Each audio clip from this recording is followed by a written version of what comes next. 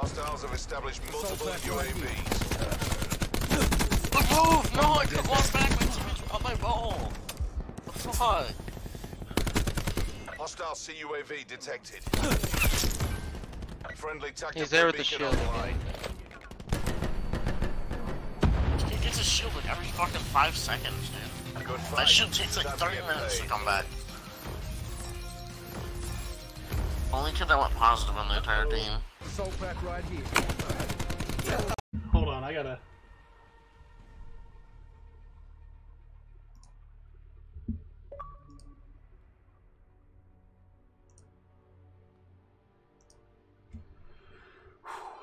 Okay, that was 62 meters for my longest.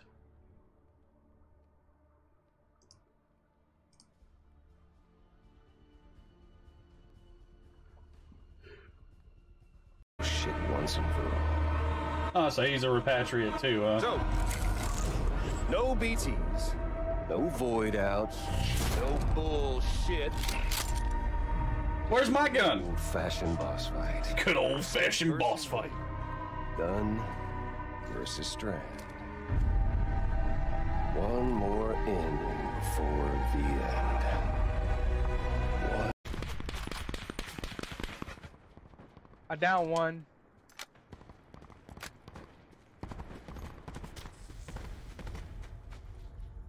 Got him at the small wall, 80. Yeah, I 90. down one inside of firing range, but he's getting picked up. Oh. He's camping two girls inside right. the... There's two on a wall, and then there's Down one, down one. One's down. Circle collapse imminent. Get to safety. Yeah, I'm dead. Just take cover. Just take cover. Where are they? About 40 up the hill, and I'm out of fucking fuel. Shit, donkey. God damn it!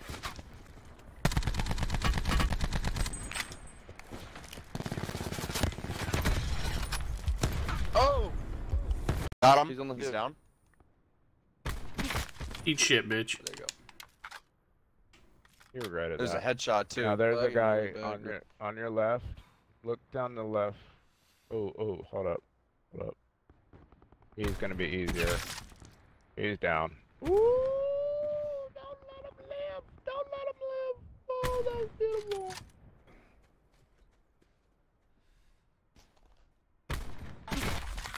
Bitch!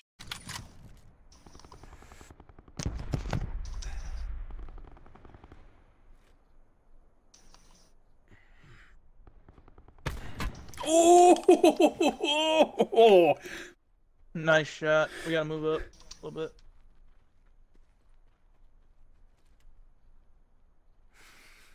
Is that down him or kill him? Well, that killed that guy.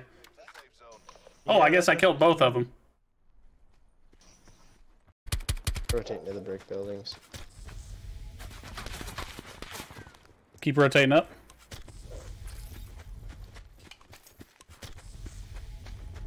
Yeah, take this hill.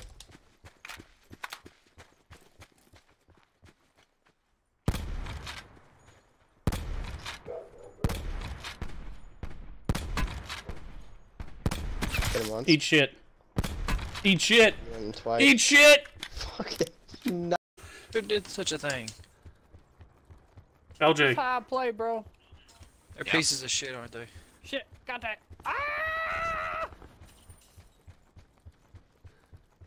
Get me a shield if you guys take off without me. Oh, I found him.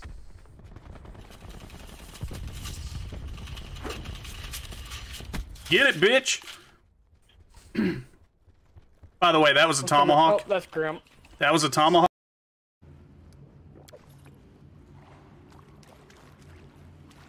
Jedi Master Grogu with the posture check. I appreciate you, boo-boo.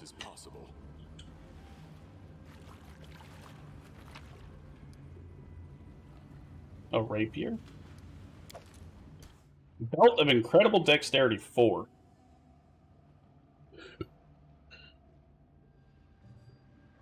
Back in the deli.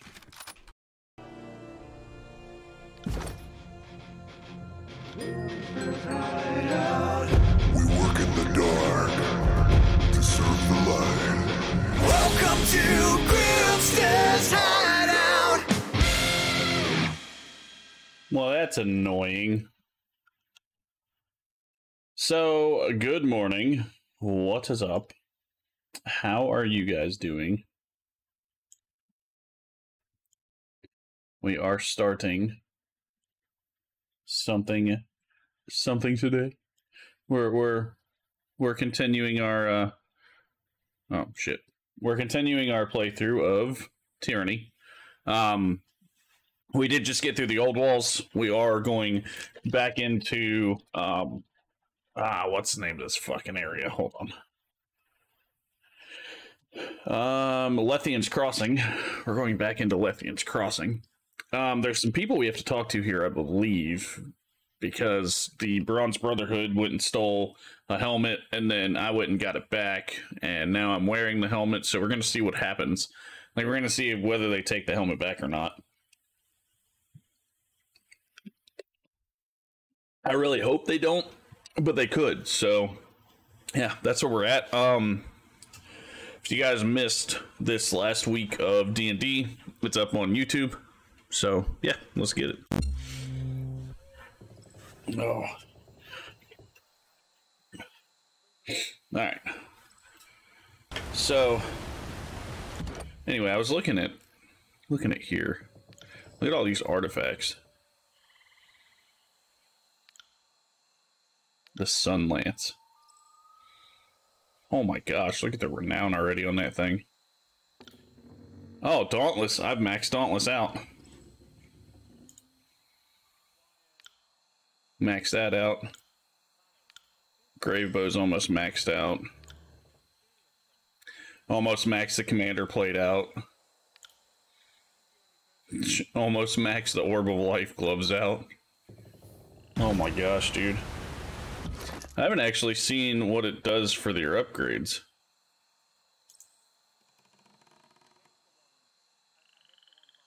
Modifies you. Modifies, apply the lash, will of command, call to battle, resurgence, and undying.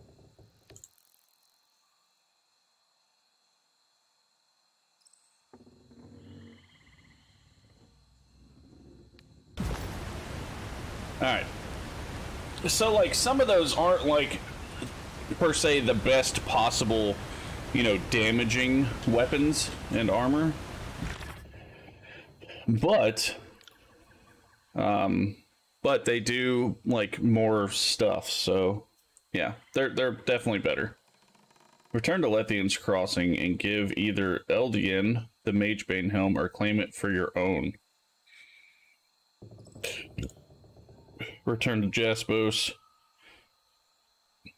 Return to Wagstaff. Trials of the Archons. You helped Garrick escape the old walls. Speak to Lohara at the Forge in Lethian's Crossing. She'll be glad to know he's safe. You convince return to Callian. Callia to return to her brother, Callian. You should return to him in Lethian's Crossing for your reward. Ventara.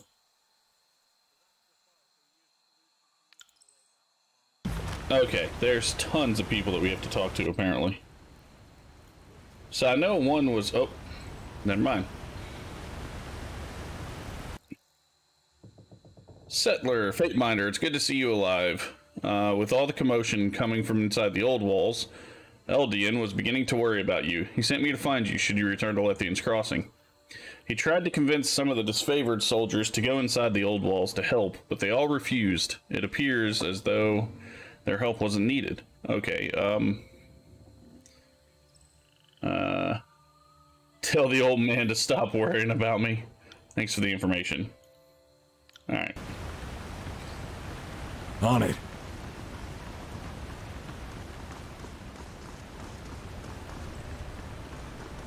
Alright, so we get to turn in just a ton of quests here. Like, literally a ton of quests.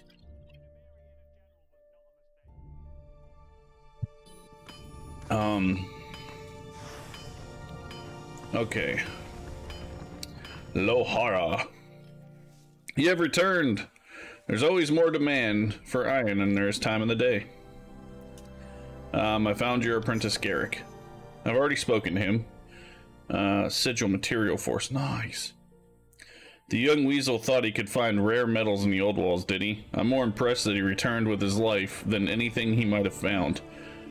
Thanks for your hard work, Fateminder. You deserve a reward at least. Eldian mentioned you might need some help. Yes, actually, the goat fucker Raidamon really made a mess of this settlement. Not only did he capture the head of our order, but he also killed several of my forge hands. As much as I'd love to personally track down the bastard, I'm duty bound to stay and fulfill our commitments to the armies. I was going to send some of my own to tackle a few problems, but now we've barely enough hands to keep these fires stoked. If you've got any time, I could really use your help with a missing shipment. Tell me about it. Our last iron delivery was light. The Bronze Brotherhood has been attacking forge-bound caravans for years, and even though the ore is useless to them, they attack our porters just to spite us. I probably shouldn't mention this, but if you're going to be helping me, you deserve to know everything. There are some very important weapons being sent back to us, hidden in that shipment. We need to repair them and get them back in the hands of the soldiers.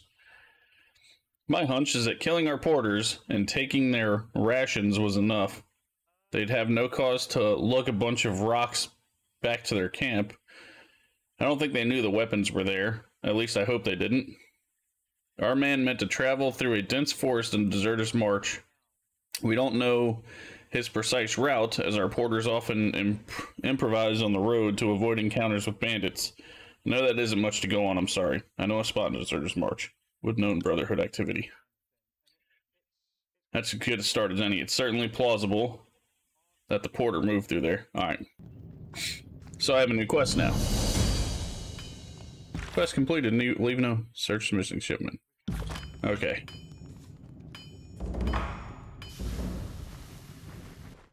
Yep. I think I'm going to keep the helmet, to be honest. I don't know. It just depends. I kind of want to keep it. But I guess it all depends on, like, what would happen, I guess. Like, are they gonna think me evil?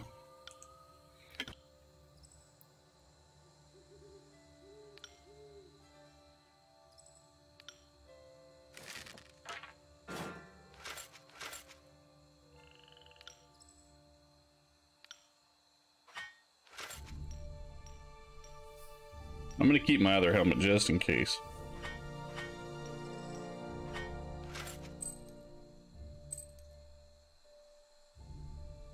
I already know this sigil, damn.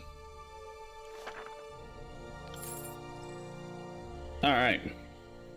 Motherfucker's got tons of masterworks now. Alright, Deya. You fucking murderer. Killed your wife and tried to frame Sandro. How dare you accuse... That's so absurd, I can't even... That's preposterous, I couldn't... Well, mount me sideways, I thought I had gotten away with it. Can't blame me for trying, though. You know, Fatebinder, with Phaedra gone, I've inherited everything she owned. Perhaps there's something I can offer you, should you decide to leave things be. First, I have a few questions. Really, what else could you want to know? Why hail a Fatebinder when you were the one who murdered your own wife? I thought that would be obvious. If I was the one who flagged you down, you'd be less likely to suspect that I was the one who killed her.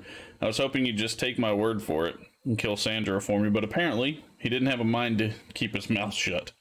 Why'd you kill her? Living with Phaedra was insufferable. Always so happy and smiling. Like, nothing bad ever happened to her in her entire life. It drove me crazy. I was happy with her at first, but over time it wore me down. And I couldn't take it anymore. Wanted to show her that life can be mean and cruel, so she'd stop smiling all the damn time. The dead do not smile. What the fuck, dude? Why kill Phaedra now rather than earlier? I wasn't originally planning on doing it myself at all. Phaedra was supposed to die when Kairos' armies came to Lethian's Crossing. That was the only reason I actually married the little half-wit. Oh, Jesus. I met Phaedra in the Bastard City. It didn't take long to learn she owned a sizable piece of land. I courted her for a while, and then Kairos invaded the Tiers. By that time, I had Phaedra right where I wanted her. She was desperately in love with me and wanted us to be together forever. but she wasn't willing to marry me just then, so I stayed with her as we traveled around and eventually settled here. Kyros's forces followed soon after. Her armies quickly occupied Lethean's Crossing and subjugated the town. Phaedra was gravely injured that year. I didn't think she would survive to see the next season, so I convinced her to marry me before it was too late. She agreed, and for a time, I thought it would work out in my favor. She'd be dead, and I'd own the town. Wait, how'd you know Kairos is a woman? I don't, but I'd like to think she is. Between her power and my huge tracts of land, we'd make a great couple, don't you think? But obviously, she recovered. Thanks to Sandro, he wouldn't leave Phaedra alone. As her friend, he was determined to nurse her back to health, and the fucker succeeded. Over the course of a few weeks, he destroyed my years of planning, so you had to change your plans. I've thought of many different ways to remove Phaedra from my life, but none of them were good enough to absolve me of my potential guilt. When the Bronze Brotherhood attacked, I figured it would be a good way to disguise my involvement with her death, but Sandro saw me. That little worm ruined everything. I had to deal with Phaedra's body before I could chase him down. By the time I was able to locate him, he had put on some Bronze Brotherhood armor and was following them out of town. Yeah, I've heard enough. That's unfortunate. She slides her hand up her ear, pulling from her long hair, slender pin. Brandishing the makeshift weapon, she throws herself at you. I'm not here to make friends. Yeah. Yeah.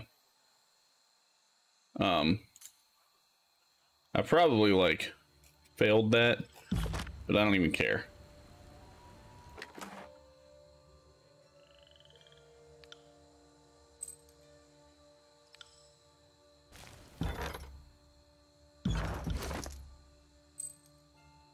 Alright, Grace. 1 finesse.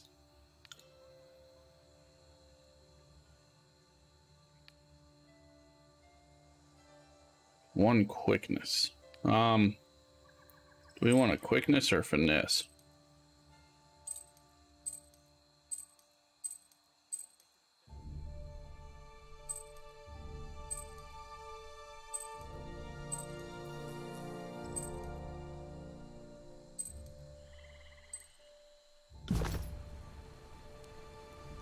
Alright, so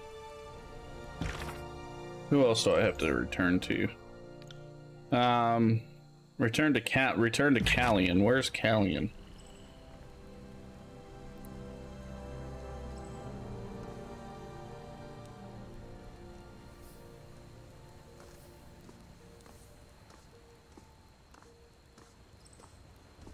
Melita. Where the hell is Callion? I know I have to return to Ventara too.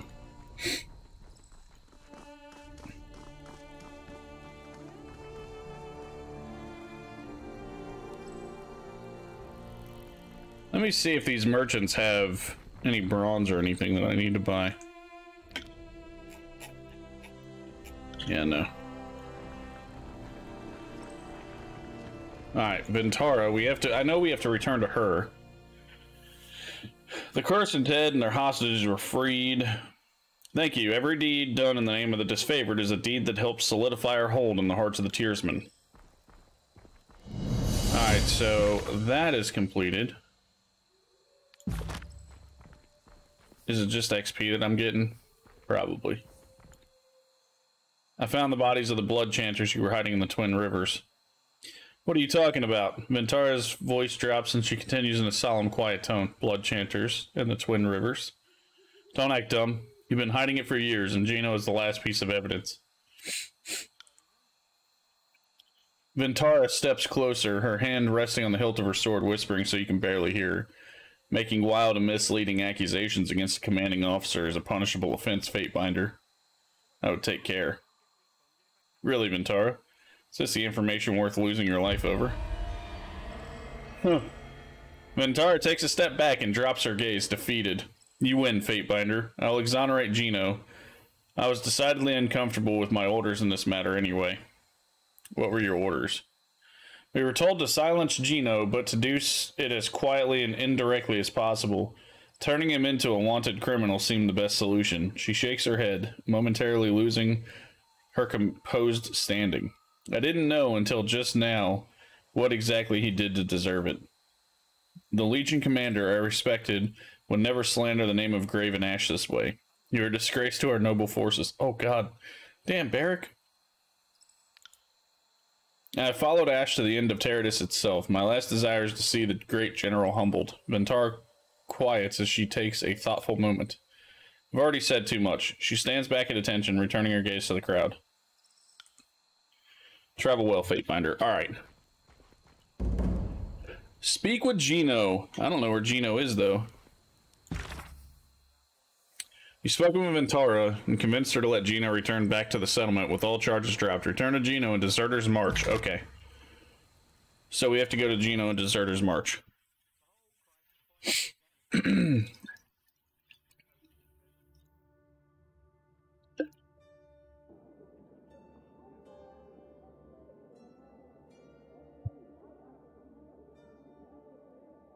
Now the question is, do I keep this helmet for my own or give it to Eldian? May the silence of peace and the jangling of rings both follow you in all things. What can you tell this old fool? What can this old fool do for you? I recovered the helmet. Eldian's face breaks into an enormous smile and he puts out his hands in joy. I knew you wouldn't fail. Now we can put it back where it belongs. Please let me have it.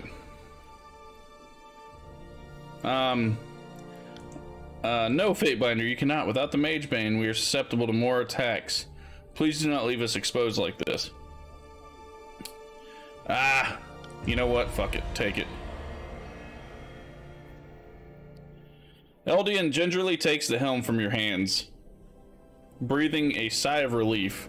Thank you, Fatebinder. No words could ever express our gratitude or touch the debt the people of Lethian's Crossing owe you. You have saved us all. Alright. Damn it, man. I really wanted that helmet, too. But I couldn't be an asshole. I'm like... So my character, like, it's funny, because I know that technically, being in Kairos' forces, I'm a bad guy. Like, technically. But...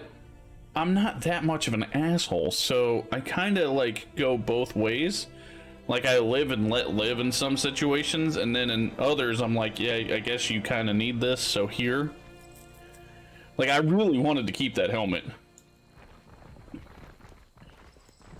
I guess I could technically go back and grab it anytime I want. You know nothing, Livia. Instead of running, I hid behind Fausto as he was impaled, then let his body fall on top of me and used it as camouflage so the enemy would think I was dead. At least by fleeing, you left yourself open for an honorable battlefield death. Wait, what? I pushed Nona at 2 Brotherhood members, hoping it would cause a distraction to help ensure my escape. She is dead because of my cowardice, Tarquin. My shame goes far deeper than yours could ever. Fatebinder, your arrival is perfectly timed. We need you to adjudicate for us. Oh... Dispute adjudication. From what I heard, you sound like 2 children complaining to each other. What's the matter at hand? During the recent Brotherhood raid on Lethian's Crossing, both Tarquin and I caused disgrace to come to the disfavored. We do not know whose acts brought more shame. Yes, Fatebinder, we must pay for our failures, and we need you. Help us determine which one of us inflicted more pain on our brothers and sisters, so that person can try to redeem himself or herself. Oh my Christ. I'm confused. One of you wants to be held responsible for what went wrong during the raid. This is odd, but okay. If you bring me into this, you must both abide by my decision. Do you both agree? I'm an enforcer of the Archon's justice. Once invoked, my ruling is final. Are you sure this is what you want? If you're going to argue in front of a Fatebinder, I'm exercising my right to adjudicate this matter. Yeah. So I told him, I'm an enforcer of the Archon of Justice. Once invoked, my ruling is final. Are you sure this is what you want? And Livia, this girl over here, says, I eagerly agree. We must atone for the wrongs we have done. We will both abide by your decision, Fatebinder, else we would not have asked for your help. Okay, Livia, why is your disgrace greater than Tarquin's? Between us, I have caused more disappointment with my behavior. Clearly, my failures should result in a much harsher punishment. Not only did I fail to maintain order, I fled the battle when I realized the danger. I thought of myself before my brethren, and for that I should be censured. From what I'm seeing, both of them actually, like, are doing terrible things, so... Alright. Tarquin, Livia says she failed Lethian's crossing, but it's clear my failures are worse than hers. My cowardice resulted in the deaths of my fellow soldiers, and now I will live with that guilt. I must be made to pay for not living up to what was expected of me. Tarquin says he caused the deaths of fellow disfavored. How are your actions worse than his? In my desire to escape unharmed, I tripped another soldier so he would cause a distraction and ensure I could put enough distance between me and the Brotherhood. While they finished him off, in my honorable state of self-preservation, or my horrible state of self-preservation, I caused the death of a friend. This is on top of pushing Nona into another group of Brotherhood so she would delay them as I ran. My disgrace is clearly the worst. Dude, these two disfavored soldiers, man. Livia says her cowardice is worse than your thoughtlessness. Why should I bear the guilt, or why should you bear the guilt of both your actions? She knows nothing about the depths of my shame. Arrows were flying about me, and I hid behind an elderly townsperson, shielding myself with her frail but wow. That is no disgrace compared to my actions. I picked up a young child as I ran, holding him in front of me, in hopes that he would take the brunt of any blow that befell me. What? Only a child? I assaulted a woman and took her clothing, pretending to be a townsperson so I could escape town without having to... What the fuck? What is going on here? I stole a baby from his wailing mother's arms and pretended he was my own, hoping it would get me out safely. As I was stopped and it seemed a fight was inevitable, I threw the baby at my foot. Dude, what the hell is going on here? Clearly, this is all about unresolved sexual tension. If you thought maybe all you needed is oh my Christ, dude.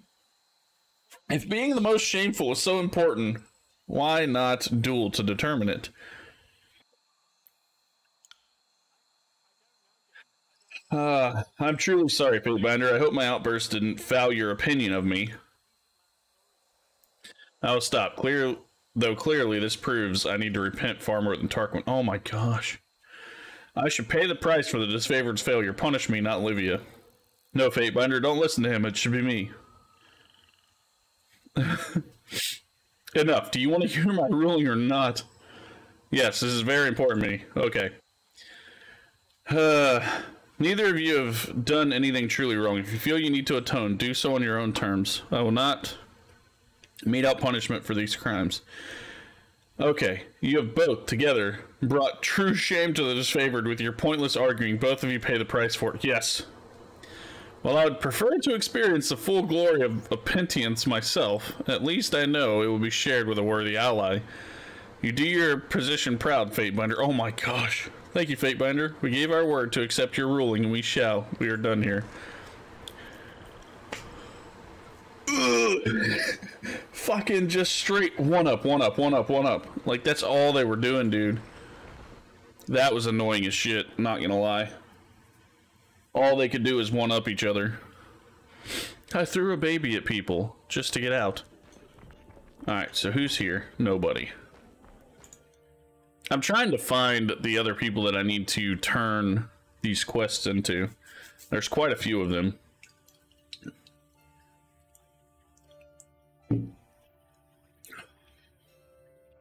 I'll probably have to head back to my towers before I go on with my main quests too.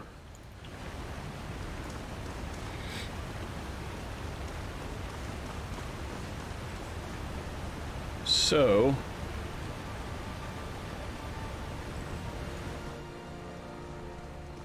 alright, so what am I looking for? Return to Callion. You convince Callia to return to her brother Callion. You should return to him in Lethian's Crossing. You've spoken... Okay, so Gino... Okay. So we have to return to Callion, so we have to find him.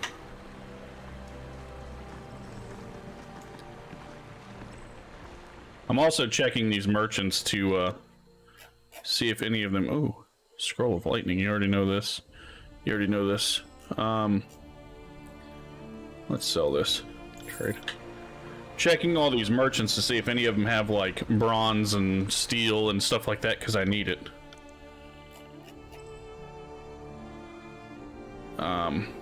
Ooh. Okay, so I know that I've got the fire core. Apparently I have that. Apparently I have that. And I do not have this one. Okay, so we will buy this one.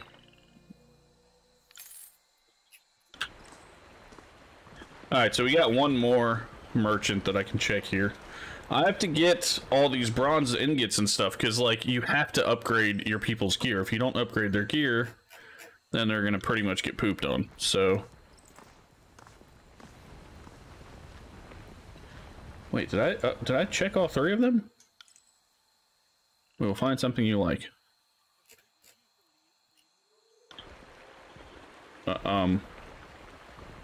Merchant Tychus seems new.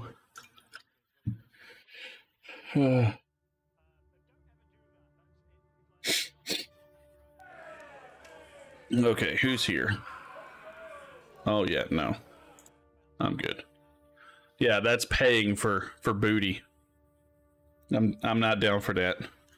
We're not gonna be paying for booty in this game.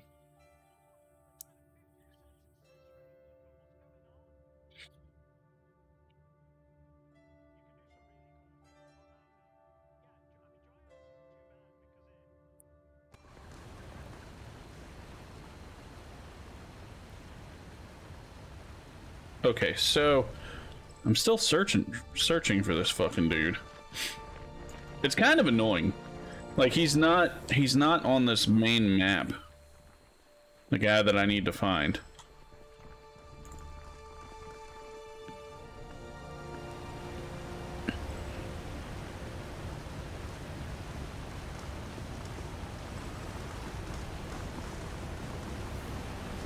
There he is. Like, so you can see him here, right? But you can't see him on the main map. Fateminder over here. I would speak to you. Thank you, Fateminder, for helping me and my sister. I guess I didn't realize how unhappy she was. I was so focused on myself that I didn't see she was suffering because of it. She left Lethian's Crossing to pursue her dreams of exploring the Tiers. I truly hope she finds her dreams out there. If you see her, please keep an eye on her. The Tiers can be dangerous. As promised, here's what I owe you. It's a lot of work finding her, you know. Maybe you could add a few more to that pile. Thank you. Yeah, I don't do work for free, fuckers. My work is not free. Look at all the fucking torch keys that I have. Alright, so I think that's everybody that we have to talk to here. Report to Graven Ash. Report to Jaspos. Finding the remaining chronicles, that's after talking to Jaspos and Wagstaff. The Trials of the Archons, I think, is my main quest. So I have to do the shipment and person of interest. So that is next on the main mission. Once we get out to... Actually, I can look at it now. So we have a new thing... at the Mountain Spire, Vendrian's Well. We have 2 new things at the Ocean Spire and 2 new things at Sunset Spire, which is here in Lethian's Crossing. So we'll go up to the Sunset Spire, we'll hit all of our spires real quick, collect everything that we're supposed to collect, and then head out and do some more quests. We are also, what's really cool is we're also getting, like, just tons of XP for doing all this shit, so it works out really well. And we can also probably upgrade Barrack's armor again to Masterwork. Have you completed anything? Your recruits have been hard at work. Alright, so we got some of this stuff. Let's see. So with Barrack, we've only got one more piece to upgrade. Now all of his armor is masterwork. Yes. And we needed that. Like, he needed that bad. He needed that bad. Only he can equip this too. Like, so we can't change his armor at all because it's locked to him. And because he's honor bound, since Tunon told him that he needs to leave it on, he decided that he didn't want me to actually continue trying to find a way to take it off of him. So that's where we were kind of at with that. Yeah. So wait, why does that say renown 1? Reputation, renown tier 1, charged. Wait, does that say renown tier 1 with this too? Renown tier 5. Okay, yeah. Okay. Yeah. What about we upgraded those to the Ironfoot knockers. We can't upgrade those because we are out of iron. Probably same for the helmet, out of iron. What about these? Yep, we can upgrade those. Do we have enough to upgrade them to masterwork? I think we do. Hell yeah, dude. And now her Weeping Whispers is masterworked. Masterwork is like the highest tier of gear that you can get, so it's kind of like, I guess, important to get to that point. I need to upgrade his lore skill big time, man. Alright, so let's go fire, direct force, twisting flame. Direct an entwining wave of flame across the battlefield. Each enemy caught in the flame's path takes fire damages and left burning. And this is 70. Oh, nope, that's 70 lore. Okay, that's 40. Flash fire. Okay, yes. So I wanted to give him a flash fire skill, give him a flash fire skill. Now let's try to find lightning. Fulmination. Give this to him. Give this to him. Okay, and then we're going to do some earth, and we need one that's around 60. Unsettling core. Generate an aura of swirling rock around the target that gradually deals crush damage to enemies. Dude, that would go fucking amazing with him. Alright, what's this? Stone Spike. We're going to assign this to her. We're going to give her some more skills, essentially. Crag Weapon. Yeah. And Jaws of Earth. Conjure a series of jagged slag spikes to rip through the ground in an area. Alright, so we want to give her some fire stuff. No, we don't want flash fire. Fireball would be good. See, these guys all have, like, magical slots, but I really don't use the lore skill with them at all. So giving them some stuff like this, where it's not only, like, melee, or it's not only blankety-blank, like, really helps up close, because now everybody can cast. What I really want to do is get his lore skill up to the point where I can essentially do auras with him and Barrack. If I can do auras with him and Barrack, then we're sitting pretty. That's all I need to do with these guys is auras. So with these two in the back, I can actually cast. Now, stuff like this where I can, you know, imbue her weapon, that's where she's gonna shine, is imbuing her bow and hitting people with, like, the good. You know what I'm saying? So I don't think anybody's got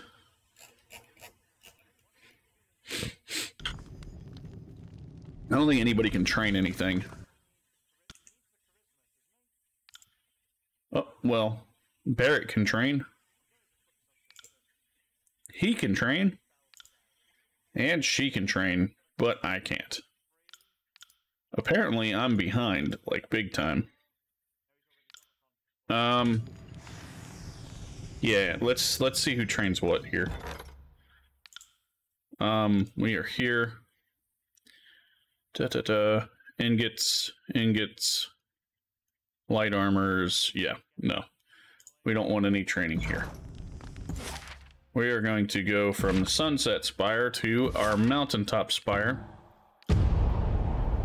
I need to go back to Deserter's March, too.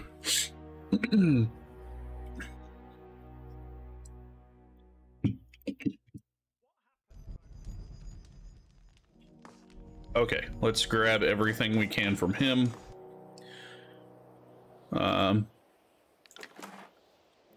Which is all just camping shit. What you got for sale? Nothing new. Oh, nope, he's got bronze ingots. We're gonna take all this.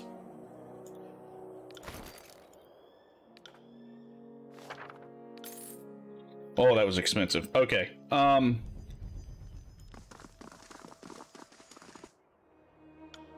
Like to train. I need to train him in parry.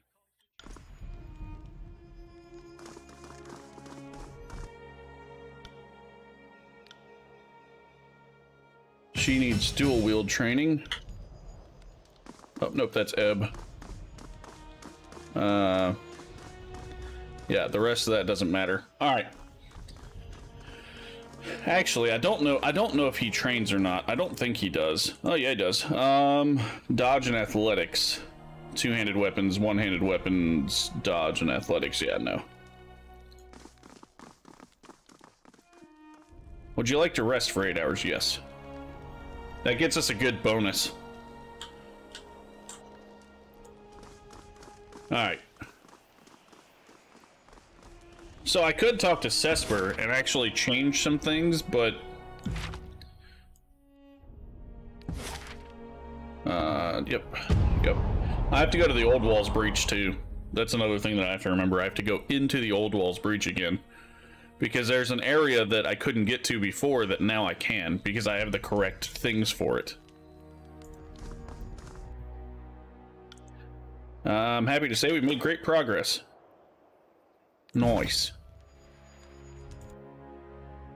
What's the status of research? The work continues. I'll notify you of the results. Okay. Let's talk to Puppet. Let's get started. Control fire and emotions. Alright. Good job, Lantry. Alright, let's go into the Old Walls Breach. I want to make sure I get in there and I don't forget that I had to go back there. Like, that's the thing. Sometimes I'll start things and then I'll just forget what I was doing. So I was on my side quests, but there's still an area in this Old Walls Breach that was unreachable until I got certain keys. And now that I have the keys, alright, now that I have the keys, I should be able to get in there. Because there's something on the wall that I need to get to. Sorry, can't. It's like one of those wall writings that teaches me another sigil, essentially. So this thing that you see here in the in this cutscene, you see the torch key and everything. I have to go there because it wasn't open. So I'm gonna pop this torch key and see which one it actually is to get there, and then we've got this whole room right here that I haven't been in. But while we're here, I'm gonna go ahead and save. Let's delete all these other fucking saves.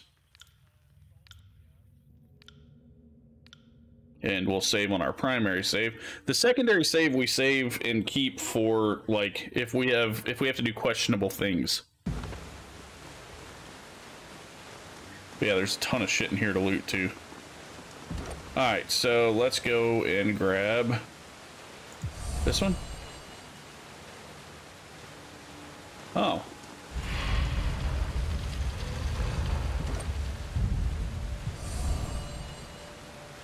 Nice.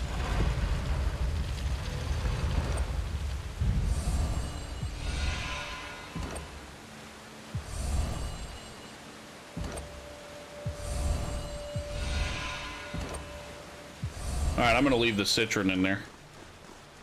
Alright, so first things first, we have a Bane up there that we have to kill. And then we have to try to get through the other door. Yeah. That's pretty much it, man.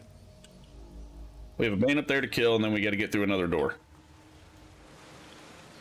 And I don't believe that there's anywhere else in here other than these that we have things like this to do. Heads up, we are coming. Valuable bait pairs well with inconspicuous defenses.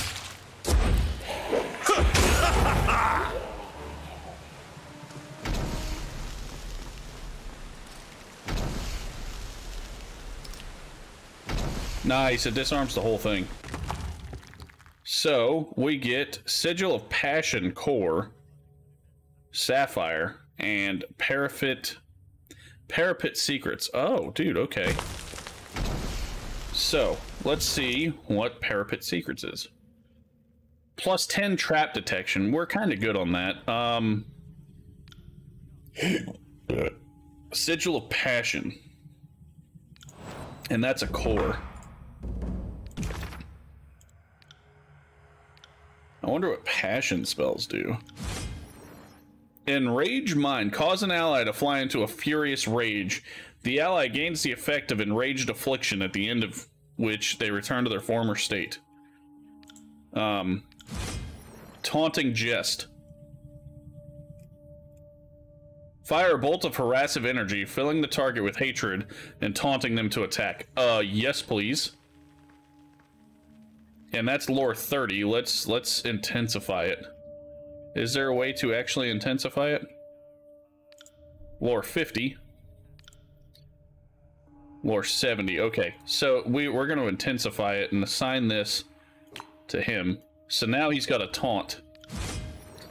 Wave of Despair. Wash over enemies with a wave of dispassionate energy. Affected foes are dazed, fatigued, and have reduced movement speed. What about accuracy, interrupt? That gives him a bleed. Dazed and fatigued.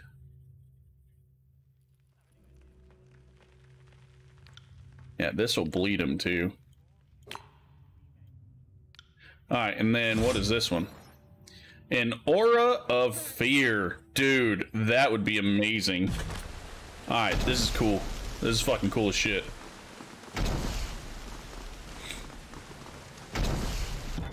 Alright, so let's save again. That's worth it, man. So now I have a taunt with my primary. With my main character, I have a taunt. I should have probably put a taunt on Barrack too. Let's see. So this is all of our spells. So we have Taunting Jest, Wave of Despair, which is right in front of me. Let's go ahead and put our Taunting Jest up here. Yeah. Alright, so is it a Citrine? No. Is it a Mir? No. Is it a Meath? Oh. Yes.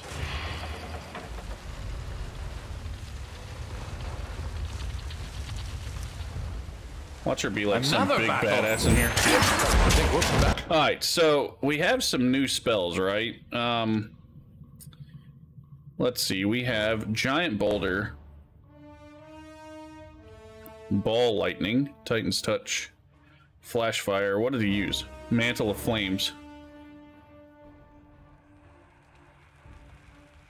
Creates a fiery aura around the target that damages foes and removes frozen from allies. So we know we got new spells with her. We're going to Oh, nope, I don't want to do stone spike. I want to do this. You got making friends. So we're gonna do the ignition brand, right? So we're gonna ignite our weapon, and then I am going to fucking chromatic arrow all these bitches.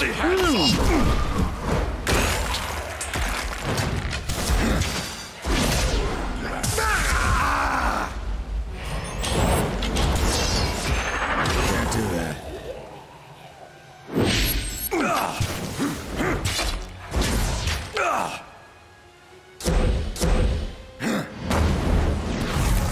I'm gonna taunt it. I'm gonna see how this taunt works. Fall before me! Nice. Nice. Okay, cool. That's really cool. It doesn't take long to actually take effect, so... New spell accent. Sigil of Stunning. Accent that adds stunned affliction to lightning spells. That's fucking cool. Oh, dude. The Ancient Archon robes. What's up? And a research poison recipe, huh? Take a... Okay, so... Ancient Archon robes. Plus 10 to all magic skills. Yes, please. Like, they don't even look that good. This looks so much better. But... Plus 10 to all magic skills is definitely, like, beast. What up, Shrodo? What's up, man? I always appreciate you guys stopping by, man. You guys are awesome. I went backwards in my thing here to go grab some things that I missed earlier, and now we've got some really cool spells for all of our peeps. And I actually have a taunt now, so that should come in handy. A taunting spell. I'm trying to get my 2 melees with enough lore, so enough spell casting ability to cast auras, and then that's pretty much all I'm going to put on them is auras.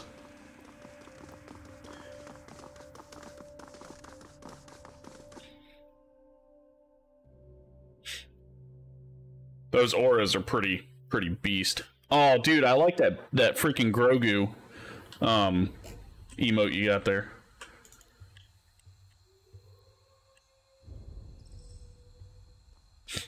The little Grogu emote's awesome.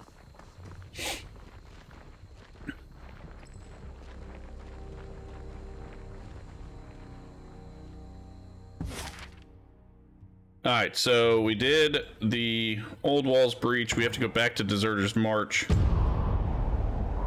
We're gonna have to go back to Iron Hearth, too, to talk to Graven Ash before we continue on the other quest chain. I mean, technically, I could go into the Old Walls and finish that up. Alright, what do I have to do here?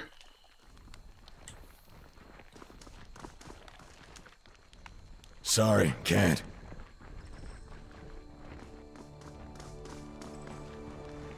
Oh. Do I have to talk to Nicandros? What is that? Forge-bound shipment, huh? You there. Thought I was dead, did you? Thought you'd just help yourself to these crates. Was on my way to get to these forge-bound. Seems that won't be happening. What happened to you? Was crossing through Deserter's March. I stopped for a moment, and it happened. Blade right in my back. Didn't even see who or what had done it. Looks like I won't be finishing my duty here. Listen, this shipment, it's property of the forge-bound. Do the world a bit of service and take it to them instead of pocketing it. These are dark times.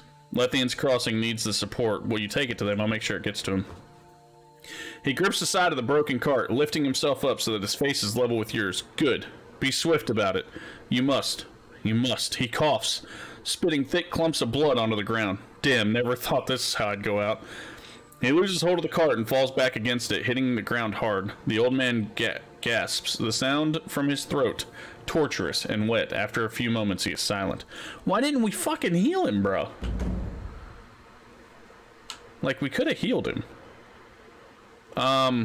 Alright, so...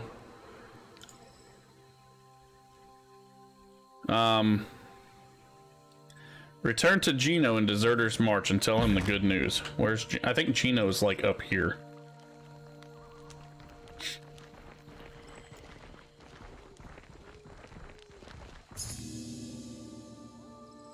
Oh, I didn't see that last time.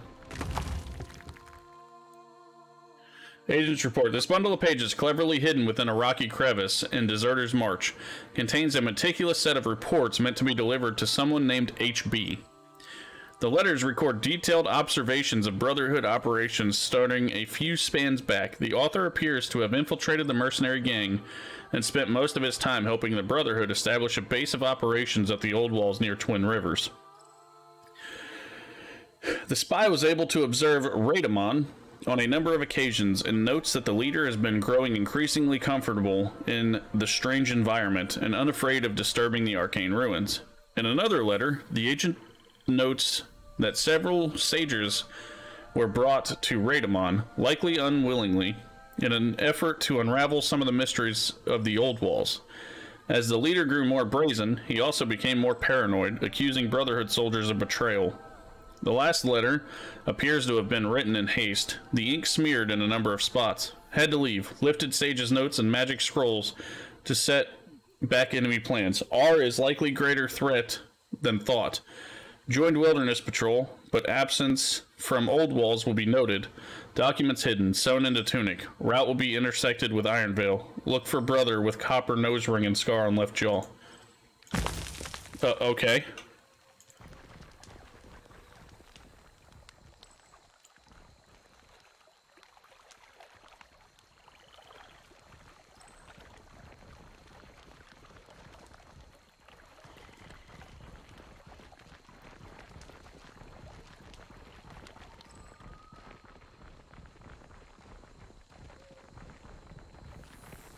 Alright, where the hell is Gino? Ventara, disfavored peacekeeper in Lethian's Crossing, told you about the criminal. Disfavored have put a hefty bounty. Okay, so you've spoken with Ventara and convinced her to let Gino return back to the settlement with all charges dropped. Return to Gino in Deserter's March and tell him the good news.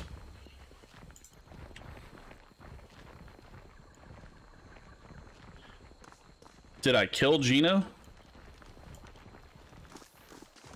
Sorry, can't.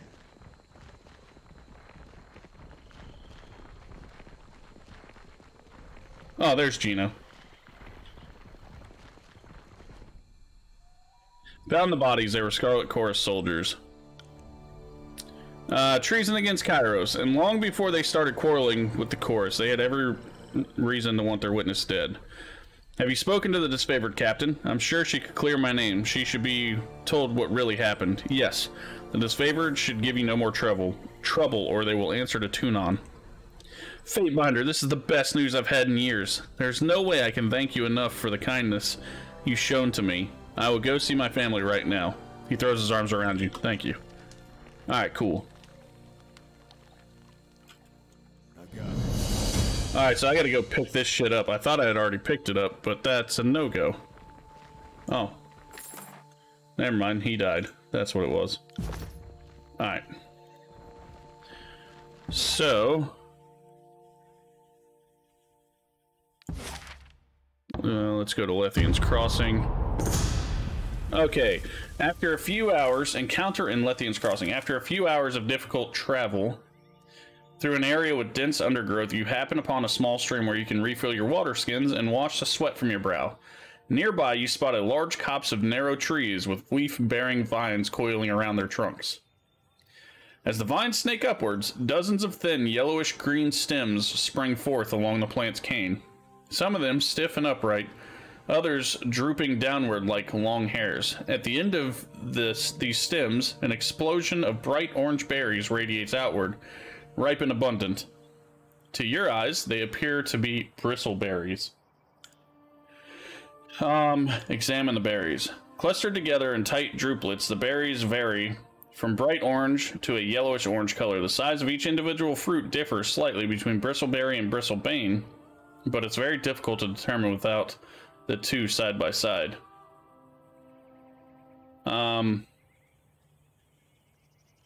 Examine the vine's leaves. The leaves extending from the main vine are bright green and lobed, with edges resembling undulating hills. This matches an old saying you recall about the berries. Leaves like hills, safe from chills. Leaves like rain, unending pain.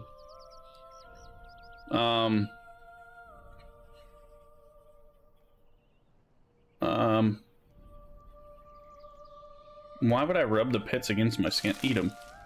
You adopt a cautious approach, filling your pouches with berries while eating only a single cluster. The fruit is sweet and tart, surprisingly juicy for its size, and the thought of immediately eating another handful is tantalizing, but you restrain yourself. With a stream as your guide, you follow the dense forest and eventually reach the main road with little difficulty. Alright, so minus 20%. Heals 2% max health every 3 seconds. Yes. The rush of sugar and euphoria puts a spring in your step, certain you spotted your edible berry from the toxic. You tear into your pouches and devour the berries, invigorating by every bite. Satisfied, you bound down the road, revitalized for the journey to come. Dude, hell yes. That was actually pretty nice. I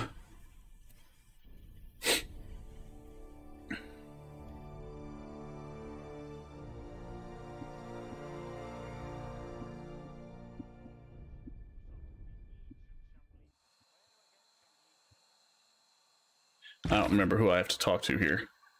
Oh, Lohara. And that is up here.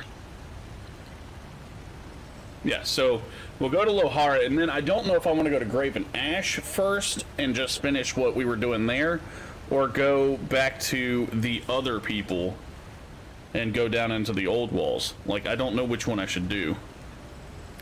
Probably Graven Ash, to be honest. And then to the old walls. But I also don't want to rest just yet. I haven't used any of my skills that I need to to rest for. So I guess we'll save those for like hard fights.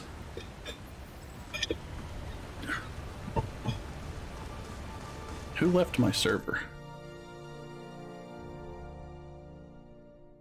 Discord.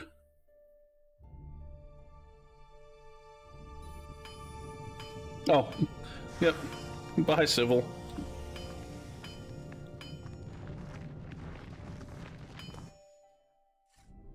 You have returned!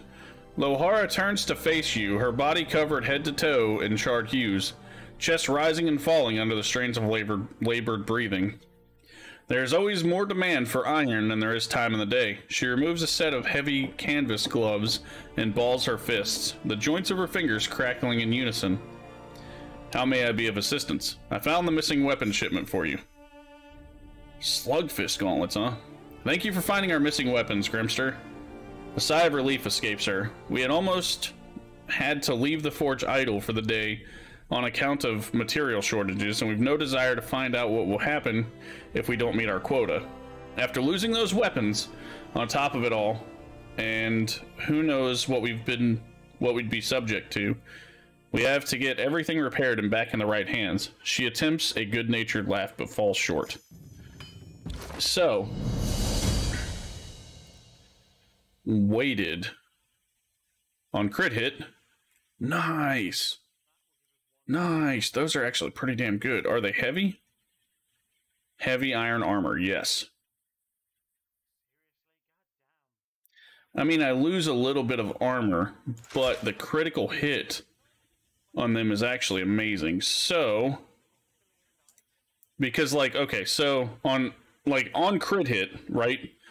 I knock a target prone for 1.3 seconds. So every time I critical hit with my main, I knock him prone. That's actually pretty beastly. Like that's a pretty damn good thing to have. Because the more people we can knock prone, the less they're attacking us, which means the easier it is for my tank to not take damage. So minus 0.5 armor really isn't a terrible thing to lose, just to be able to deal more damage without taking damage. So I'm going to run my guys over here and sell the shit in my inventory. I like that, and this is what I really like about games that progress like this. The further along you get, like, the more cool shit you can find. And it's not just all thrown at you, like, at level 1. Which makes sense, and I guess that's kind of the way things work in D&D too. So it took me a minute to realize that that's like every other style of game like this. I'm gonna take all these. Yeah. And he owes me 64. Alright. So, you have 10, you have 10, and you have 7. Let's put these on you. And then do this. No, come on, damn it. Actually, these can go on you. And then these can go in my inventory. Alright. Yeah, so I think we're gonna go talk to Graven Ash first and see where that takes us. Actually, let me go ahead and save. That way, if it does like press us forward and we lose out on the other quests, we can go do the other quests and just reload essentially. So, by the way, Z, I got a command from Big Mon-D for save scumming, so that was pretty neat.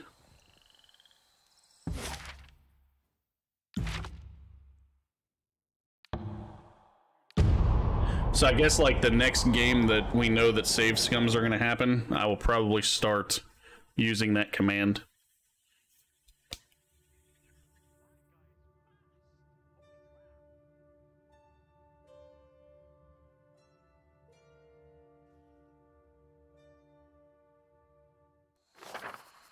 I'll probably do it for TPKs too, to be honest. Research plans completed. The Blade Grave. Nice! I need to get the other spires so I can do, like, my health spire and whatever the other one is, because I don't know what the last one is, to be honest. But I do know that I think Infirmary is what my next one's going to be. Like, for damn sure, my next one's going to be Infirmary. And if only it's just to, like, help make potions or something. I've heard favorable tidings from Lethean's Crossing. Under ordinary circumstances, I might have disregarded this settlement until the end of this conflict. But the focal point of iron production cannot be left exposed to our enemies. They say the Sunset Spire has fallen into your hands. Whatever instinct compels you to claim these towers, I hope that it serves the interests of the war. At times I have my doubts. Forgive me. You didn't return to Ironhearth to audience my nerves. If you are ready, I will hear your report on what transpired at the settlement. What concerns you about the spires, Archon?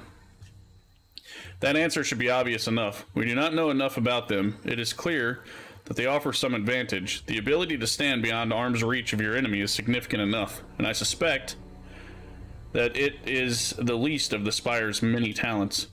Should you ever learn more about the spire's true power, I hope that you are prepared to use that knowledge responsibly. Alright, ready to deliver my report. Excellent. I expect comprehensive details of your conduct and accomplishments in the region. I fought the first brother to take back the Magebane. Oh, okay. Zadiah has been rescued. The Bane in the area have all been killed. Alright. The Filth Raidamon is dead. Good. The Bronze Brotherhood were of little value to my forces during the conquest. Hopefully, this lesson will teach them the value of real leadership. I understand the restoration of the helmet to Lethean's Crossing will keep the Forgebound less distracted from outside threats. All that matters is that they continue their craft, and I thank you for it. The Bane in the area have been killed. We may never fully cleanse Teradus of the Bane threat, but I consider any work done towards that goal a respectable pursuit. Well done. Zadinia has been rescued. Yes. And now the forge-bound master is safe in our keeping. She is free to labor without interruption. She is a talented artist with a stubborn medium. But for the time being, we need her to keep the troops armed with dependable iron. What are the next steps? Now that the 2 regions under our control, the disfavored's presence is felt almost throughout all the tiers. This is as strong as we've ever been. Ash gives you a determined nod, but there's something behind it that takes you by surprise. Then you notice that he has gone pale, his eyes unfocused. The Archon shakes his head and collects himself. When he shifts his attention to you, you catch a momentary confusion reflected in his gaze, as if he's trying to account for the last several seconds. I saw that look plenty of times on the family farm, and it's never a good sign. Someone is getting ready to be put out to pasture. Oh shit. General, we await your orders. At your leisure. Barrack tips his head at the Archon with concern. The time has come for us to gather and descend upon the Stone Sea, where the voices of Nerit and his gangs have dug their miserable warren. Once we've dealt with the Archon, I plan to melt down his twisted helmet and drop it in the deepest ocean. First, we have to secure a base in the region that would give us a position of strength to rally our fighters and take the war to the Archon's doorstep. Are you ready? Do you truly think you can defeat the Archon of Secrets? Do you doubt it? I'm not naive to the Archon's power. The voices of Nerit uses madness to cloak his brilliance, but never mistake it. He is mad. Cold tactics and a logical approach will always win out against the likes of him. You look pale, Ash. Anything I can do to assist? If I look weary, it's because that damnable Archon of Secrets has vexed me far too long. By far. We are better rid of him, and I won't have you wasting time on issues that don't concern you. He takes several deep breaths and regards you with intensity you haven't seen before. I'm ready. Where do I start? I sent an advanced unit of disfavored forces into the Stone Sea, but the Scarlet Chorus presence in the region has them threatened in the location called Howling Rock. I dispatched a support unit to assist, which you can find at Jagged Maw Shrine. They will need your help clearing a path to Howling Rock. What can I expect to find there? Since the region of Azure fell to ruins, the population of wild beastmen has expanded significantly. No doubt the Scarlet Chorus have used this to their advantage and seek to conscript as many of the brutes into their mob as possible. The city of Halfgate is their last bastion of stability, though of course it's held by the Scarlet Chorus now. Why does the support unit need my help? A tribe of beastmen occupies the region, and they aren't quick to tolerate a human element in what they imagine to be their territory. They are no concern of mine, so cut down as many as you see fit to complete the mission. Garb yourself in their skins, for all that I care. Just get my soldiers through. Beasts are more than capable fighters, and they rip more than one of our countrymen to shreds during the conquest. Ash has no love lost for their kind. Jagged Maw Shrine. My Earthshakers have a plan to blight the land, starving the Scarlet Chorus in their home territory. Offer them any help they need and see my will be done upon the voices of Nerit. We are nearly at an end. I can feel the Archon's doom ahead of us like the peace at the end of slaughter. Okay. Yeah, so... Okay, that makes sense. So essentially... Now, oh, I received a missive from Tunon. Okay, so the seats of power. So I have to claim, find a way to the Dawning Spire in the Stone Sea, find a way to Aurora Spire in the Stone Sea. The tears will shake. Oh damn, I have 5 things at the fucking Sunset Spire. Addendum added. Wait, okay, hold on. Addendum... Dude, all the evidence against Graven Ash is insane. Alright, so status report. Fatebinder, you are to report to the bastard city at once. Be prompt, lest I mistake your tardiness for reluctance. Send a confirmation. As you request, I will appear in your court in good time. The fate of the Forge. Word reached the court that you have dealt with the Cedius mercenaries claiming for themselves the mantle of defenders of Lethian's Crossing. You have the gratitude of both myself and the Overlord. The disruptions in the settlement long stemmed from the production of iron goods for the war effort. Forge Master Zedinia personally thanked me for your intervention. Congratulations. The Ford-bound Guild are a strong and tireless ally to possess. Tunon, the Adjudicate. Nice! So I haven't really incurred his wrath at all, but I haven't mastered the favor with him either, so... yeah. Okay, so here's what we're gonna do. We're gonna save. We're gonna hit that primary save. Come on. And then I want to see... okay, so Sunset Spire and Ocean Spire. I want to go see what's going on there. Because apparently I've got 5 new things at Sunset Spire. I just cap-locked myself.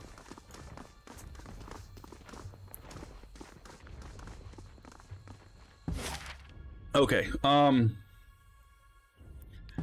we're gonna hit the Ocean Spire first. I mean, I'm gonna be passing through there regardless, so... I want to go down into the depths again and talk to the other people before I go and talk to Tunon. Like, I'm wondering if he's gonna be pissed if I do that, though. He'll have to get the fuck over it. What status? Happy to say I've made great progress. Allow me to show you my findings. Heart's Blood.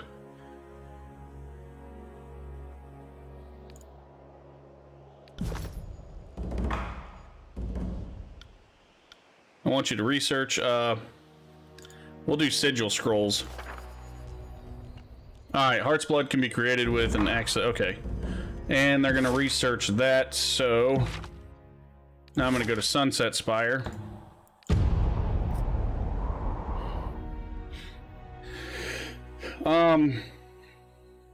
So I guess I'm pushing into the final area of the game is how I kind of feel about this. At least that's what I'm thinking.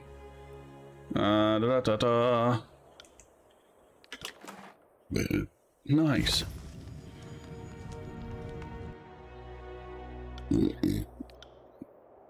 Alright. I really want this Deathbringer axe forged, but I don't have the obsidian fragment. Okay, so Heart's Blood.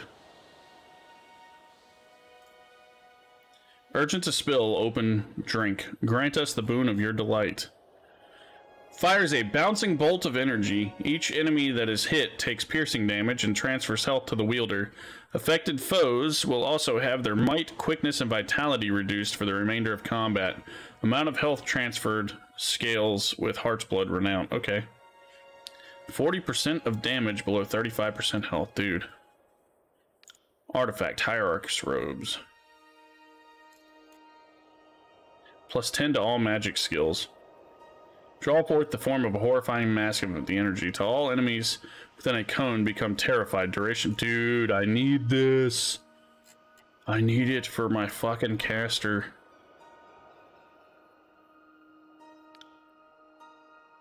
Oh. Makers of the arcane staves have experienced plus 5 to all magic skills. Yes, please. Craft that bitch for me, bruh. Alright, so we're gonna end up upgrading his magical staff. Because this one really doesn't do anything, it's just a staff of entropy. So we'll upgrade his staff to do something way better. Okay, so now napping on the job, truth and reconciliation, find the remaining chroniclers tied together. Trials of the Archons. Tunon is displeased with the chaos. Okay, so, dude, here's what's crappy. So the only evidence that I've really found that is like insane evidence is all the evidence against Graven Ash. All uncovered evidence will be listed here. The disfavored attempted to bribe you to get iron weapons during conquest. Disfavored soldiers wanted access to Twin Rivers Old Walls. Ash's daughter colluded with the Unbroken Regent, producing an heir. Disfavored forces were either unqualified or too undermanned to take Duskwatch by force, demonstrating Ash's misappropriation of soldiers even in their home territory. Garrick, a forge-bound apprentice, sought knowledge within the Old Walls. The garrison looked the other way. Disfavored soldiers wanted the steadfast insignia, an artifact lost in the old walls. They sent a civilian to trespass within the Bladegrave old walls on their behalf. During the conquest, Ash sent his soldiers to march on Sentinel Stand, even though the edict was imminent. Disfavored soldiers murdered blood chanters before the events of the war. Disfavored soldiers encroached on Scarlet Chorus operations in the Stone Sea territory, legally claimed by the Voices of Nerit. And against the Voices of Nerit was using Harkian bronze to funnel weapons into Vendrian's guard. Scarlet Chorus aided the Unbroken during the Civil War. Jagged Remedy was conscripting from the Unbroken when his forces were forbidden from the region. And the Voices of Nerit was feeding stalwart defenders disfavored battle plans. So, like, I feel like the Voices area was way worse, like what he did, than what Graven Ash did. But there's way more evidence against Graven Ash than there is against the Voices. So that's the only really bad thing. Okay, so he wants me to go back right now. I don't really want to go back right this fucking second. So what I'm going to do is I'm going to delete these. I'm going to delete this, and I'm going to do a secondary save. Just in case things go bad. We're going to hit that secondary. So now we go from here. Like, he wants me in the Bastard City, but I really don't want to go there. So I'm going to go into the Bastard's Wound and see about finishing some of the quests. Oh, shit. Encounter in Vendrian's Well. A man stands on the side of the road ahead. He flies no heraldry and makes no move to acknowledge you. He wears no armor, and if he's armed, his weapon isn't visible. Approach him. The man doesn't move at all until you've almost reached him. Only then does his gaze turn towards you, and his vacant eyes slow to focus on your approach. Ah. He draws out the vowel. His lungs can no longer sustain it. Custom. Custom. Aye. He frowns as he lapses into silence. Then after a moment, Karolek. I am Karolek, purveyor of fine exotic goods. That which you don't know you need, I have all for prices unreasonable. He blinks rapidly. Unreasonably good, that is. Let's see him. Wise choice. Hood of Rixatrix?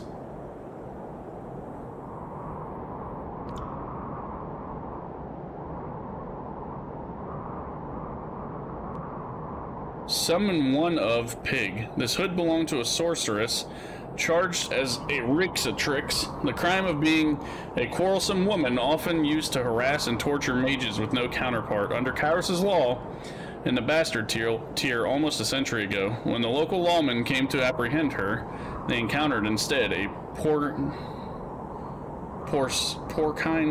surprise. The mage had prepared for them. By the time they'd recovered their senses, only this weathered hood remained of the witch they sought. Yeah, no. I already know that one. I don't know that one, so we'll grab that. I'll grab that. I'll grab that, and I'll grab these.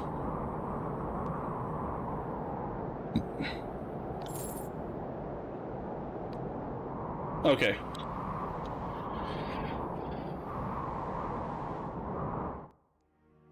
Yeah. I was not about to buy that helmet. Especially if it, like, fucked up, my dude. I didn't want him turning into a pig. Alright, so...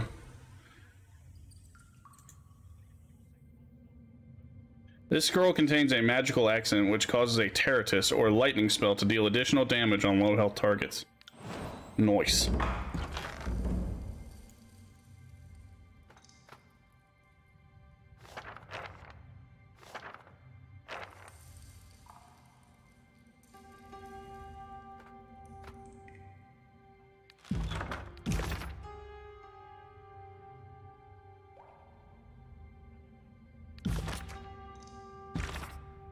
Excellent. We await your return. Tunon, Educator of Archon of Justice. Alright. So, since we're here, I really want to get down into the bottom of the old wells here, or old walls here. And I haven't been back here in fucking forever, man. I have not been back here in forever. So, let's see what you have to offer. I don't think he really has anything that great, to be honest. Well, he's got a bunch of bronze ingots, a bunch of iron ingots. I'll fucking take them all. What about this guy?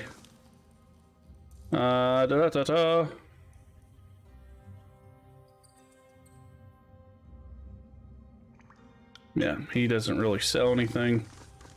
Let's talk to this merchant. Aw. You know that collecting and distributing forbidden lore from the old walls is a serious crime is settling in them, right? Let's see what you got to offer. Wait, what the fuck? Let's see what you... Sure thing. Distant impact. I already know it. Okay. I'm gonna take all these scrolls. Jesus, they're expensive. That's fine. Alright. So I'm kind of out of silver now. So... Alright, Wagstaff. The old man regards you, Fateminder. What else do you want from me? You have, well, out with it then, what happened? You have lost Phoebe's belongings. Well done indeed. He snatches the pack from your hands and scrounges through the contents. A molded copy of Kaiplum's 5th Treatise. Ha, disproven. How quaint. I remember these iridescent shells. Always sentimental, that Phoebe. With a dissatisfied grunt, Wagstaff throws the pack on the ground. Is that it?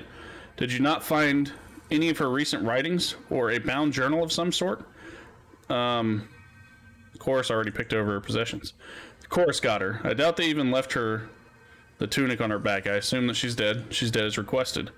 Thank the tides. Wagstaff gives you a long glare before shaking it off with a smile. Perhaps I'm a bit greedy, hoping she'd have more worth plundering. But what's important is that she's dead, as is her knowledge of this place. Fatebinder, I thought your arrival would lead us to ruin, but instead, you have blessed us with your service. You have my thanks. There's more I wish to discuss, but my agents tell me you are working with Jaspos. He coughs at the use of the name. Should you conclude your business with that self-serving stone savant, come speak with me, and we'll discuss matters further. Yeah. Fuck you. Fuck you, Wagstaff. Okay. I really, really want... I really want my... Like, I really want to go down into the old walls here. Like, that's the main thing that I want to do. So, here's the other thing. So, Jaspos lied to me. Jaspos lied big time to me. So, yeah. Okay, so we have that saved there. We'll start back on our primary save. Yeah, Jaspos tried to get me to go and kill the old, you know, master to get her tools that he says are his, but they're not his, they're hers. So we've got a problem right now with Jaspos. Ah, Baitbinder, you've returned. I've decided not to take back your tools. His smile vanishes and is quickly replaced with a mask of carefully suppressed rage. Fatebinder, that news is beyond displeasing to me. I thought the tools made for a modest request. I don't see a way for us to forge on ahead. He slams his sledgehammer into a nearby rock, pulverizing it beyond any use. If you'll excuse me, Fatebinder, the settlers have needs I must attend to. Leave me be. I have far too much to do and nothing left to say to you. Okay. So, yeah. He's pissed because I refused to kill her to get his tools that weren't fucking his. I can give a shit less about him.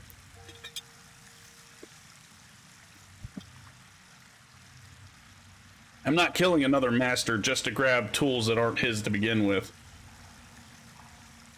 Little crybaby bitch. Alright, so now I guess I gotta talk to Wagstaff again.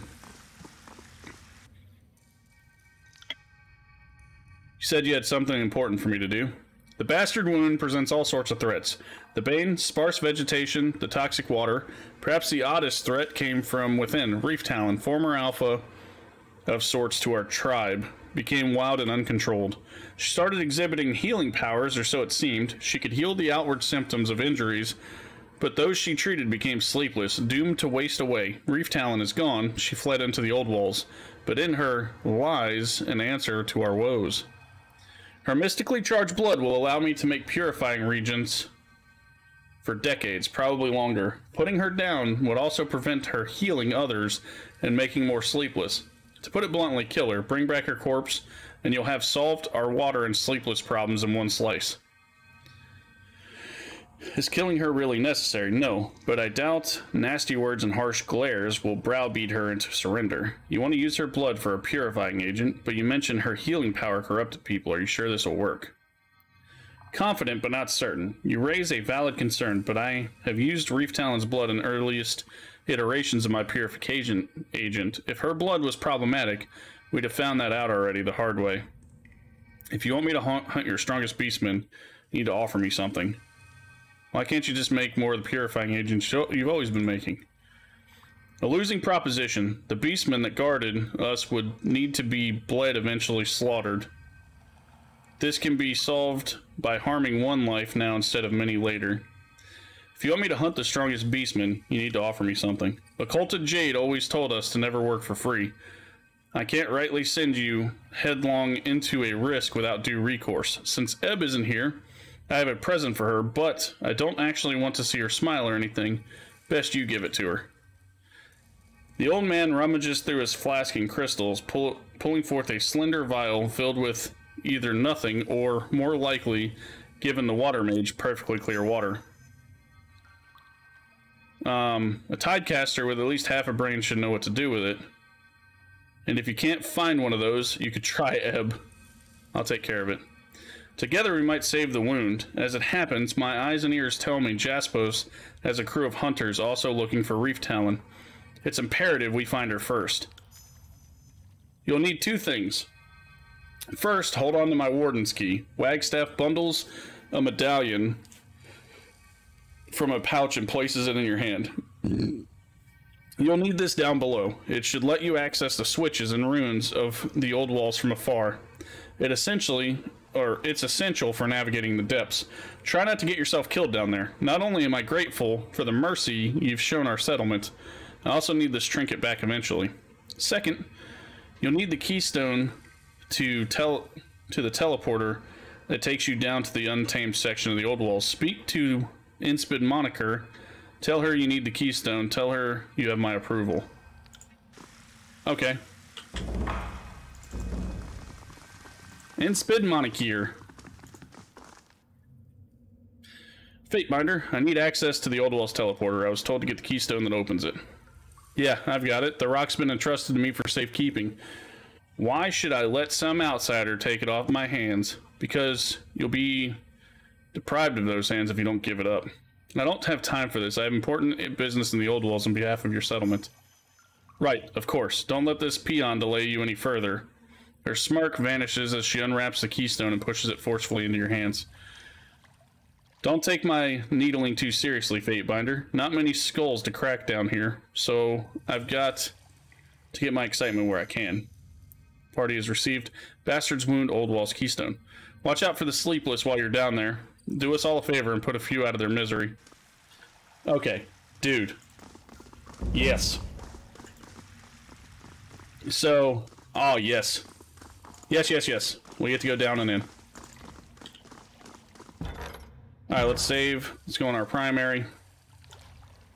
And before we go down and in, I'm going to go to the bathroom. So, I shall be right at the back.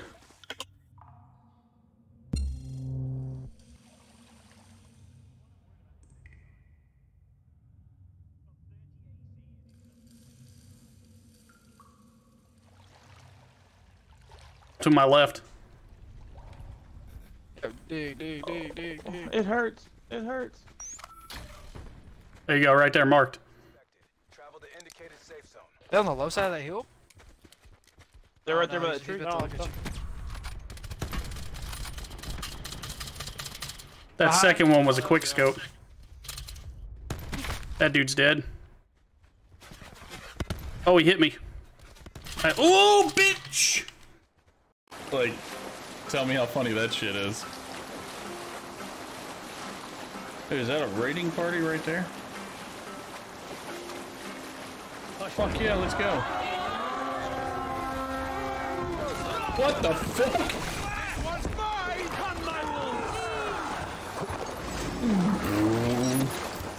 Your end is nigh.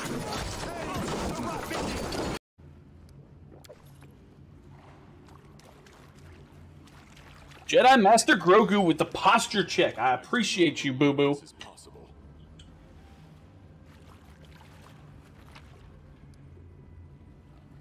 A rapier? Belt of Incredible Dexterity 4.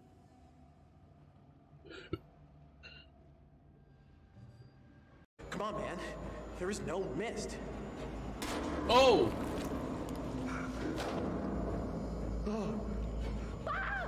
Wow!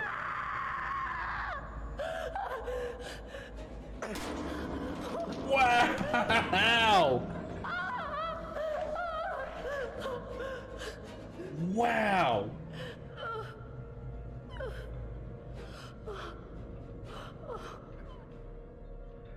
As well. I need a sight for...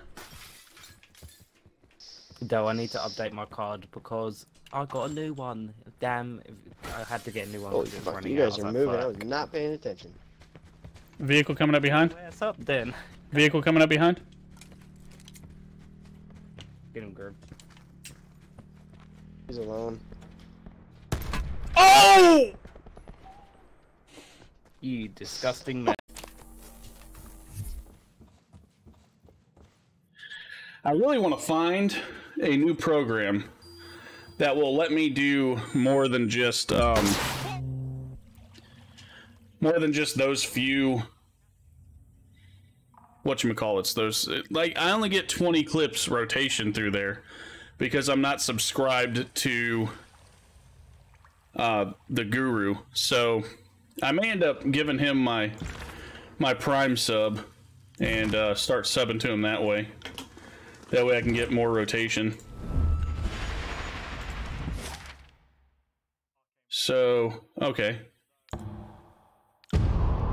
Hopefully when we go down here, we can find a bunch of shit that I can sell and make my money back, because, like, I shit you not, dude, I'm so low on money again. I think I'm only down to bronze and copper, I think. Hold on. Yeah, so I've got bronze ring and copper rings, and that's it. I fucking paid all my iron rings out. Search the old walls for reef talon. Okay, so crystal in this beacon appears to react to the presence of torch keys found in these old walls. So the torch keys that I have are apparently fucking useless. I am a shield wall unto myself. That's our stuff. Ow. Fall before me! Okay. No! This can't be happening!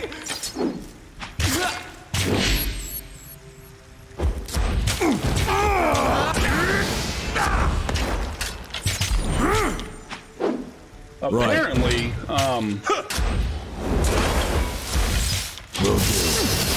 oh shit! Pay attention, kids. You might learn something. I really need to level up. Nice. Person may not look dangerous, but neither have they fallen to the bane. Yeah, that's true. Alright, so we'll start grabbing everything with my main. The Sleepless. A bedraggled-looking man shivers near the edge of the overlook, clothes damp and stained with inky black substance. He moans softly to himself and occasionally mutters a few words in a low, incomprehensible tone. Hey, can you hear me? You've survived for some time. Why did the Bane leave you alone? The man trembles further in response. His dried and cracked hand paw at the ground around him, a sluggish and futile search of some sort. His soft grunts increasingly grow frustrated. After a few moments, he very suddenly abandons the hunt. With head bent low and half-closed eyes, he resumes his quiet wail. Hey, can you hear me? I'm right behind you. He attempts to straighten his back, but it's unclear if the action is in response to the sound of your voice. The effort is too great. He hunches again, using his arms to help brace himself against the floor. His head sags forward. He continues to emit a low moan. Poke him. You prod him with your finger, first gently, then insistently.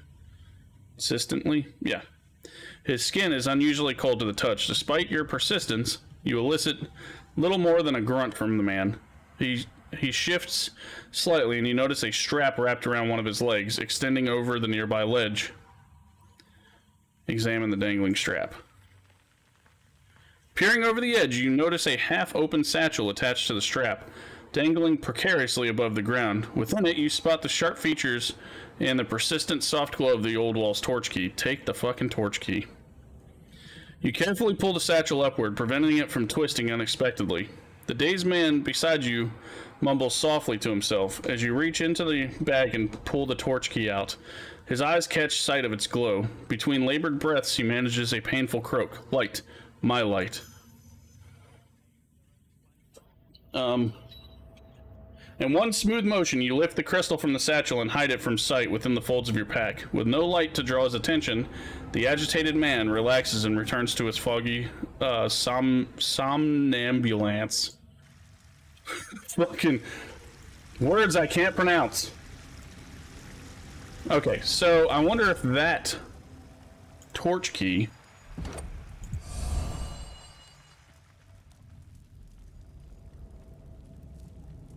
Okay. As you consider the distance between you and the old wall's mechanism, you feel a slight warmth emanate from the warden's key. Time to see if this warden's key does what it advertises. I suppose it's more efficient than throwing the keys. Less fun, though.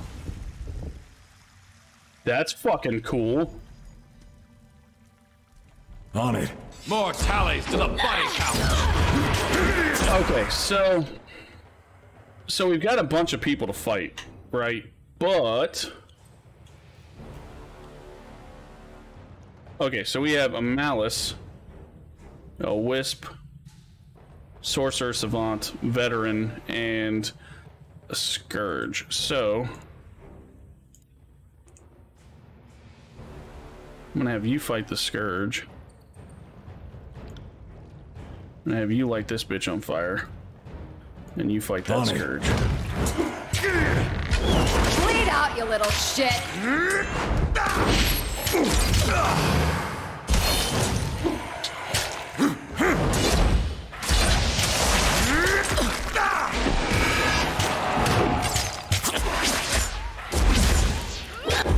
Alright, so now with him... Come on, you got this. Holy shit, dude. Bleed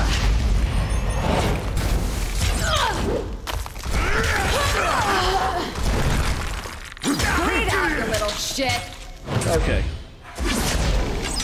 So with Malices and Havocs, you have to take out all these little guys first. You dent! If you don't take them out, they'll keep healing themselves. Will do. I will aid you. Okay, so Barrick's almost dead. I require needle and thread. See that? I'm not entirely useless. Yeah. Nice. Alright. Good job, Barrick. Alright, so let's grab this. What the fuck is that? Beastmen members of the Free Braid Marauders carry small effigies of twig and grass in the rough shape of humans, though they do not speak of the significance of the figures. With each foe they slay in battle, they add another twig or tress to the of grass. The oldest, most successful beasts wear their effigies, nigh spherical bundles of bramble proudly above their about their necks. Jesus. Okay, so let's give this to him.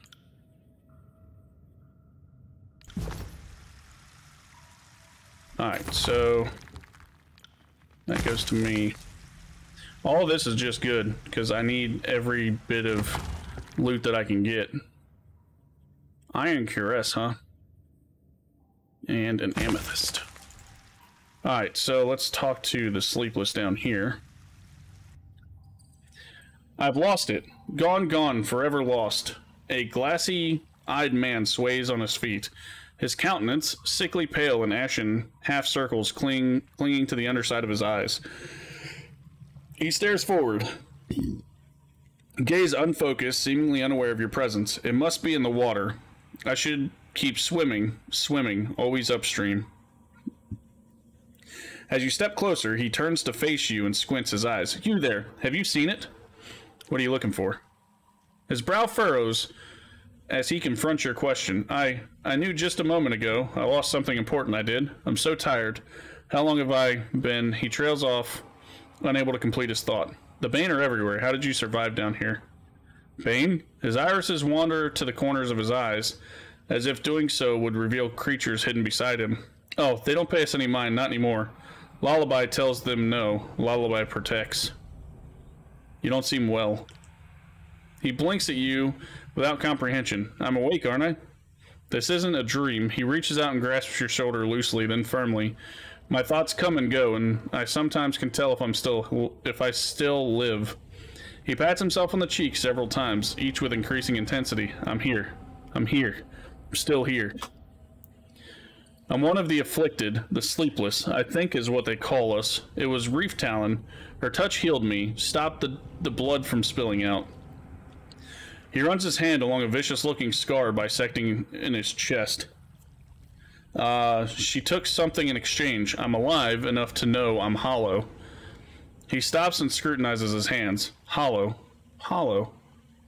As he raises his head, his eyes show no sign of recognition. Have you seen it? I've lost something. Who or what is Lullaby? She watches from the deep, deep dark. Her song is sweet and makes all the evil people go to sleep. Lullaby protects. Lullaby protects. Sounds like they have their own little grave in ash. How quaint. There's nothing clever in equating this fool's delusion to the Legion's respect for their Archon. I'll be going now. I'm not gonna sit there and just kill him for no fucking reason. Alright, so... Alright, let's go check... Oh, shit. Okay. Send me your champion! Okay, we have a lot down here.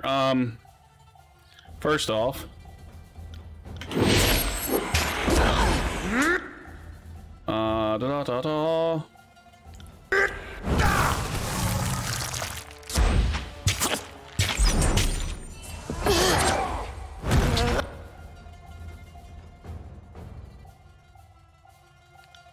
Stand together!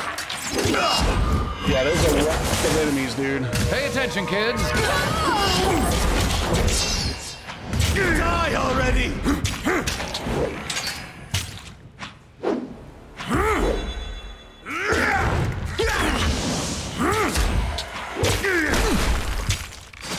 Fucking sun is finally catching up to my age.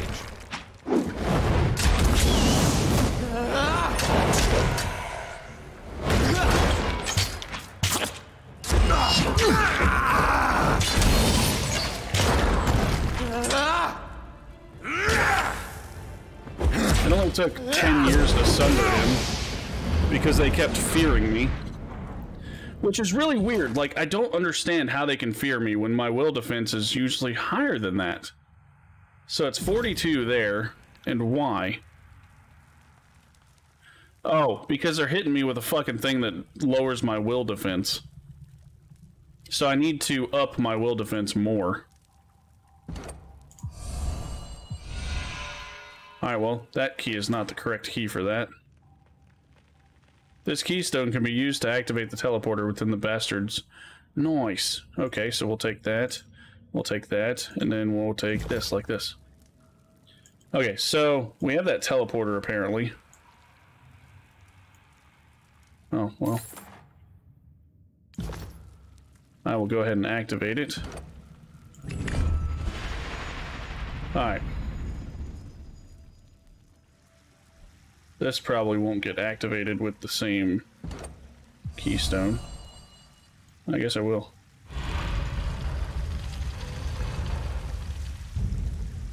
Alright, there's areas up here still that I have to go through, so I'm kind of back tracing my steps here. I know that there's a trap there. Found something. That's weird.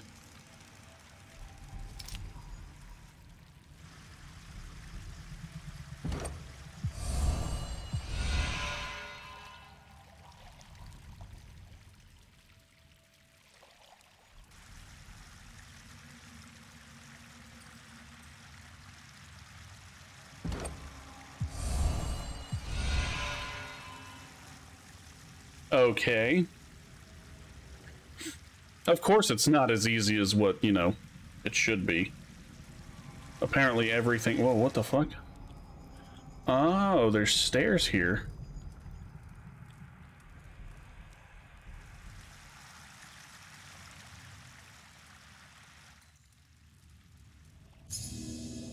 Oh, shit. Do you have eyes on this? Dude.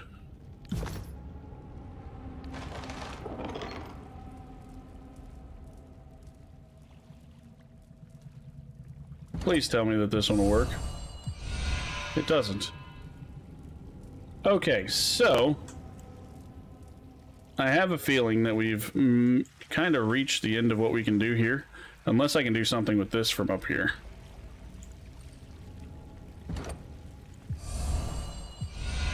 Nope. Okay. So I guess it's through the teleporter.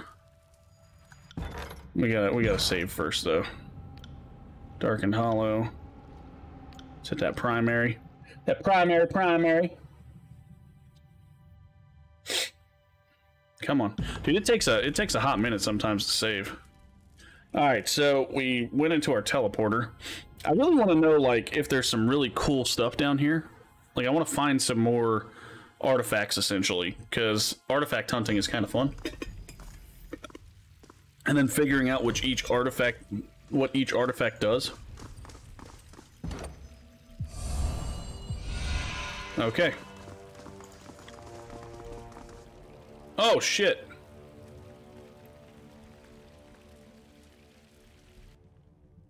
Skirmisher, we've come a long way to find you. Shouting at the beast lurking in the alcove above, the man beckons to her with a wicked smile. Why don't you save us all the trouble and come down here? His companions shift nervously, hands upon the hilts of their weapons. Reef Talon, the massive beast woman rises from her haunches, revealing an intricate array of painted symbols that race busily across her entire body. Can smell desire for blood on human's breath. Can see intent in deceitful eyes. Scamper, run, flee now, before Reef Talon separates flesh from bone. We only want what's best for the wound. Jaspos has a plan to help everyone, but he needs your help. Come, let us talk over this like civilized folk. There's no need. Leave now while hunters have legs. See sleepless in old walls? Husked ones step and stumble, hearts beating without purpose. Go now. Avoid same dreamless fate. Return to... She cuts herself off, sniffing the air intently. She drops down upon all fours, eyes snapping in your direction. Oh, shit. Fateminder, Reef Talon can wait. Oh, are you fucking kidding me? Why are they fighting me?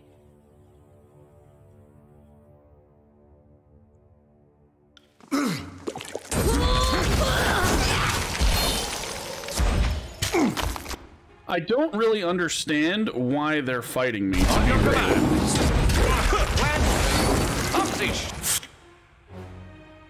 Okay, so... Flawless!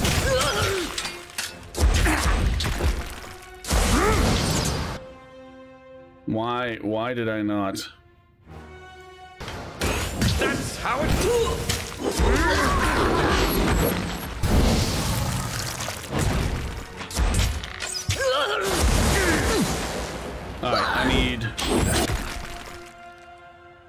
Jeez, old Pete, dude.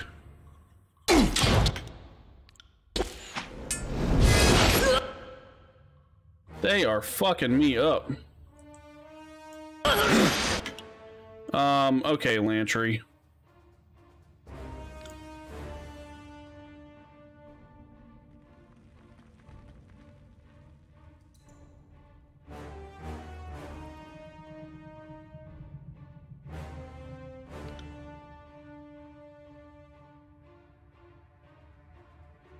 As you command.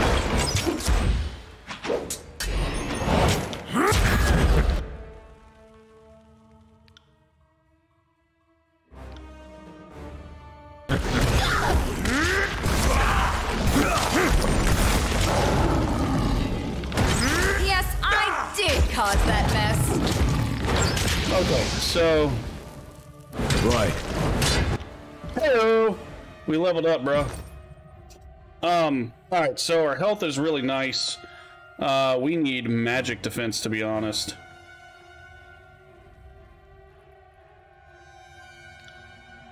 We have literally 0 magic defense. And then we go to leadership. What was it that I wanted in leadership? Point to a fallen ally and command them to rejoin the fight. Switch positions with target. I think it was in leadership. Party gains 1 additional weapon set and can switch weapons. Adds a marking effect to the thrust ability. Attacks against marked targets gain bonus accuracy. Yes. The thrust ability is, I think... Well, hold on. Hold on, before I do anything. Call to battle. What's the last one? Yes, this is what I wanted to get to. This down here. So... Party gains 2 additional uses of weapon sets and can switch weapons in combat. Cool. Use your commanding will to inspire allies, boosting the damage of you and your party for a short time. Alright, what I'm going to do is I'm going to grab this first. So, we're going to focus on leadership. Because my thrust, if I use my thrust ability, it will actually help out a lot. Tear your skeleton out by your ass! In our defense, they were... So essentially what I'm working towards, so I grab thrust. I add a marking effect to the thrust ability. Attacks against marked target gain bonus accuracy. The mark lasts until the enemy dies. And then the next one is to arms. Adds a defensive bonus to you and nearby party members when the thrust ability is used. So, I add both of those to my thrust, and I literally just stab them with my sword every chance I get. I also need to do this, boost morale. So, we grab that. While in combat, your party members that fight near you gain a bonus to each of their attributes, which that means that Barrick is going to have a bonus every time we're fighting. And then, let's see, I need 3 more. So, 1, 2, and... Inspire a companion, granting a bonus might, wits, and vitality. This bonus increases based on... And I'll probably either do Resurgence or Call to Battle. So, essentially, all my stuff is going to look pretty decent. Alright, so... Yeah. Reef Talon. The beast woman races towards the edge of the platform, eyes fixated on the bleeding bodies at your feet. She digs her front claws into the stone, but instead of twisting her body to descend the wall, she rakes against the surface in frustration. No, no. Will not perform mending rites again. Hunter's lifeblood must flow. Quick, quick, away from Reef Talon's touch. She snaps her head towards you, a low rumble emanating from the back of her throat. They called human Fatebinder. Well, what does Fatebinder want?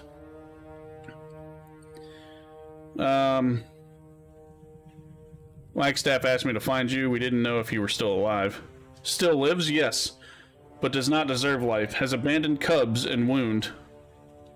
Now only mother to sleepless. Beastwoman's new brood clings to life, but knows not why. Dreamless, visionless, purposeless, like Reef Talon now. She growls and leaps backwards, continuing to eye you with suspicion. Wagstaff sends Fatebinder for what? To silence Reef Talon? Fatebinder must come as Wagstaff's bulwark, as enforcer. The ranking second in command of a beast tribe, a position often held by the most savage of beast women. The bulwark's primary responsibility is to enforce order and obedience within the tribe and carry out the prima's commands. In the smaller structure of a pact, the bulwark performs the same duties in loyalty to the alpha. Okay, that's cool. She slashes the stone floor, sending chunks of masonry tumbling down towards you. Go back to Wound, to safe lands above. Leave Reef Talon, to the pit. Leave with Scourge and Sleepless. She paws along the floor and turns her back to you, bounding off into the darkness. Of course. Return and face us, beast! Coward! We must pursue Faithbinder. Let us seek more of those blasted glowing rocks. Yeah, I agree with you. Wait, all three of these can turn to the blue one?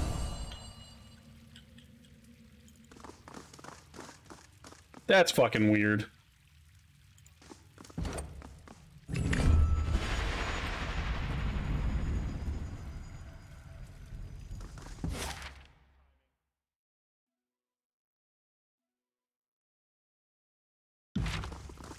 How do I get more of the glowing rocks, though? There's a teleporter right there.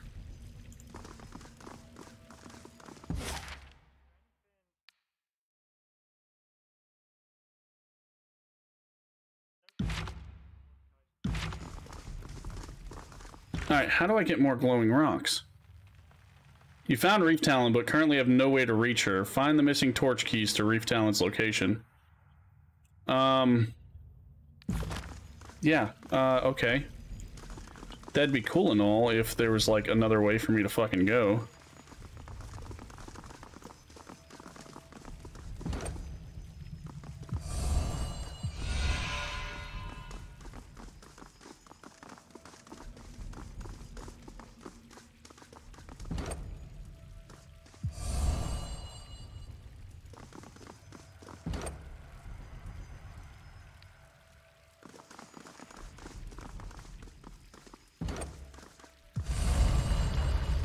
Sorry, can't.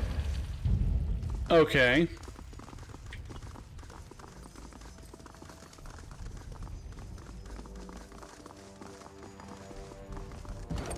I bet you this one's not gonna work. Oh yeah, it does.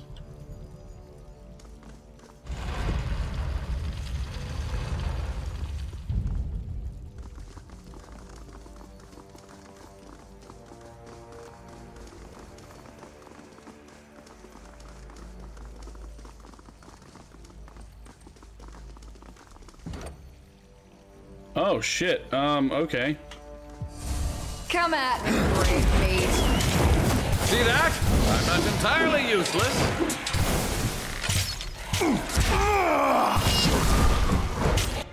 So I wonder what the highest you can possibly go on a skill. I'm 128 with this one. What about him? 143. 199.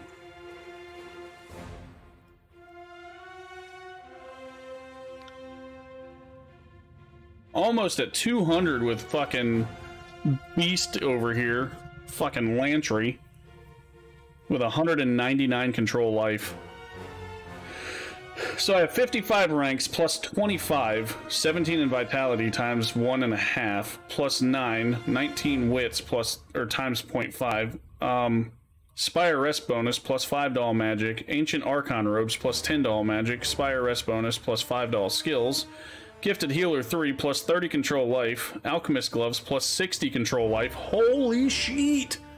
Dude! Yes! I'm a freaking beast! Nice! Oh, hold on. I got it. Let's thrust. See that? I'm not Boom! And we all gain skills. Dude. That's cool as shit.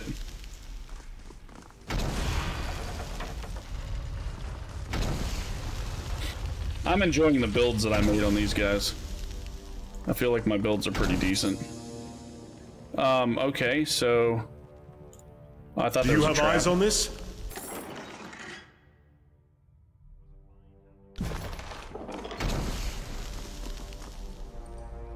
That's probably gonna give me a torch key. Nope. Bronze ingot and a scroll. More tally for the fight.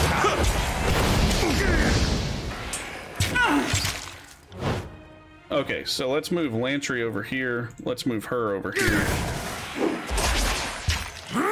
And let's grab him and go here. Come on. That one rattled me hard. Lantry, I hate that they're fearing me, man.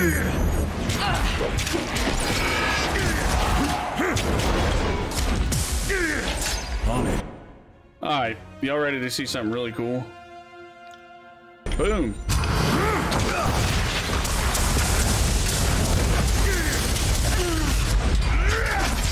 Come and dance with me.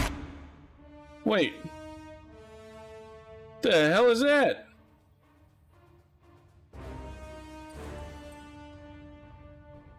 Where the fuck did she come from? Lantry, you clumsy shit. Focus. Lantry, you clumsy See shit. that? I'm not entirely useless. So, hold on. Does Verse have a skill that pulls, like, her people out? Like, how did she do that? I'm confused as shit. Alright, Verse, what are you doing? Is it your stance?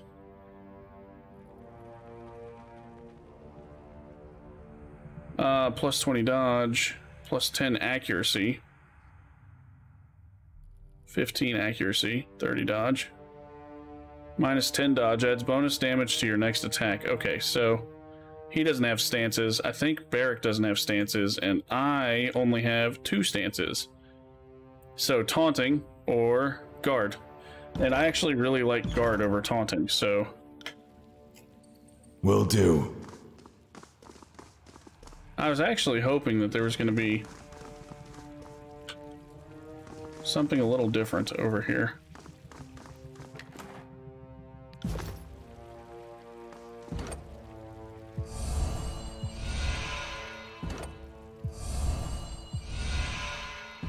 So Citrine the only one? Yeah.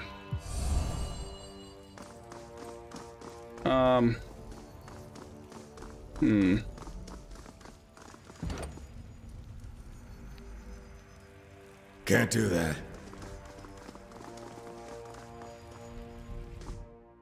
So yeah, I have to go about finding more torch keys down here.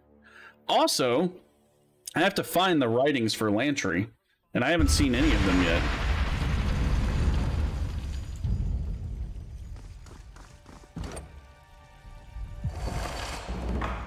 Bounding Bolts 3 accent. Creates less powerful bounces for spells. Okay. Oh shit. Send me your champion!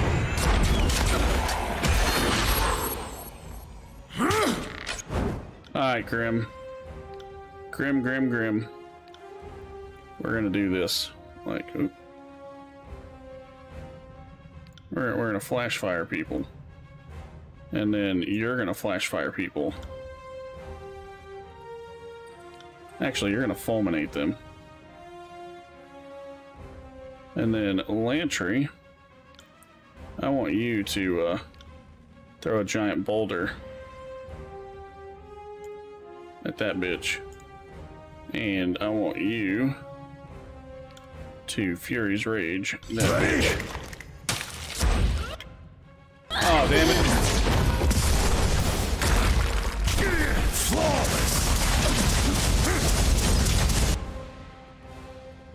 That means I messed up what I was gonna do.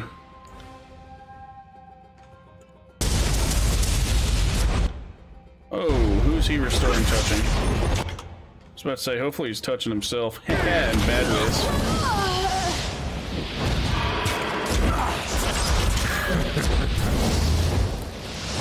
See that? I'm not full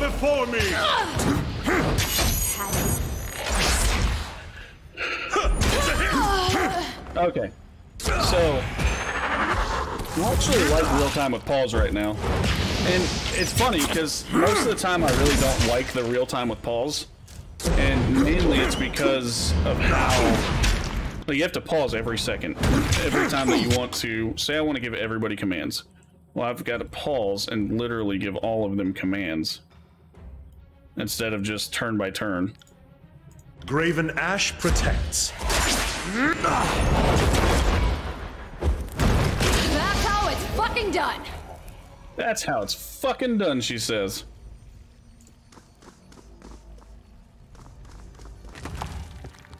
I need torch keys. Give me some fucking torch keys. Really? Oh shit, I didn't mean to put those up. Boom, boom, boom. Yeah, she's got masterwork shoes that give her vigor. So, what does he have? Masterwork shoes that give him move speed while he's got wounds.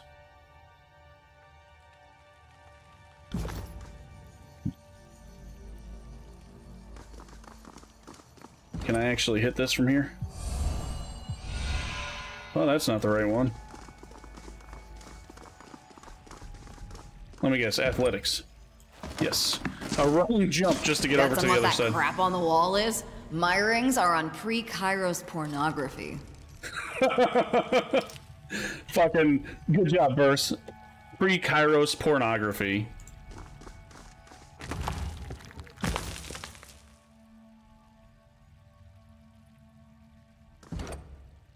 Ancient mural. Take a closer look. The mural before you depicts two beastmen-like figures rising from the floor, larger than life in stature and presence. They both carry upon their backs massive rectangular tower-like structures. Between the columns are what look to be corridors of the old walls, twisting and turning at right angles. Strewn throughout the corridors are dashes of colors, blues, whites, purples, twisting in spirals reminiscent of Bane. Though crafted with primitive pigments, the mural is festooned with small details. Further examination will likely glean additional information. Examine the old walls section in detail. I'm going to examine the beastmen. The two figures depicted on either side of the structure are drawn in remarkable detail. Their proportions and anatomy seem nearly identical to beastmen. The two have expressive faces. The right-hand beast is anxious and worried. The left-hand beast appears salivating for a fight. Both forms appear to be bracing the structure, and taken as a pair, their posture suggests they are holding up or supporting the structure between them. Beastmen literally supporting the old walls on their back. I think we can conclude that even ancient cultures have a sense of melodramatic. They are supposed to be holding up spires. What the fuck do beastmen have to do with the spires? Oh god. Examine old wall section in detail. Sandstone-colored borders define the edges of the structure, supported by the beastmen. The cross-section reminds you of vertical maps drawn of the old walls. A confusing series of connected corridors and passageways rises from the floor to ceiling, all of it saturated with cloudy streaks of blue, red, and purple. You can't help but notice the swirling colors of the shapes in the cross-section are also seen painted throughout the two beastmen, suggesting Bane, or the tattoos of such creatures running down their limbs. The color choice and claws mean only one thing, Bane, but I'm guessing you found that conclusion already. The mural is complicated and layered, but has likely received a comprehensive examination as possible for the moment. Whoever painted the mural seems to suggest the beastmen supported the old walls, or maybe contained the Bane. What do you think it's trying to say? I think the mural is supposed to be... supposes that beastmen built, or at least maintained, these old walls. I think it's showing a mystical link between beastmen and Bane. Old wall spire, it's all connected. If you look past the beasts, I think it's suggesting the spires are powered by the Bane coursing through the old walls. It's an ancient statement of purpose. Beastmen were meant to fight the Bane.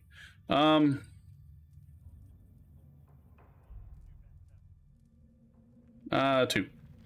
I noticed the same colors on the Bane are drawn to the old walls, and in the Beastmen, maybe that's to show their common magic source, as you pose it.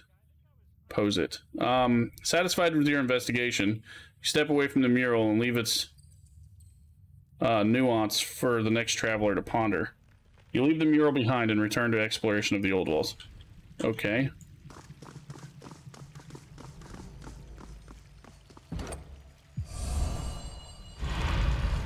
Awesome. Can't do that. I like... Oh, shit. Oh. Okay. Fighting it is. Oh, you're a bitch. Veteran. See? Told you the Fatebinder would come to us. She dusts off her hands and places them upon her hips, taking a deep breath, satisfied breath. Jaspos sends his regards. Seeing as you're here, you must have killed the others. The mercenaries with her grumble angrily at the news. Now it's a matter of vengeance. Athletics. Throw rubble at the mercenary's head. You grab a heavy stone fragment from the damp floor and hurl it towards one of the soldiers, smashing him in the head with a resounding crack. His body goes limp and crashes to the floor, shaking momentarily before going still. Motherless whore. She stares at her dead companion, the smile wiped clean from her face. Enough fucking around. Kill the Fatebinder. Oh, so I killed the one that grabbed the thing. Holy shit. Okay. Done. Come on, come on. Okay, I'm almost fucking dead.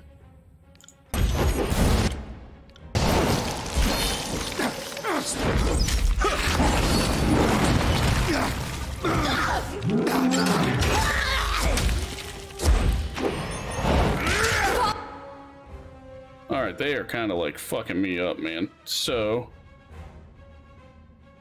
let's stun this bitch.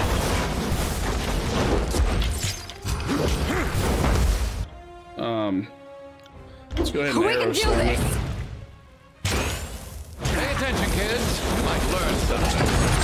Yes, rise on killing claws. Feed dry plants with flesh and blood.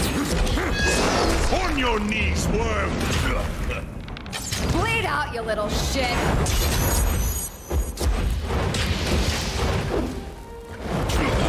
I want you to do the Blades of Embrace here.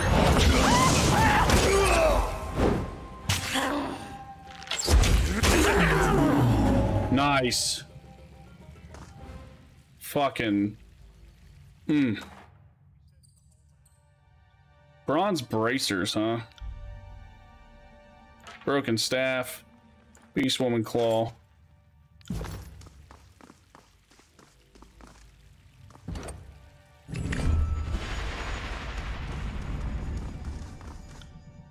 Shit. Heads up, we have company. Okay. So, first of all of her shit's used. He still has Sun's Rage to use. Where's he at? He's right there. Okay. Says you can't teach.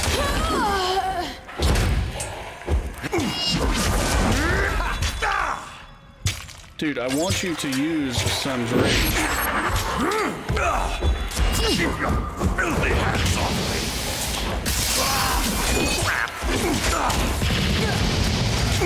There it is. Dude, hell yeah.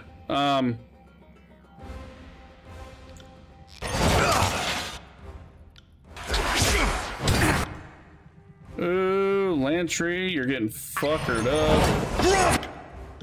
Lantry, you also leveled up, so...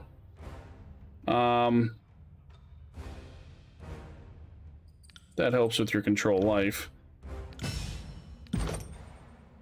And... I think we were working on a Sage. Moderately improves lore skill. Isn't there one that, like, improves it for everybody, too?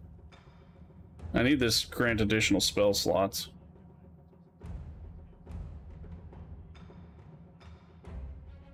Lantry orates the party's deeds, inspiring his allies and instilling terror in the hearts of enemies. Alright, so I give him more... Let's see what his lore is first. Hold on. Don't save. 137. So now if I do this lore skill, we go from 137 to 147, so I gain 10. Now, I wonder... Oh, plus 30, okay. So I gained 10 for improves lore skill. I gained 20, so I gained 10 more for Lore Master 2, which means at this point I'll gain 10 more. So 10, 10, 10, that's 30. Is there anything else that I need to... grants a bonus star. Okay, yeah, I need to kind of grab all this shit. Greatly improves control vigor. So I'm probably gonna have to grab that too. Slowing their actions and movement speed. Significantly increases the health restored by second breath and protect revived characters from damage for a short time after. Yeah, I'm gonna have to grab moments of peace too. Alright, who are you fighting? I need you to pretty much fuck that guy up. Let's go ahead and... What is Unbound? Summon one of Seeking Sheath, Red Geyser... Oh, that's how I did it. Before me!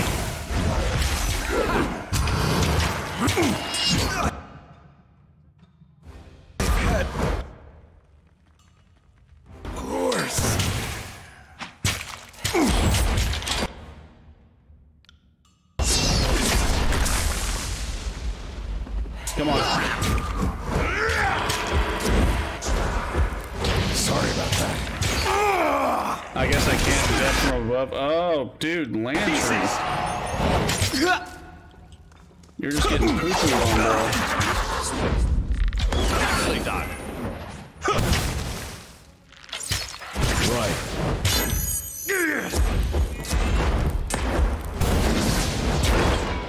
I like marking him and then having all my characters do more damage. On it. So that leadership skill is pretty OP. It's good to have. Razor Scout Gloves, huh? And what are those? Leather? Light leather arm, yes. And what does she have? Oh, nope, it's not gonna go to her. And it's not gonna go to him. Those bitches are gonna get sold.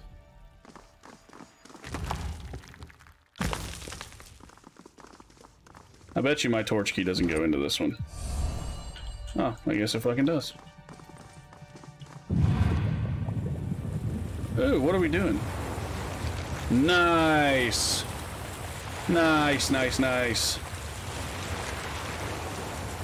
We lower the water. By a shit ton, apparently.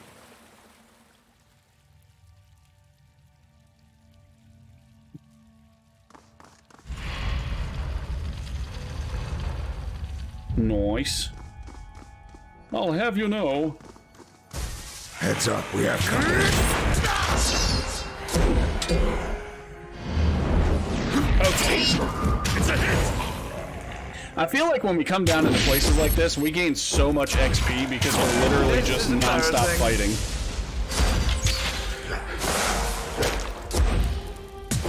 Dialogue. That's not the right thing. I know my own strength.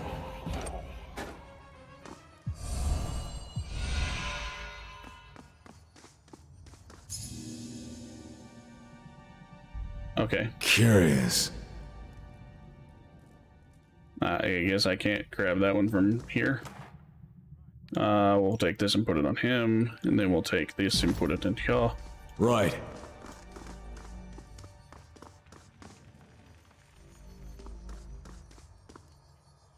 Okay, come on.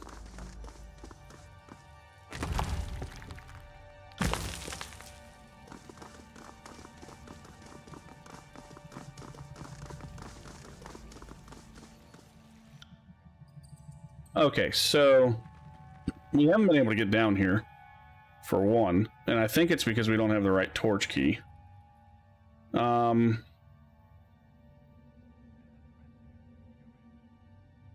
We've only got 2 enemies down here. 3. I've got it. 4 or 5. Okay, never mind. It's a lot more than I thought we had. See that? I'm not entirely useless. How could I miss?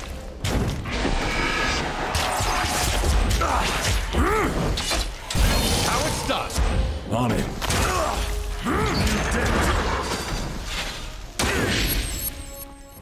Take that! It's a hit! You dead!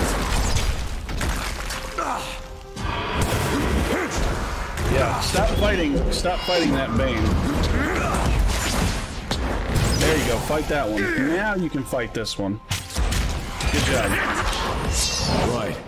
As I stated before, if you don't kill all the lesser Banes before you kill Malice, he'll just keep healing. So you go after all the lesser, and then you fight Malice or Havoc at the end, because Havoc does the same shit.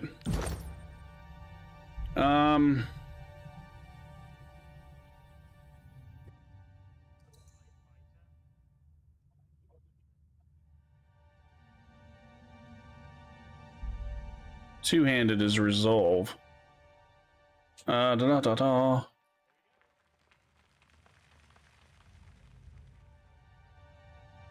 He's got 660 lore now.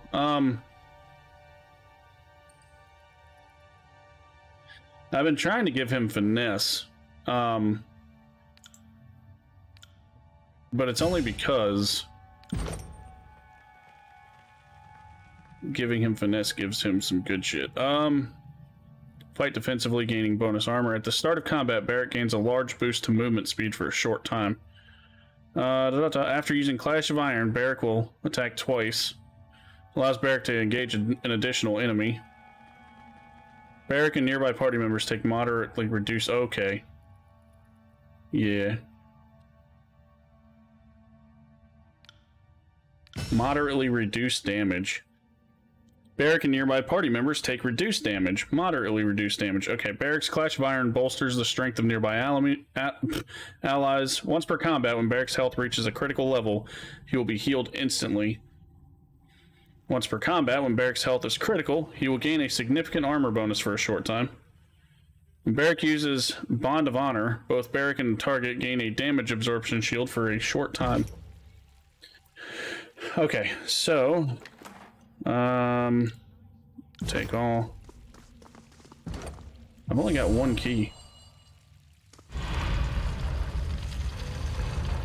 Can't do that. Still haven't found a fucking second key.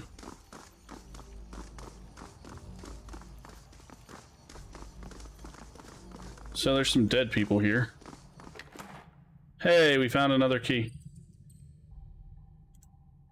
Tier Forge Bronze Great Spear.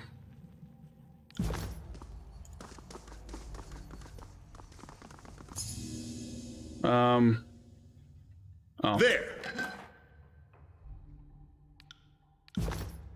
See that? Fucking knew that was gonna happen as soon as I did that. Alright, you, back here. You. You take on these. And Barrack, you take on these. Alright, Barrack. Show me what you got. Bam!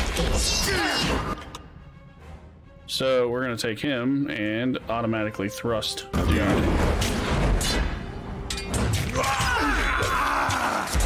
Will do. Sunder. I wish my attacks were just a hair faster, but it is what it is till it ain't. That one time will be hard. Will do.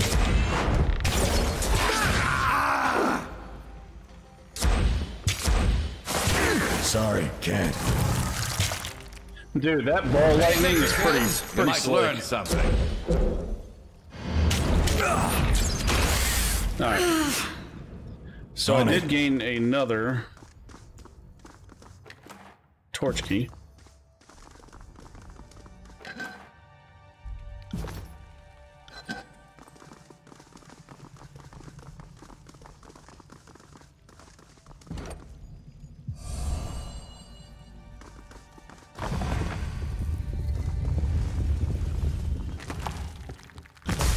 To battle! Yep. Oh, shit. That one rattled me hard! We have another malice.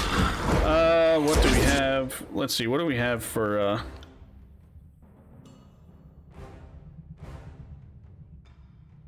what do we have for companion abilities still left? Death from above.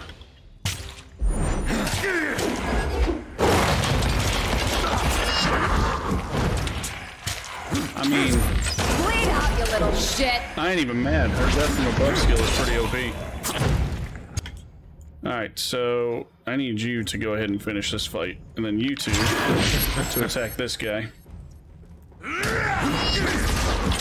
My tank will sit over here and just keep doing his tanking thing, so...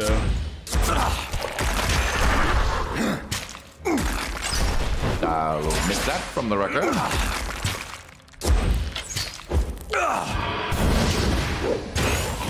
Nice.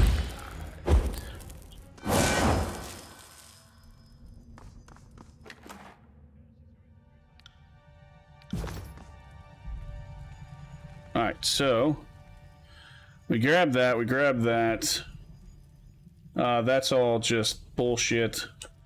Alright, let's go back.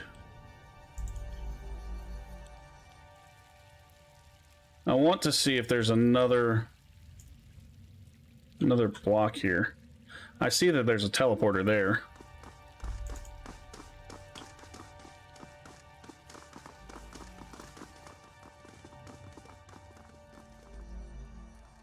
I'm going to be testing all these torch keys like pretty much everywhere that I go. So here's this one. And that's a negative. Okay. So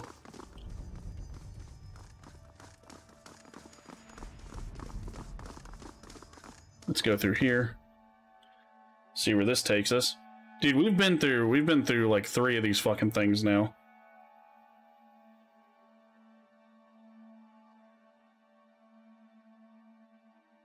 There's so many teleporters, it's kind of confusing. Like this! Now we're in a whole other fucking area again. Oh, I guess it's all the same area, just different little pieces? Okay, so... Watch as soon as I do this. Come at me, brave meat. That's fine. That's fine. I don't need that I see you. Can't do that. See that? I'm not entirely useless.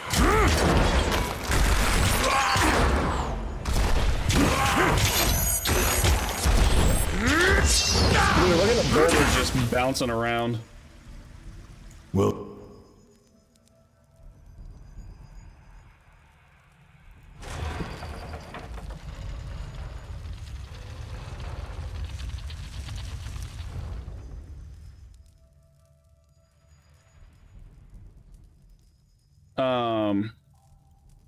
Oh, nope. I Have saw a look it. here.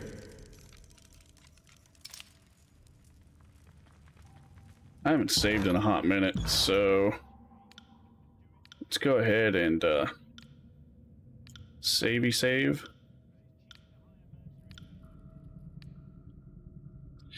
Dude, there's so much stuff to explore, though. So much stuff to explore.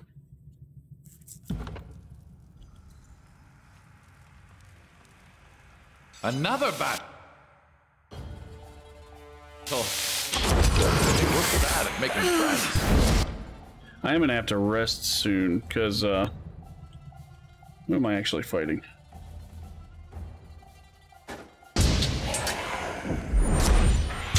You go.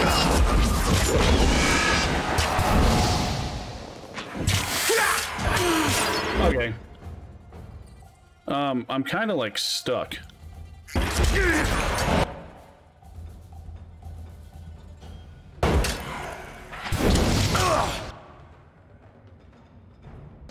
New den. Okay, get your butt over here, and you get your butt over here. Because Verse is about to die.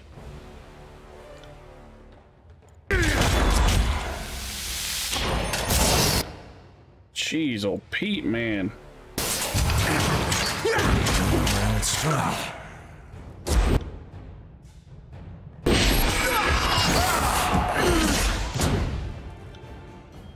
Alright, Barrick, why are you just running around? She's literally getting pooped on. Right.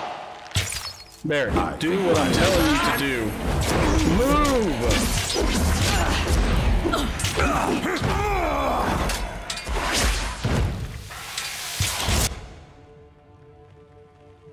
Why? Why is she just getting poo-pooed on as much as she is right now?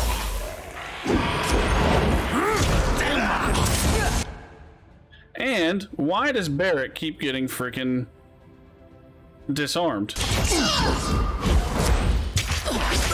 I will aid you.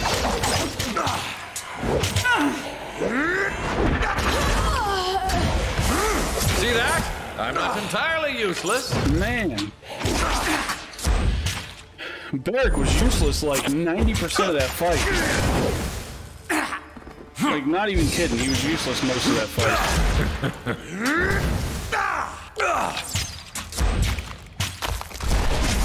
Fall before me! On it.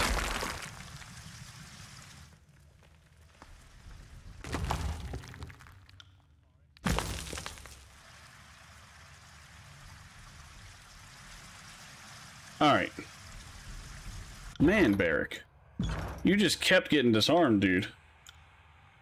Like, disarm, disarm, disarm, disarm, disarm. He couldn't do anything.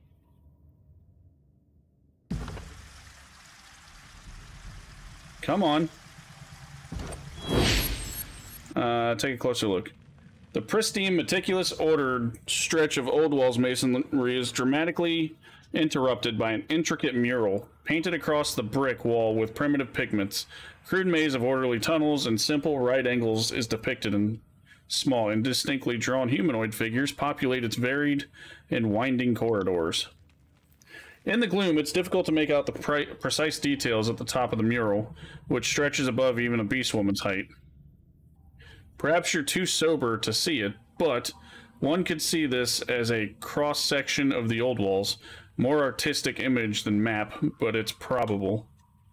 There's a plethora of detail packed into the art on these walls. A more thorough examination would likely produce additional information.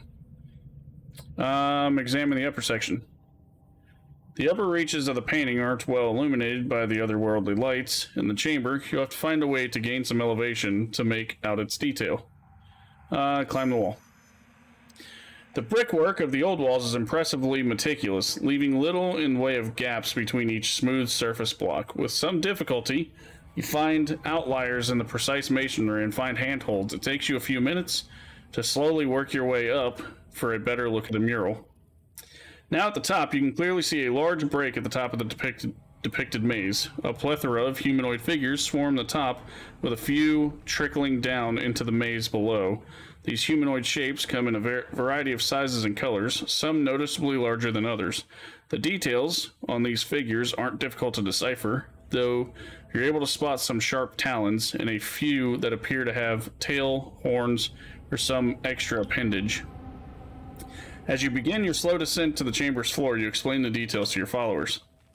So people enter the maze from the top. Perhaps a spire is how people came into the Old Walls. I mean, your spire is capable of teleporting. What's to stop it from porting someone downwards? Observe the main section. The corridors and passageways depicted in the midsection are filled with humanoid figures. While chipped paint and weathering causes some superficial differences, the figures appear otherwise uniform in size, shape, and color. The figures high atop the mural appear of different styles and colors, but you need to move in for a closer look to glean the subtleties. One doesn't paint an ode to imprisonment on the first day in a cage, right? How many generations were down here trapped in this maze? Look at the mural's lower section. Oh. Along the lower edge of the mural, on what would amount to the floor or bottom of the maze, you spot traces of faded paint, not visible from a distance. Tiny bone-white hashes of skulls, skeletons are intermixed with the masonry at the bottom edge. A chilling detail, Is this to imply the dead were buried down here, or down below, or down below was built with the bones of the dead? I doubt it's that literal. The mural is complicated and layered, but has likely received a comprehensive an examination as is possible for the moment. This mural suggests an old walls that was once full of life, but clearly the present contradicts this. What do you think it's saying? The old walls once had many people, maybe different races, tribes, but only one of them survived. The old walls' inhabitants were slowly delving deeper and deeper and unearthed some sort of doom. This mural is oddly devoid of bane. Perhaps it's hinting at what triggered their arrival. I think it's prisoner art. If I were trapped down here, I'd paint something like this too. I think it's number 2. And unearth some sort of doom. Too bad they didn't have helpful warning murals. Satisfied with your investigation, you step away from the mural and leave its nuance for the next traveler to ponder. You leave the mural behind and return to your exploration of the old walls. Okay. So, that's what I'm assuming. Is that the deeper they delved, the more they found. Okay, so let's try to put this bad boy in there. Okay. So it is this one. Oh. Okay, so we literally just made it here. Apparently I can't do that one from up here.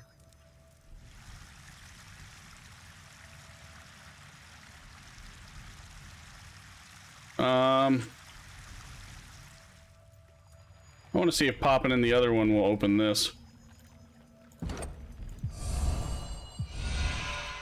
That's a big negative. What up, Mac? Can't do that.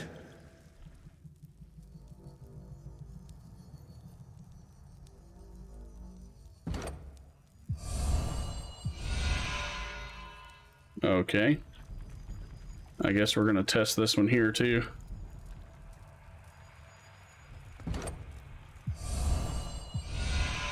It's not that one either. Holy crap, man. This is getting more and more annoying the more I continue on. Because you have to, like, just keep running in circles trying to find all the stones. You burns! Where were you guys going? Well, yeah, not too bad, man. Not too bad. Come on, touch it.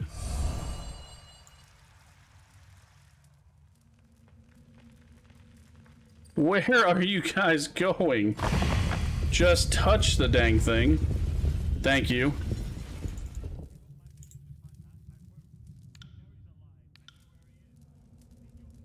We'll have to lose a lot of bonuses for resting, but... Wait. Find the remaining torch keys. Okay.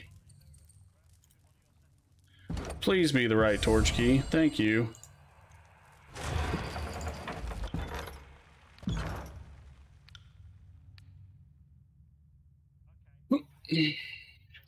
Yep, just exploring, man. Just running through the old walls. Trying to get stuff done.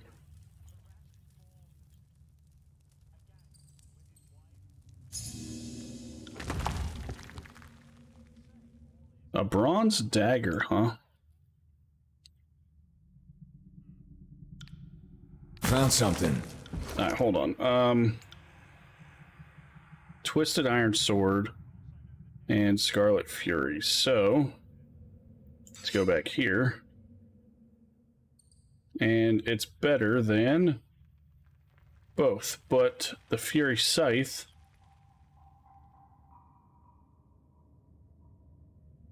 Well, we'll trade it out for the sword. Okay. Switch back to your other weapon. I'm surprised they haven't attacked me yet.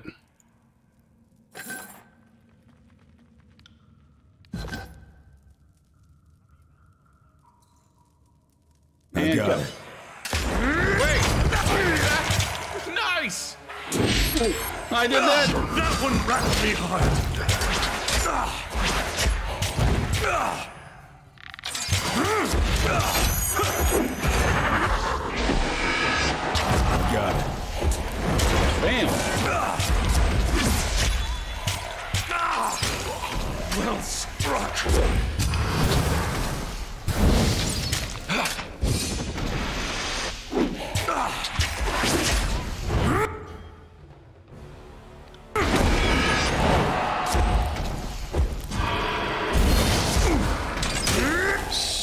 him hard, man. Smack him hard. I will aid you. Bleed out, you little shit. There's probably something really good in there. Crap.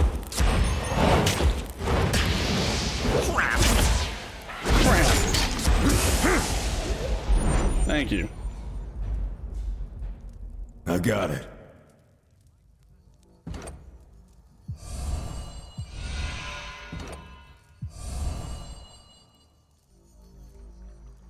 First of all, we need to loot this. Hey-oh. More bronze. Stuff we need. Alright, and then talk to the Sleepless. Leica, can you hear me? Has your mind wandered again? A haggard-looking man pleads with the emaciated woman resting against the ground. Her shaky head moves in the general direction of his voice. She mouths a reply and reaches towards glowing crystal in his hand, but no air escapes her lips. As you approach, he wraps what remains of a tattered cloak tightly across his shoulders and takes a clumsy half-step backwards. Are you real, stranger? Or another figment come to haunt us? He blinks rapidly, watching you through bloodshot eyes. What happened to your friend? You're amongst the sleepless, I still know that much. You're amongst the sleepless, I still know that much. He offers a brief, mirthless chuckle. Soon, I'll be like her, too tired to even remember who I am. Who you are either. His eyes glaze over as he speaks and he drops to a knee. Not yet. Not yet. His head, he staggers back to his feet. All we want is to find the beast woman that did this. It hurts to be too far from her. I'm looking forward to. If you give me the torch key, I can open up a path to her. The party has received Simo torch key. You gain 12 subterfuge. He glances at you, then at the crystal, then to you again. Perhaps that's best. He reluctantly drops a stone into your hands. It feels like a lifetime since we've seen Reef Talon. Please find her. This emptiness is somehow more bearable when she's near. I just hope I remember to follow you. Okay, cool. Find the remaining that's all the torch keys? Okay.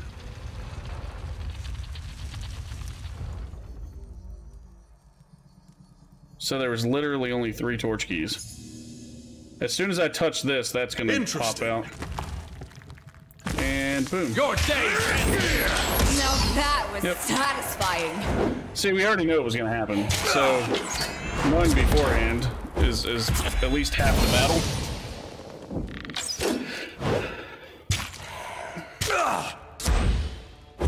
Submit to me!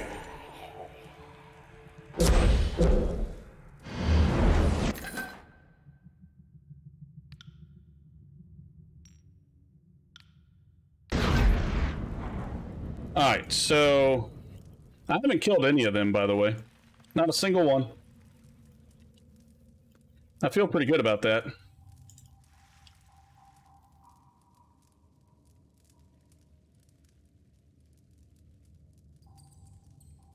I wonder if that's gonna light up if I do this. Well, I mean, it took the key. That's weird.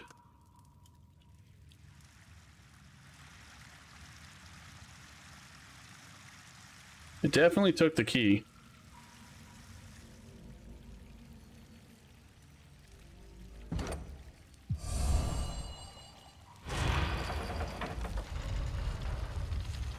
So, is this the section of the old walls part of the main quest or just side questing? I think it's part of the main quest. Because I think it's part Blood of the Beast.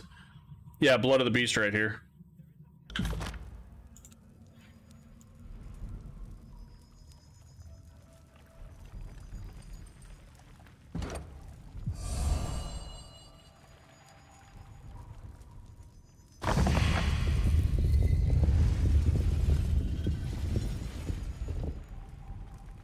Though you do know I do every side quest I could possibly find, so, I mean, that was a fairly good question. You discovered this ancient parchment deep within the Bastard's Wound old walls, but cannot decipher the notation printed on it. A recruited researcher might help you determine its origins and meaning. Okay. There's a trap right there on the wall. or not.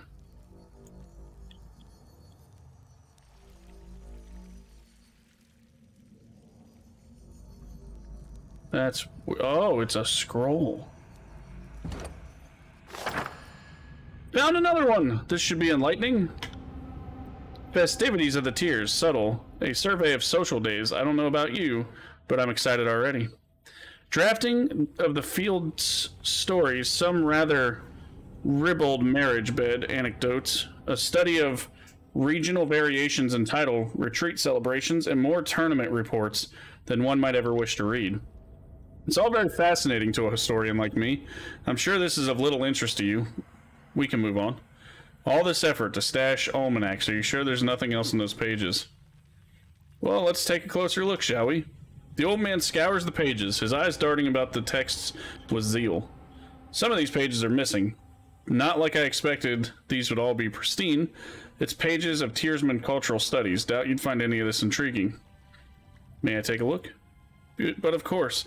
He hands you a heavy tome, and you begin flipping through the pages, your eyes scanning along page after page of flowing text, most of it in changing inks and handwriting styles. The tome is, as Landry described, filled to the brim with stories of feasts and festivals, including such details as guests in attendance and wine served. Each turn of the page reveals more and more notes on celebration and festivals, major and minor. Your head swims with the names and dates of countless past festivities until at last you arrive at the end cover, your eyes heavy from skimming uneven handwriting. I suppose it's a quaint collection of what the Tears used to have by way of festivals. I'm weak on my Tearsman script, but this passage says Festival of Nerat. Odd, right? Look carefully. Why are some of these pages made relatively fresh parchment? Near it? What? Hand me that. Lantry tugs at the tome and furiously skims. Festivals of Nerat. Since when was... oh, since 419.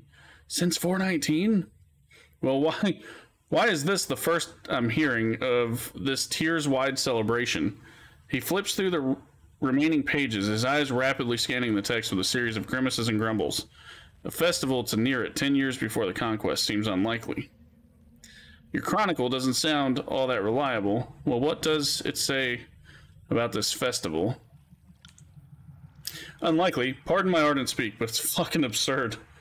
This isn't accurate. Why would someone... Lantry drops his hands into his palm, letting out a muted, raspy groan. I think why is obvious.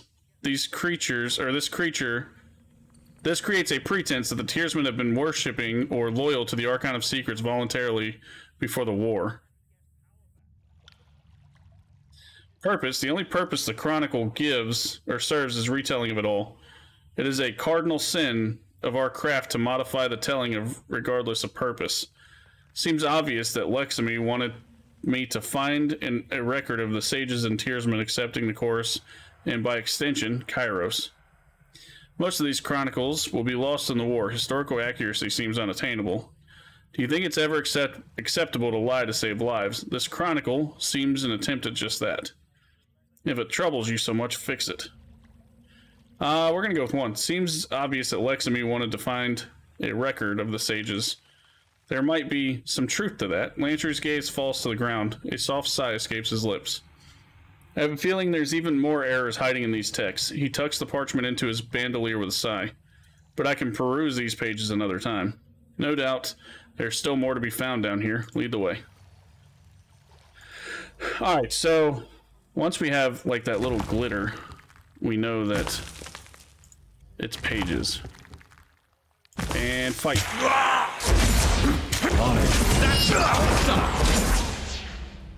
Alright, let's back the pull up.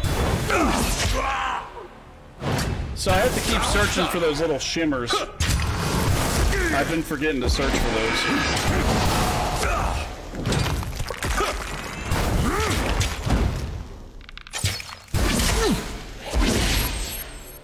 Pay attention, kids. You might learn something. I hate that Barrett keeps getting feared. That means his will defense is way low. I need to, like, backtrack and look for shimmers.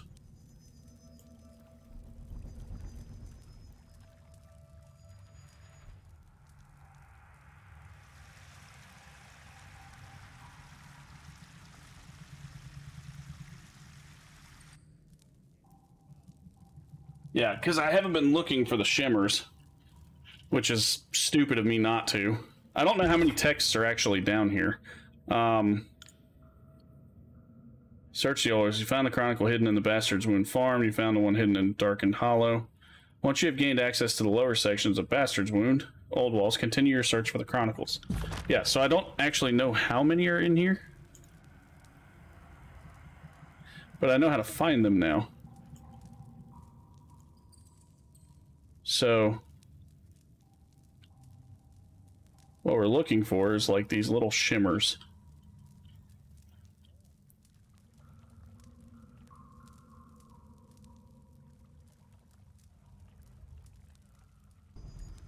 Alright, let's run all the way back up here. Yeah, we're looking for like little shimmers, and that's how you can find the chronicles, essentially. So I'm going to see if putting this other new key in this will open that other side path that you guys see in the darkness up here. Right here. Actually, you guys probably can't see it because it's really dark on stream.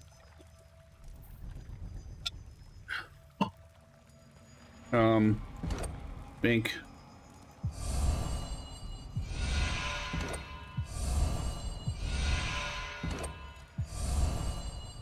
That's weird. So none of the other ones work here.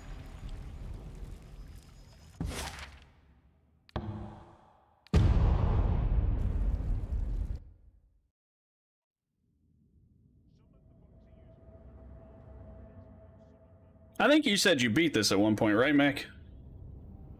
I think that's what you stated. This game's actually not near as bad as what I was originally expecting.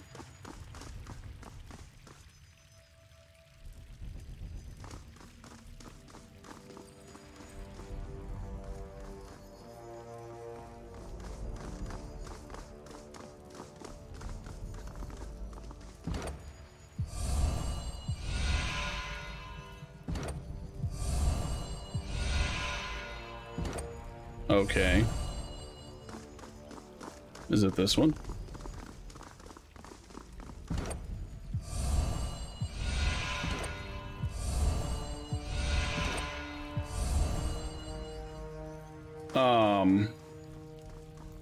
Okay. How do I get that other one to open?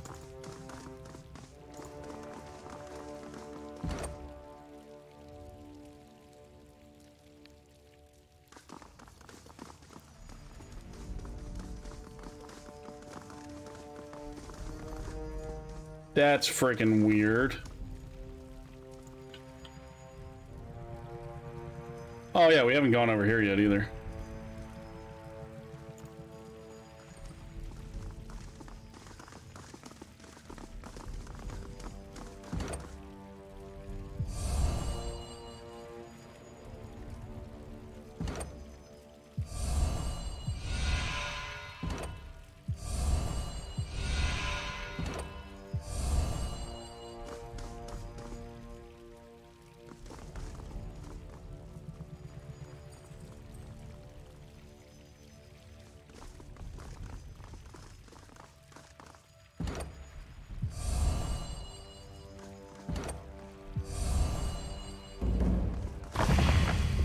That was a lucky guess.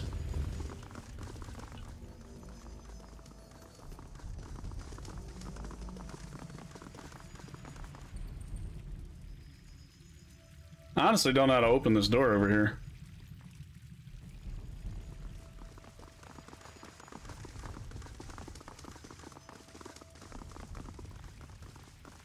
Or this door over here.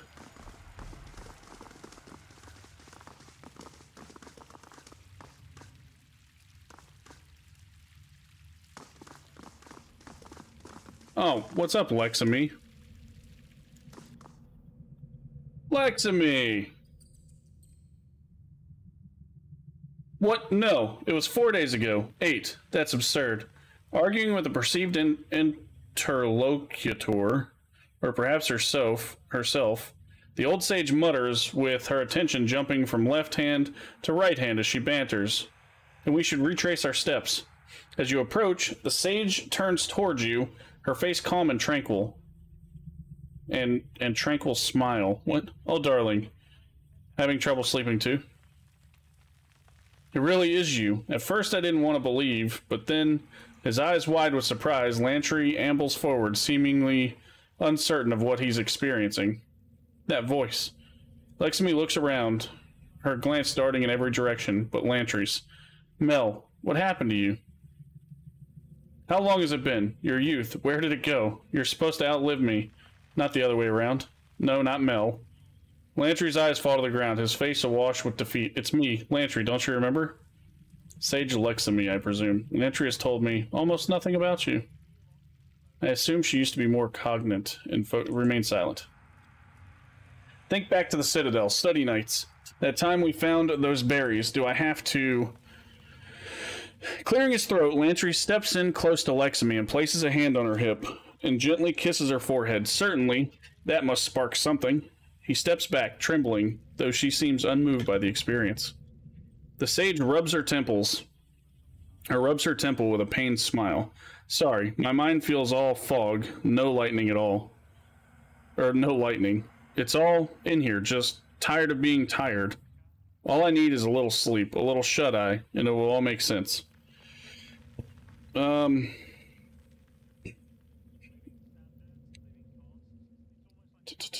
You seem unwell. Can I help you? Legal matters. You're asking me about laws. Wait, that sounds familiar. Halting mid-thought, Leximi shakes her head with a violent twitch. Did I? Grimster. Oh my. I had given up hope and almost forgotten I had even sent word. A look of recollection spreads across her face, and Leximi examines you head to toe. Thank Kairos you found me. Apologies, you should meet me now, when my mind is fleeting shadow of what it once was. Fatebinder, my offer is a simple one. I will submit to your justice and confess to every crime of my school. In exchange, I ask you preserve my writings. I have seen centuries of work burn away in hours. Please, let me have something, some small sliver. I will purchase it with my life. If I were to help, what exactly would you want of me? Why are these works so important? You're offering to submit. This is nonsense. I would subdue you with both hands bound. I could subdue you with both hands bound. Wait, what? So why did you contact me for this task? You represent a risk, but one I need to take. There's a small chance you will burn my text in accordance with what you think Kairos will demand, or Kairos's will demands. But I also know you're a Fatebinder, one entrusted by Kairos to bear the power of the edict. If anyone understands the value of knowledge and the value of interpreting the spirit of law over its letter, I knew it had to be you. What are my alternatives? One of Nerit's thugs, or one of Ash's minions? I'm trying to think long-term here. The Vellum Citadel will never be reborn. The occupying Archons aren't going to build libraries and archives to the Tiersmen, where my texts might live. The best hope for Chronicles are to have them held in custody of the court. The whole situation is suspect. By contacting me, you expose your friends to the court. Why risk this at all?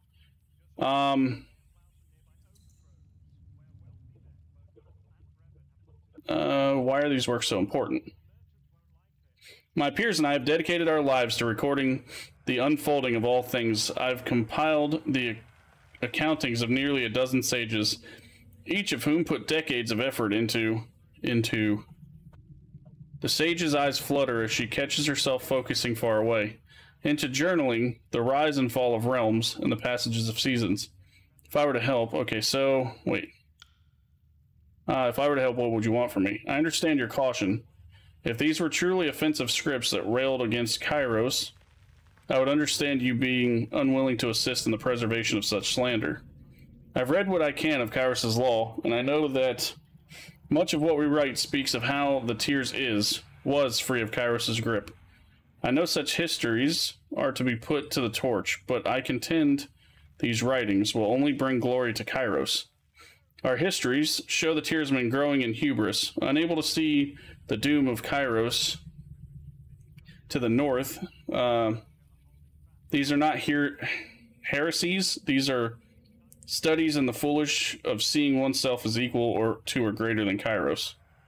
These laws have purpose. Children might read such things, feel the rebellion against Kairos is warranted and probable, and in doing so, harm themselves and others. The sages had their chance to surrender and negotiate terms. The Edict of Fire was Kairos' final offer. You want to bring glory to Kairos, explain yourself. 1.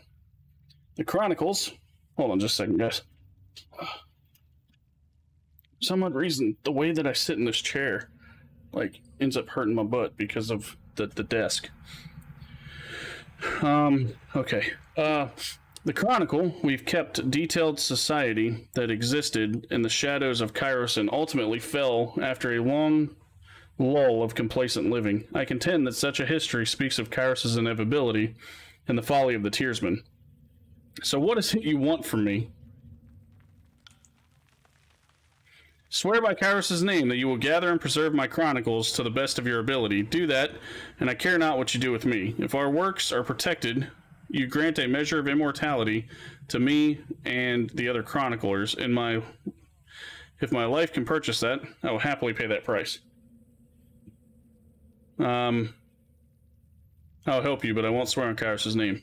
I have no love of the Overlord and no love to... Wait. 3. My request is that you gather and safeguard the Chronicles fragments I've stashed here in the old walls.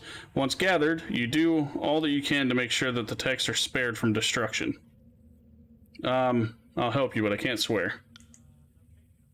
Those loyal to Kairos take such oaths quite seriously. Am I not mistaken? I must have your assurance that the task will be done. Please, Lexamy, you can trust the Fatebinder. Your vow would open the possibility of a third party destroying your scrolls, making the Fatebinder liable for a needless death. It appears I am asking too much considering the position I am in. I suppose I will settle for an oath on your own personal honor. Then I swear on my honor as a Fatebinder that I will do everything within my power to preserve the Chronicles. Fair enough. That will have to suffice. Here, take this. Notes on where I left the remaining texts. My handwriting was difficult to parse even when I had my mind intact. It's gotten worse. I've used an old chronicler trick to conceal the stashes as ordinary rubble. The illusions will fade if another chronicler nears. She points at Lantry. Yours is an older specimen, but he'll suffice. Older specimen, but I popularized the rubble in plain sight trick. The nerve of this woman. If you need a hand translating, ask Lantry. He always had a knack for deciphering my scrawl. I do believe you are guilty of various counts of dissemination and falsehood, not to mention trespassing. Okay, well... Okay. Find her writings and then come back to dispense justice.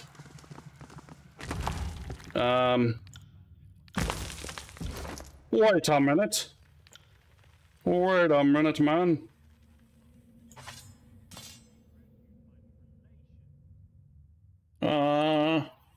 Oh.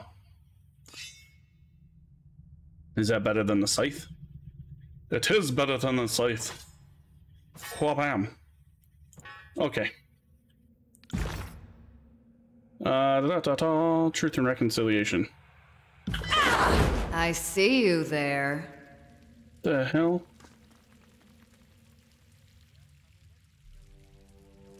Okay, I wonder if it actually, she gave me something that marks anything.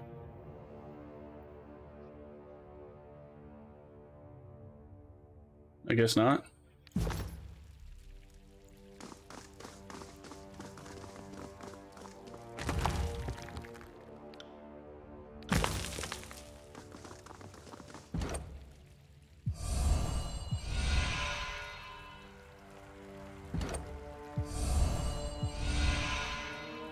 Okay. What the fudge? Does none of it work? Can you guide me to Reef Talon? That name, yes, Reef Talon. She's lurking down here, same as I am. You look like you've known the caress of sleep. Why then do you seek Reef Talon? Wagstaff can permanently solve the settlement's drinking water problem with Reef Talon's blood. I see. So it's no trivial killing, but murder with a pragmatic solution in mind. Of course. Well, I can tell you that she lurks in these depths along with the sleepless she has created. The sages fall silent, rocking back and forth, returning to the present. Tell me, do you intend to harm Reef Talon? As someone who has been as harmed as one can be harmed by Reef Talon, I know she did not intentionally disfigure us. She is guilty of not knowing the strength of her fledgling magic, but ignorance is not maliciousness. Come, let me take you to her. Ah, it was a purple one. Okay. Can I, like, grab that thing off of the pedestal? No? That's weird. Alright, hold on. So before I actually follow her, I'm gonna save. Let's delete this. I'm gonna have to go back through and, like, search for all those other things.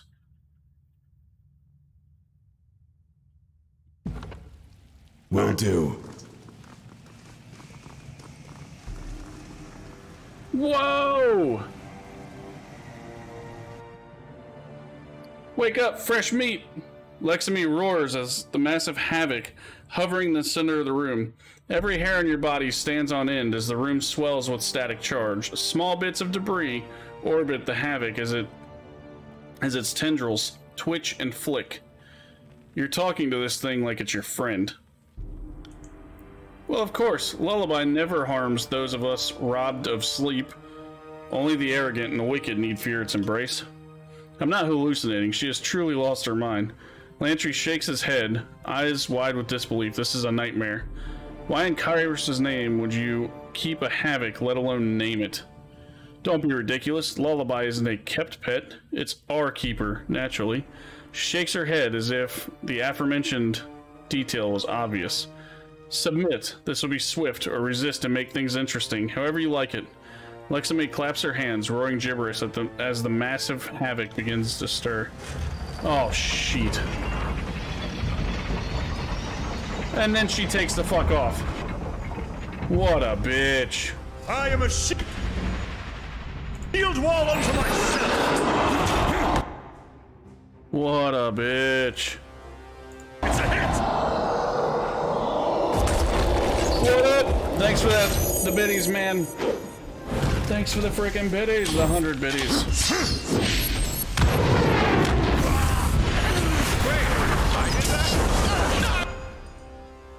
Wait, what is that? I appreciate you. I appreciate you a lot. Alright, so I have to disengage and fight these.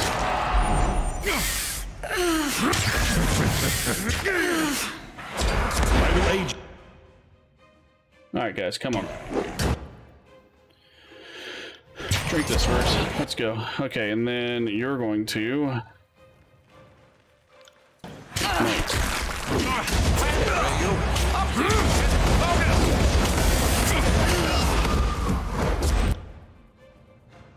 Alright, Lantry. That was a success.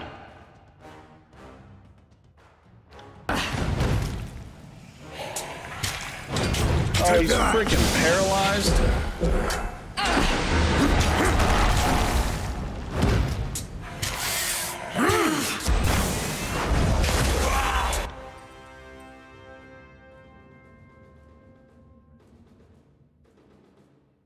Alright, I'm gonna switch weapon sets.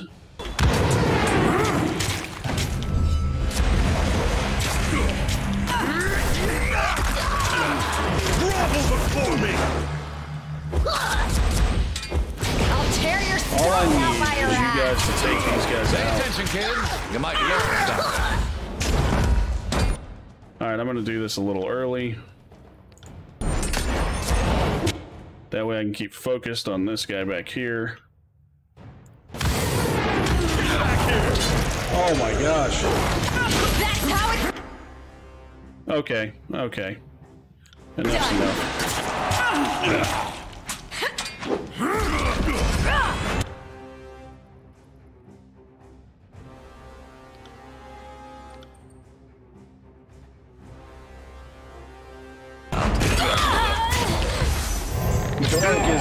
Barrick's tanking for us back here, so Take that! I'm hoping that this will kill.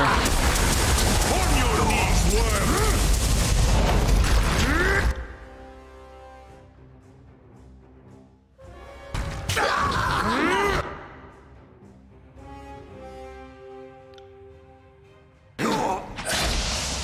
Come on. Okay, so let's switch you back to bow. Back you up. Okay, why are all of you guys up there fighting that? You should be back here attacking this.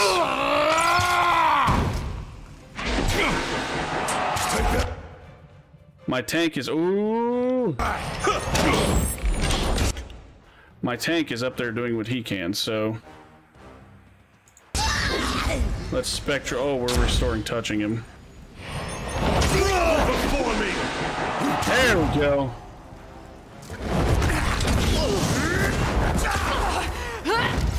Nope, stay back. Alright. Grovel before me! There we go. Bye-bye, Havoc.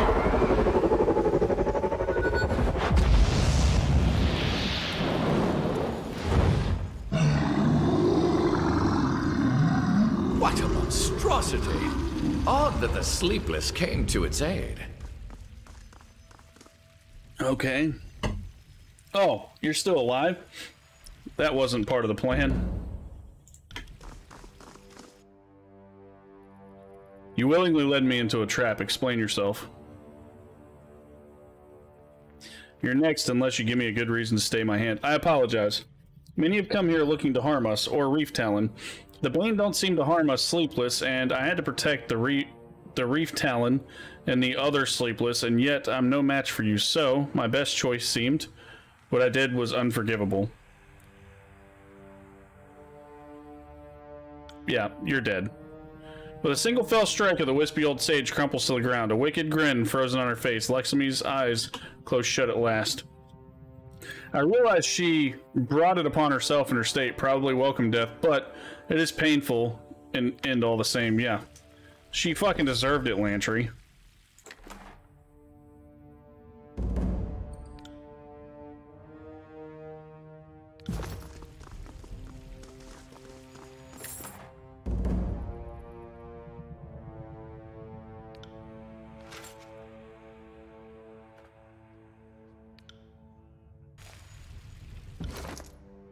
Yeah, hate to tell you, Lantry, but she definitely deserved that, bro.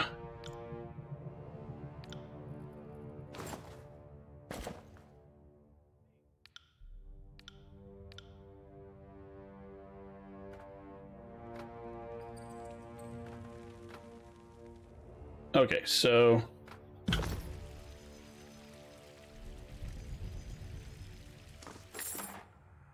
Oh!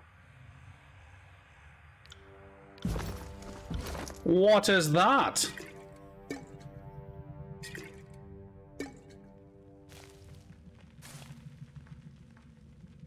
Immunity to Asleep. Volatile power plus 25% damage. Causes a wound when reaching below 75, 50%, and 25% health. You gather this pulsing nigh ethereal dusting of crystallized energy from the scattered remains of the Havoc in Bastard's wound.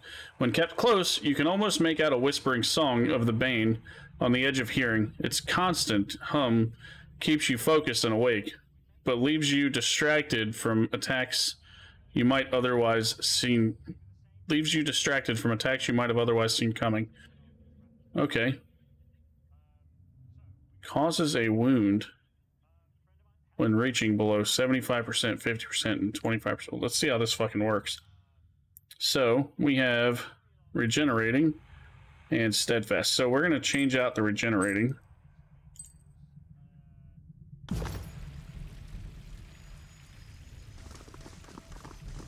Let's see where some of these... Oh, I guess I can't actually take the portals. That's annoying.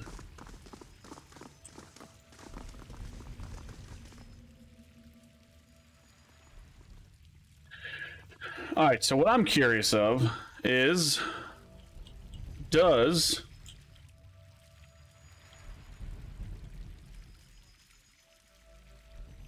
this new one that I just got open this door? Can't do that.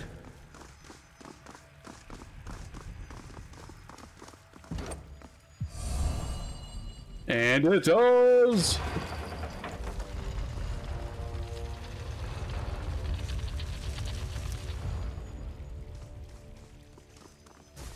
Send me your champion!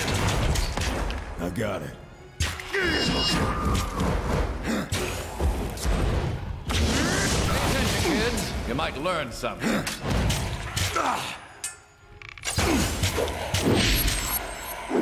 I'm just gonna let him auto attack so I can take a second to myself. It's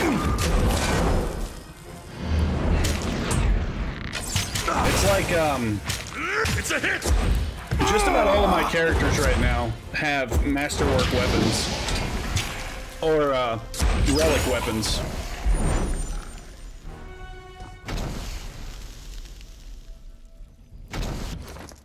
Now, if you look at him, he's almost masterwork completely out. I mean, he's got the steadfast insignia, which is grants nearby allies resolve and increased resistance to being knocked prone or pushed back. And then I can redeploy, and that's maxed out. This one's not really, it's just a masterwork, but not a whatchamacallit, and I think these are the same. This one, though, this one's pretty OP. Raise the Dauntless high, releasing a wave of energies to stun all nearby enemies. Damage increases with the Dauntless's renown.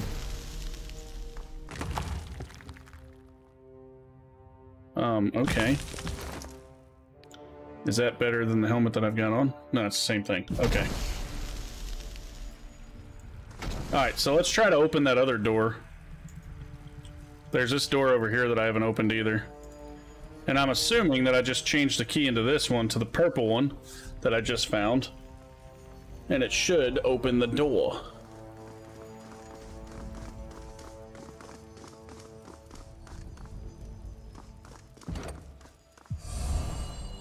Bink.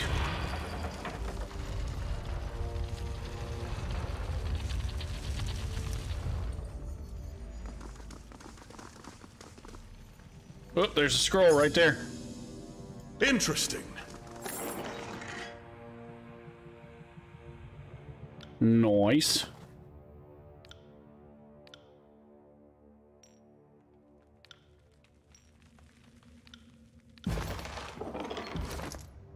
Let's see. I think he's wearing... Yeah. He's wearing Masterworks.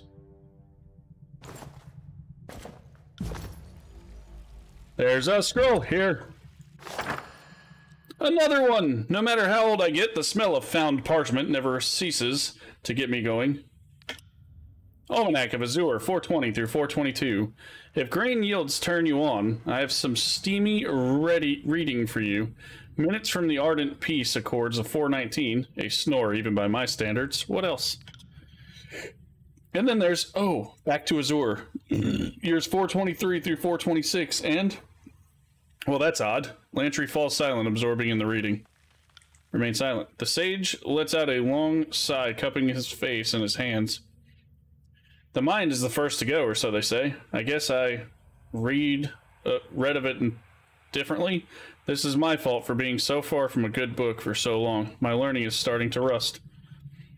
Let's keep our eyes out for more of these stashes, shall we? I'm eager to see what else has been lost to the fog of my mind. I'm suspicious of everything we find in this place. Take a closer look. Agreed. This seems wrong. Read here. Lantry tilts the tome towards you, pointing to a passage of text that has his attention. See this page? Well, maybe don't bother with the whole thing. It's rather dense, but here's something fascinating. It's about House Varaya and House Pelox having a two-span war over who owns some portion of what's now the southwestern Stone Sea. Notice something unusual? Wait, what is that? Captain Pelox turned to his troops, falcons raised high. Let us praise Queen Atlanta for this bounty on our eve of battle, and though we slaughter 2 goats in her name, let us slaughter 3 in reverence of graven ash, Archon of War. Let us become that which we fear, invincible, indefatigable, indivisible. While numerous tearsmen have claimed a lifelong fixation with graven ash, you have only ever heard a tearsman speak such things when they are bowed before you, desperate to evade execution or conscription. While it's possible that well-connected tearsmen knew of the Archon prior to the war, a noble invoking of his name in a pre-battle speech is highly improbable. Forgive me, what exactly is the problem here? So, 2 tribes of tearsmen have a fight, and they invoke Graven Ash's name before the fight? That seems an error. If the problem is that you said something on this page was fascinating, then yes. Exactly, the feud happened by many accounts, but the way it's described here, nonsense. Tearsmen calling on Graven Ash for favor before battle. Come on now, that never would have happened. Some fools around here didn't even bother to learn the name of the fearsome general waiting across the isthmus to invade. The Chronicle is supposed to be accurate record of all things, right? Are you doubting the chronicler? Can you tell when this was written? Was it penned back then, or is it more recent? Oh, good question to ask. With a twirl of his hand, he produces a dry quill and scrapes the ink written along the Chronicle's margins. Minimal flaking, very dark umber ink, probably not more than a few years old. Not encouraging. Chronicle is supposed to be accurate. Okay. Chronicle is correct, and you are wrong. Chronicle is supposed to be accurate, right? Are you doubting the Chronicle? Yes. And this is not the first of these Chronicle fragments to have questionable details. There is a... Lantry's voice falters. Fuck, what exactly am I reading here? It seems trivial, barely worthy of being called deceit. What's the harm? Let's look for more of the tomes. Maybe there's supporting information elsewhere. Anything else particular? Whispering half-formed words under his breath, Lantry pores over the text, rapidly devouring pages of long, flowing handwriting.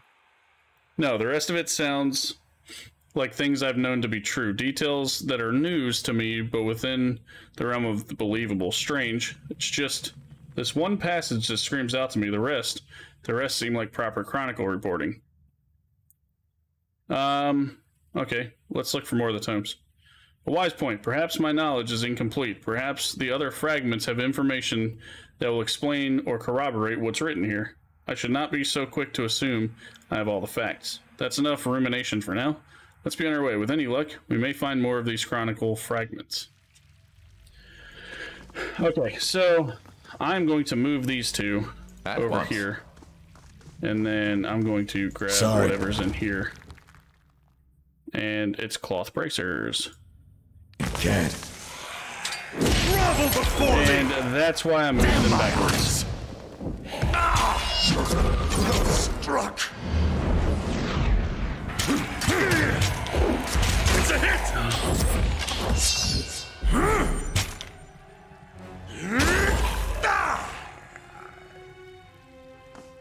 Okay.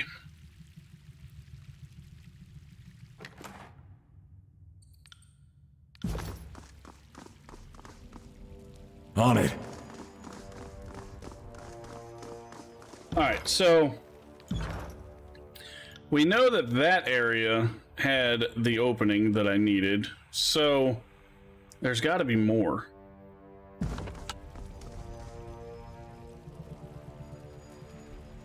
Alright, let's go back over here. I essentially want to try to keep pressing forward. But I also have to go backwards a little bit to see what's in the other areas. Because there's other areas that I still have to look at. So let's try to...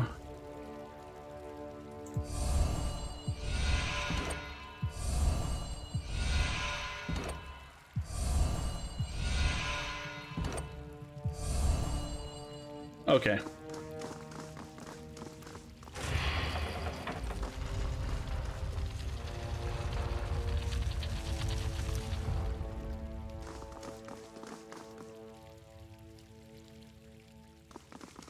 Well, this is different.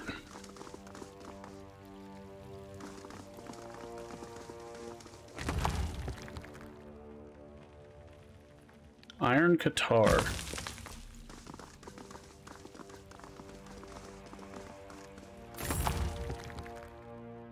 Heavy cloth sandals. Alright. Alright, Elaine. Another one, but you seem so well rested. The tranquil woman's empty expression shifts to a pained smile. Oh.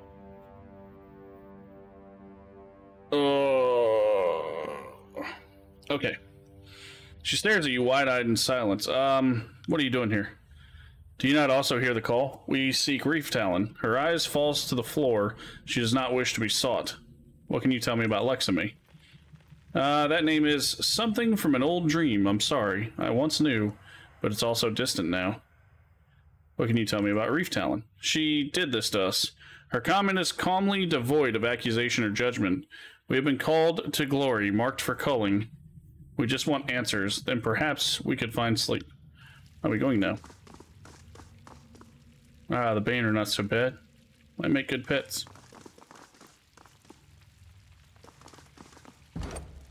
Watch me open this shit and then they start fighting with me.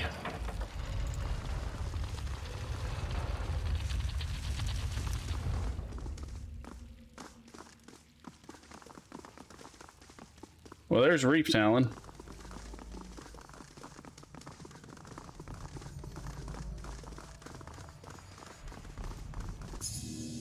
Ah!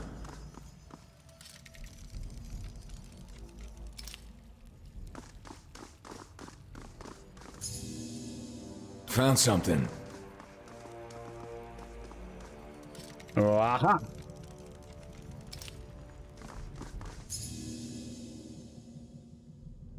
Curious.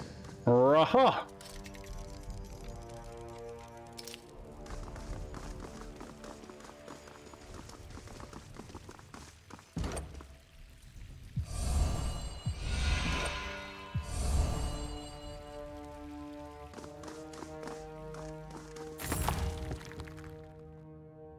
Okay.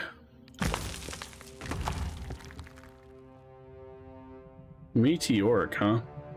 Launches 3 projectiles with increased range that cannot crit. Karen's relationship to his acolytes. Okay, so this is weird. Star Smite staff.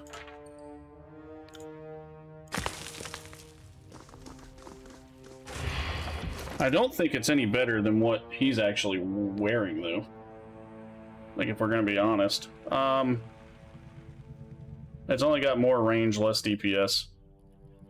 Now, what about the boots? Yeah, no.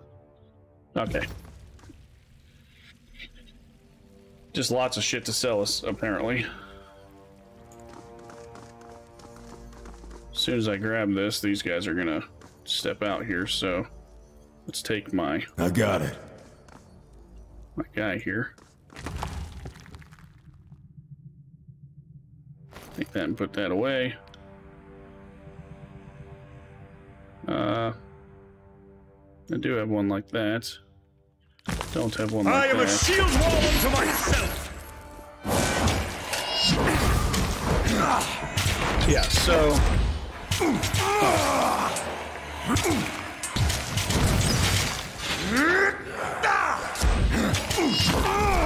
There's gonna be one hell of a fight when we go to fight the chick up there. The Submit beast. to me!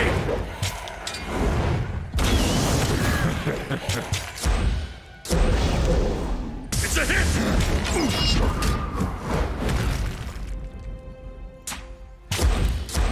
I need to make sure everybody's got... Oh, nope. Yeah, we're gonna have to rest.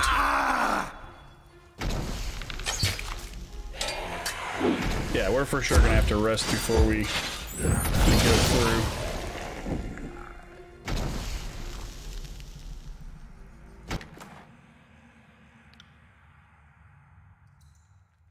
I'm carrying too much. Oh.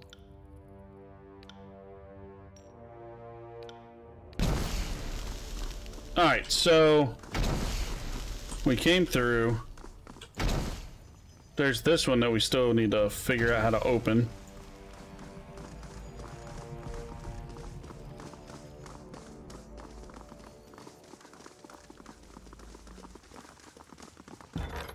Alright, so we're gonna save here before we have to go in there and get our faces wrecked by Reef Talon. Because I feel like that's what's about to happen, is we're just gonna walk in there and just get pooped on, so...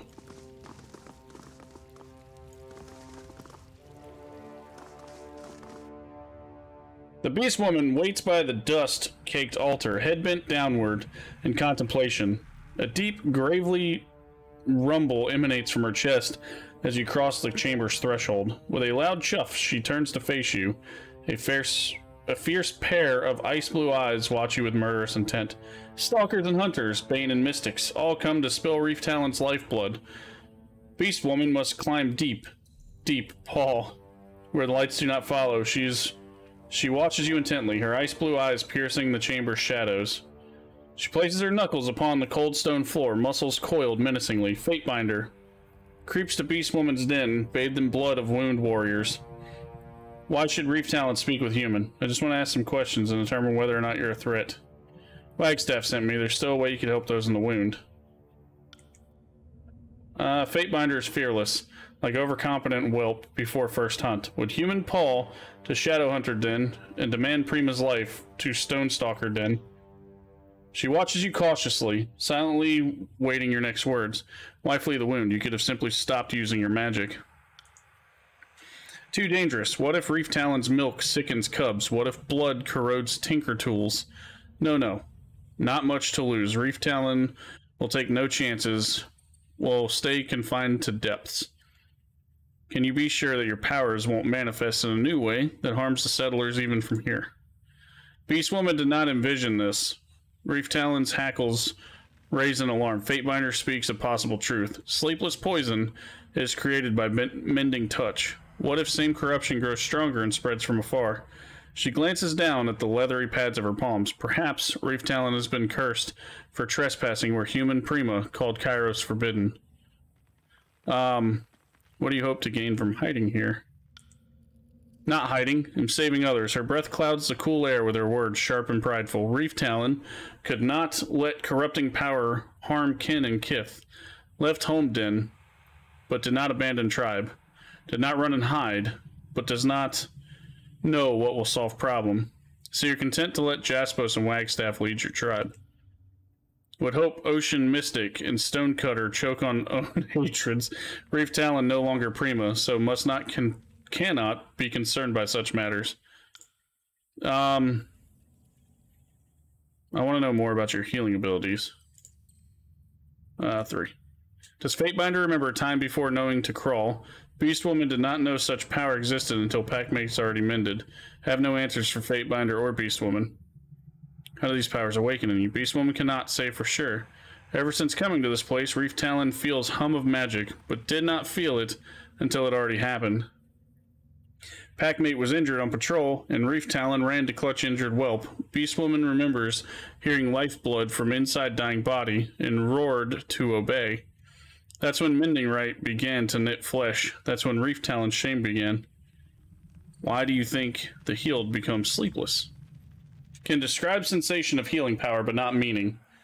When human lies on ground with lifeblood pouring from wounds, Reef Talon can sense blood rage inside dying creature. And when Beast Woman touches paw to human, Reef Talon can stoke blood rage to live longer. To demand blood keep pumping. I'm not explaining right. No, can't.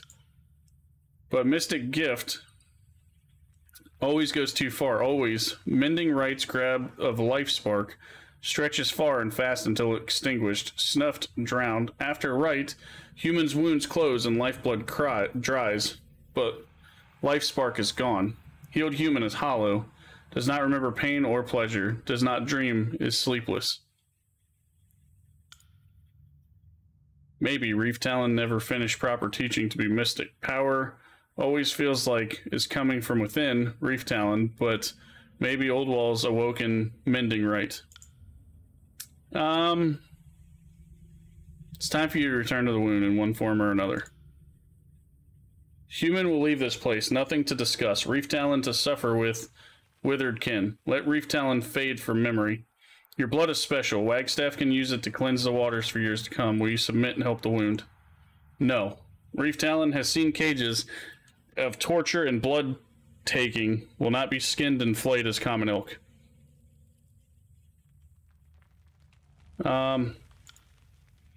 Reef Talon has already found packmates, mending rights closed, rips and tears, but left empty husk in place of human kith. Boone Tribe no longer accepts Reef Talon as alpha, or even lowly pack. Fatebinder speaks empty words that cannot be fulfilled. Okay,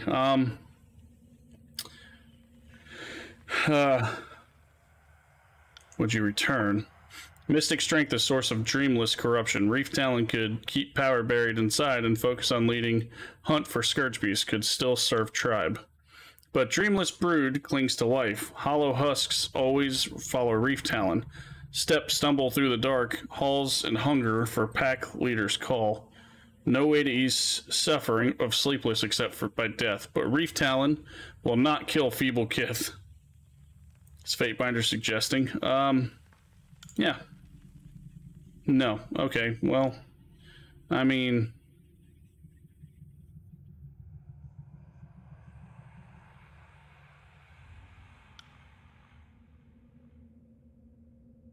yeah, let's just fucking...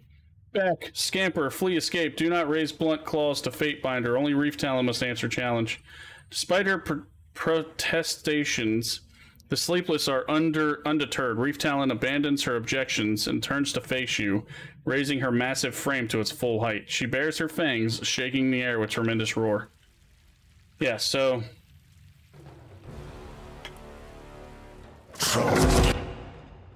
okay, so...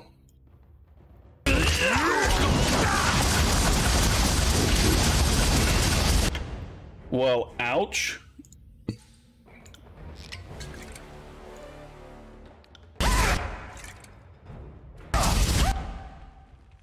Holy shit, dude.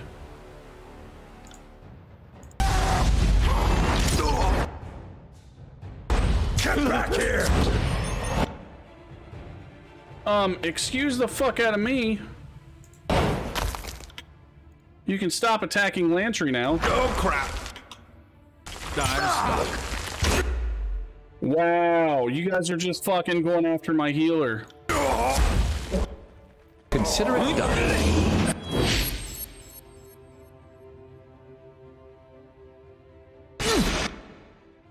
Who's almost dead, dude?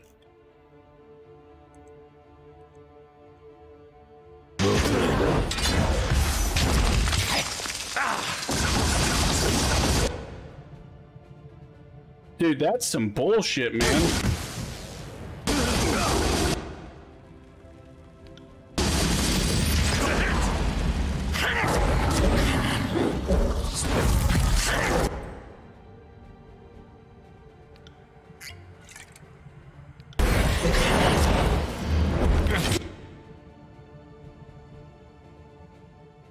I can't move. I'm trapped in place. Oh, come on. With the fucking rooted bullshit. I'll take that.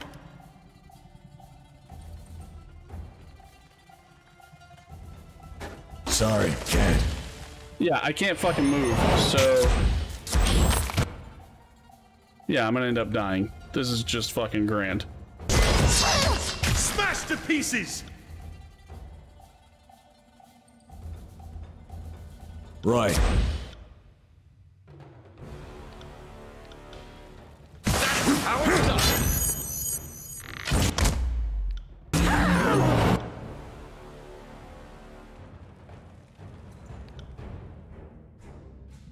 Also, I think the area... that's... yeah, it's a fucking shit ton of lightning.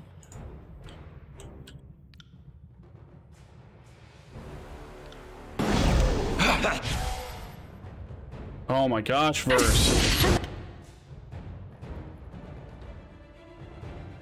Better, faster, and stronger. Count it.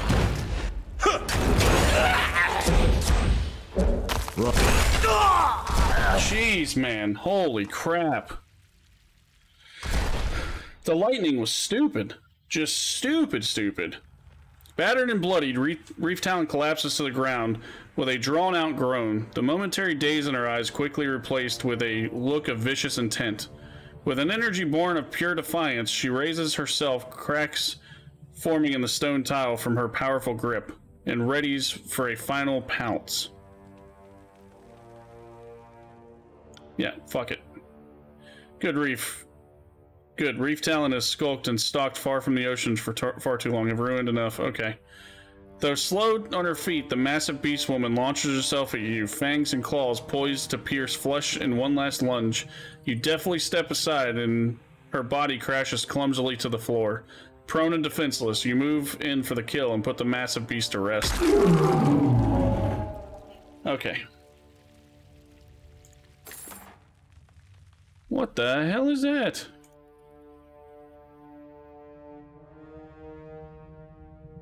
Primordial Blade Penumbra turns its victim's shadow against them, wrapping them in their own darkness and weakening them to the sword's ephemeral edge. The time the target remains afflicted by this power scales with what? What?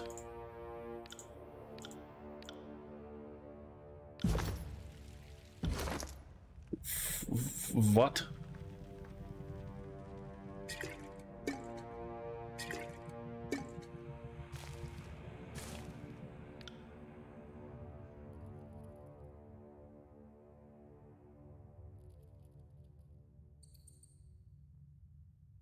This will be fun.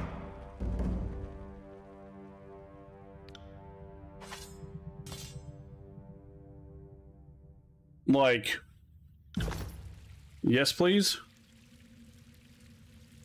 Right.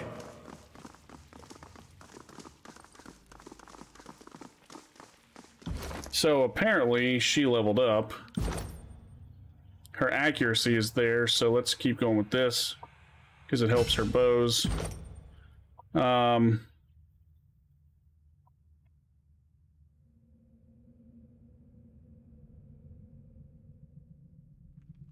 When superior to parry, use dodge skill to avoid incoming melee attacks. Also gain a bonus to defense against disengagement attacks. Yes, please.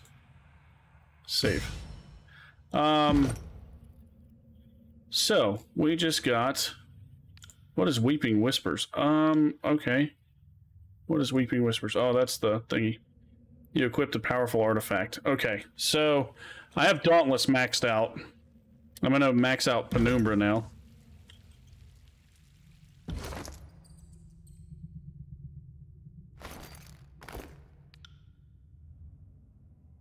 I mean, that sword looks cool as shit. So where does this one go? Does it go here? Sorry, can't. Can't do that. Like, how do I get over there? That's the question. What was that for? This keystone looks like it would fit in one of the teleporters of the Bastard's Wound old walls. Dark and hollow. So, okay. Return to Wagstaff. Alright, so I want to know how to get through that top portion.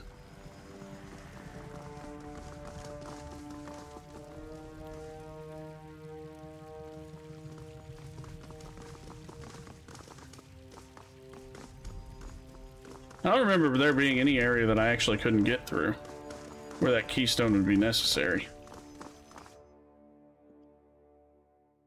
I really don't.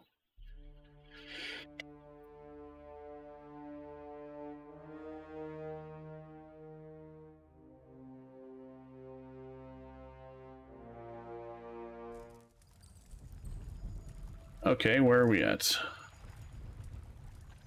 So we haven't gone through there yet because we haven't made it up there. Okay.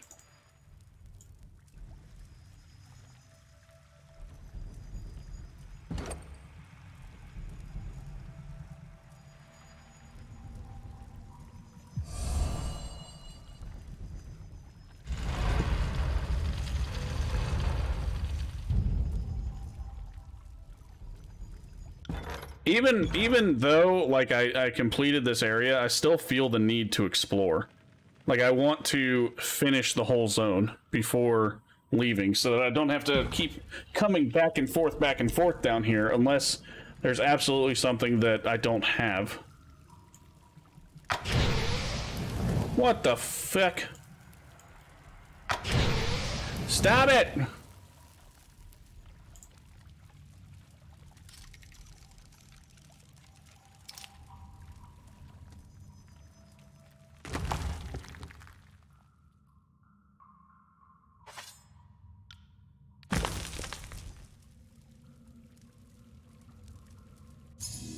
Curious. We already knew there was a trap there.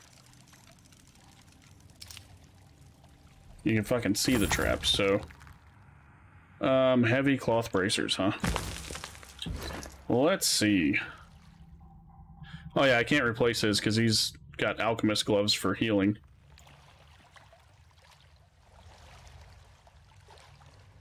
And then she's got those gloves. Okay, yeah, I can't replace it, so... I'm artifact equipping like a mofo, Mac. Just complete artifact equipping if I can.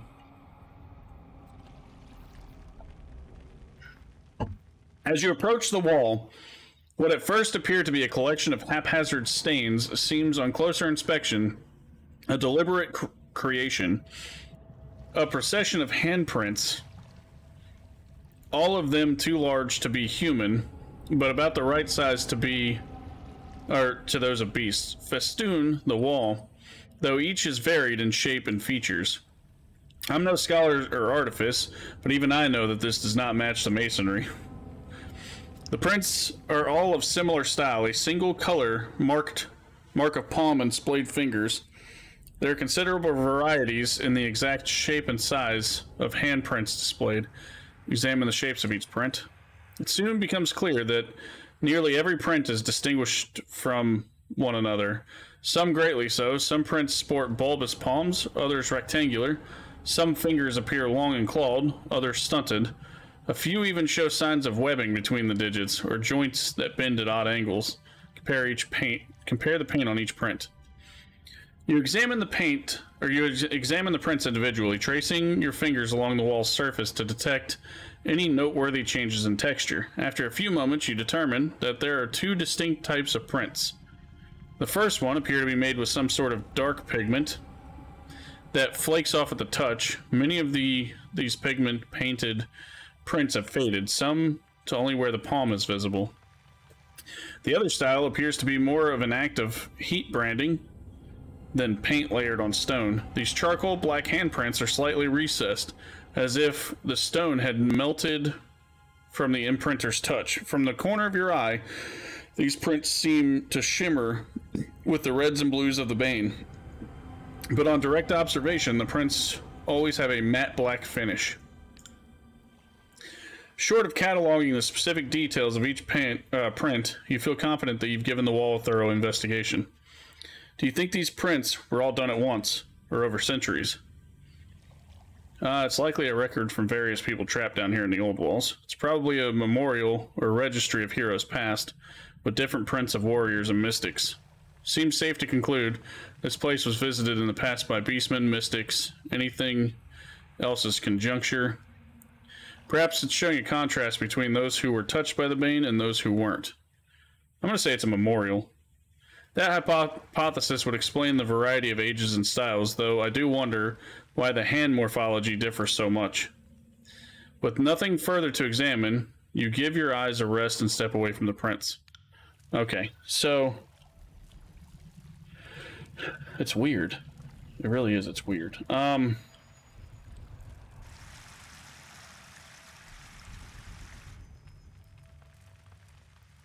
So there's obviously this thing that I still haven't figured out how to touch.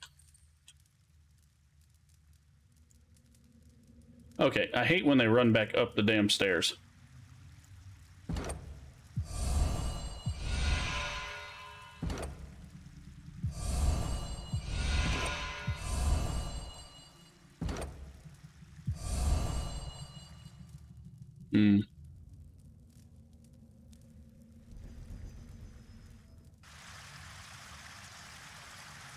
Okay, so there's still a zone that I haven't been able to get to, which is here.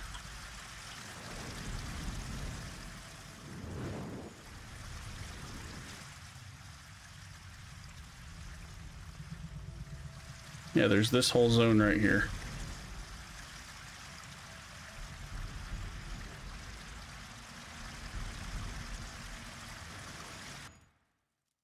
And plus, I'm still missing some paintings. So they gave me another touchstone, but I don't also know what it goes to.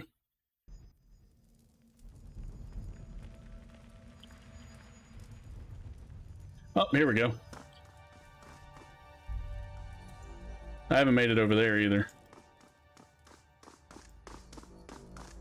I actually didn't play the DLC when I played Tyranny. Does it all take place in that section of I'm honestly not sure. I didn't even know this was the DLC. I suppose it's more efficient than throwing the keys. Less fun, though. Yeah, I honestly had no idea this was the DLC. I'm just kind of like going wherever the quests end up leading me. If that makes sense. Fuck.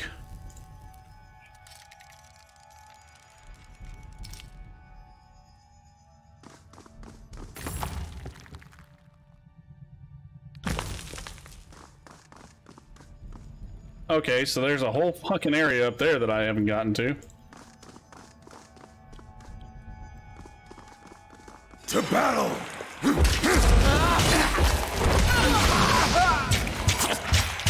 Yeah, I honestly had no idea that this was DLC. I literally just came down here to start exploring it, and New dent. pretty much to figure out what was going on down here.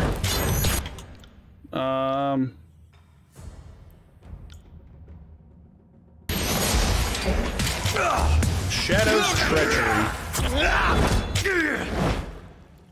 Oh, come on. They freaking feared me right as I was about to do it.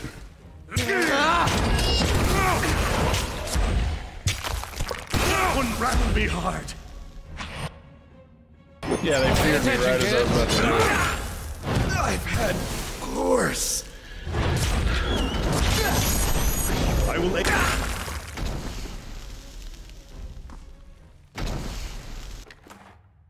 But yeah, if it is a DLC, I honestly had no idea it was DLC. But it makes sense, though. Okay, Sleepless. A gaunt, bewildered-looking woman stands precariously against the edge of the cracked platform. She rubs her bleary eyes impatiently and glances in varied directions with a befuddled expression. Where was I supposed to go? She turns rapidly in your direction. Hello, do you know the way through here? Careful, that's a long drop. Yes, yes, of course it is. I'm not some child about to tumble over with the breeze. She shuffles slightly as she speaks, brushing loose stone into the chasm below. I just need to find a way through, obviously. Are you lost? Clearly. I think I came from the teleporter nearby, but can't remember the way forward. She points into the yawning chasm at her feet. I feel like I need to head downward. It somehow feels right. Her eyes shut tightly as she's engulfed by a massive yawn. Need to find my way down, and then I'm sure I'll be able to rest. Is the teleporter still working? Which teleporter? That teleporter? No, don't be silly. I took the stone that operates it, so how could it be on? She chuckled softly. And here I was worried I had lost my mind. I need that keystone. She presses a small pouch close to her chest. But what if the way I need to go is back through the teleporter? I don't know the way down. It could be any direction. There are some stairs to the west. They may be what you're looking for. They are. Yes, that must be it.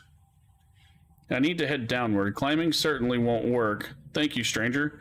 I won't be needing this. Safeguard it for me. She reaches into the worn pouch and produces a keystone, dropping it into your hands. I'll just rest here a moment before moving on. Oh, dude, I could push her over the ledge. Let me show you a fucking shortcut. I didn't do it. Thought about it. Thought about it for a split second.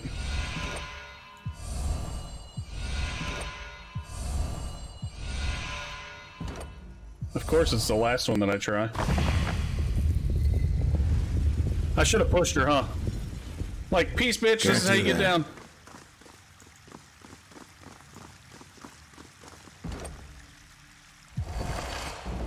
Sigil of Precise Action 5. So I have 5 and 4. Haven't found the other ones.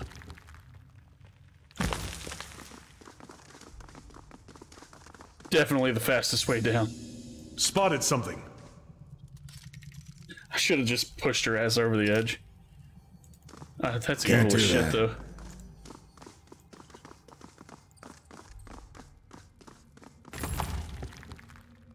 Heavy leather boots. Dude, I'm gonna have so much shit to sell.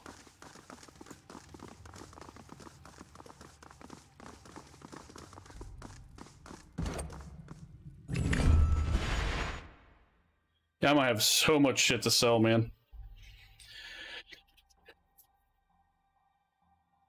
I'm doing what I can to explore the entire area.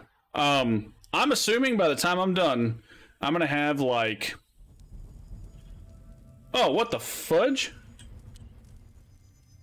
It brought me literally back out.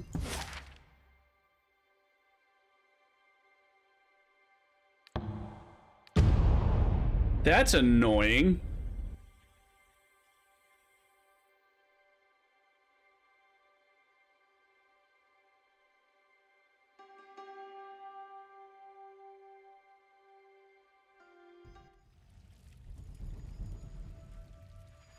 I need to find my way up here. Up here, up here, up here. Oh, okay, hold on. I don't think I got through to that teleporter, and there's something on the wall over there.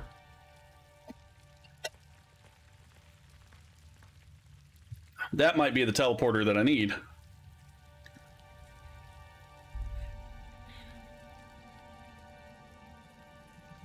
Oh, I need to go ahead and rest.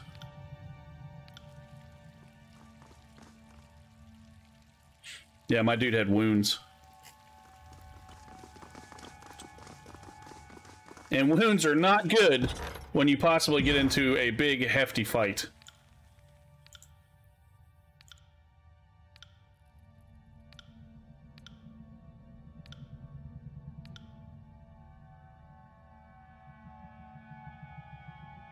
The music, dude. And the ambiance. Okay, so... let's try this one. Let's try this one.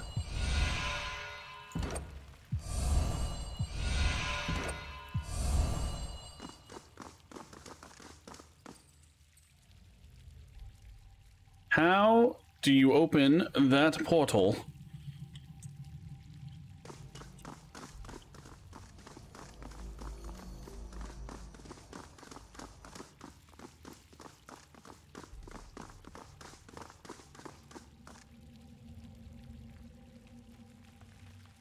Like, I can see it, I just don't see a way down. Sorry, can't. Sorry, can't.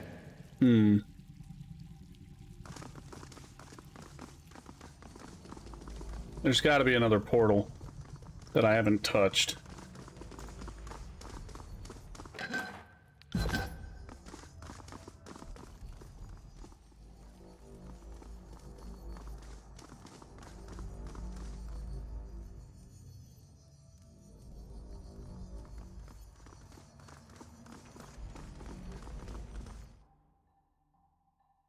I'm really confused.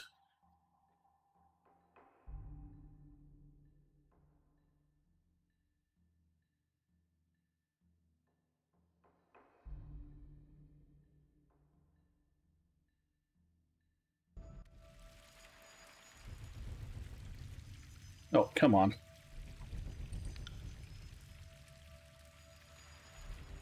Oh, so there's loot there, and loot there.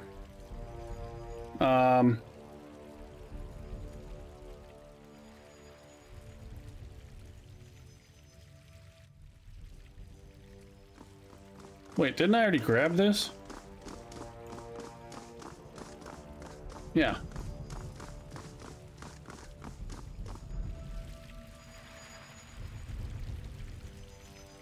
Yeah, so I'm kind of confuzzled about where the hell to go. There's a fucking area there that I haven't been able to open. There's a door here, but I don't know where to go to open it.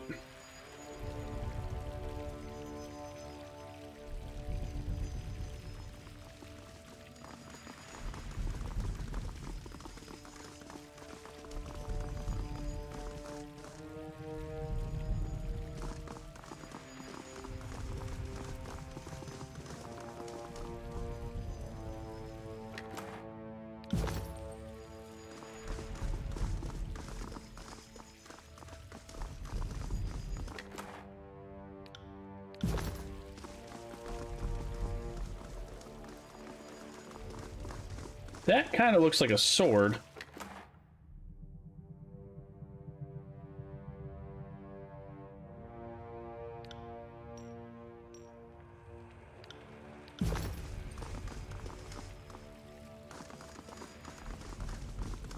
Like, I've got to be missing something, man. I have to. I have to be missing something here.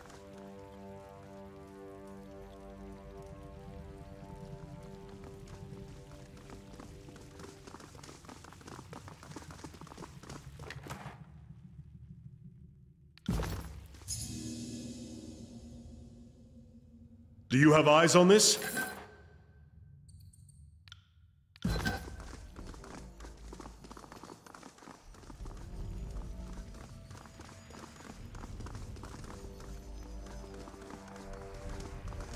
How do I get this door open?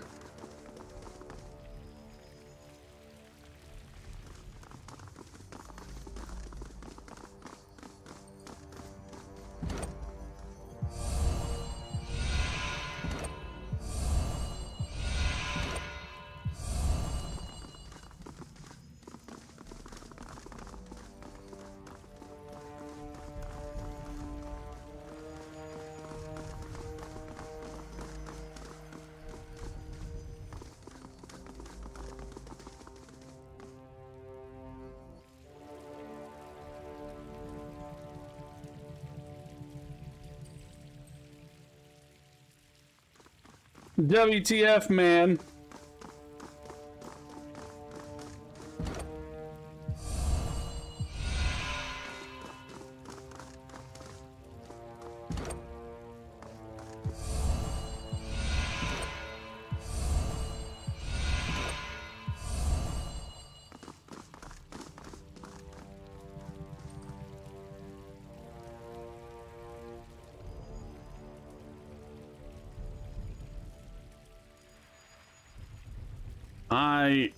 I honestly don't know.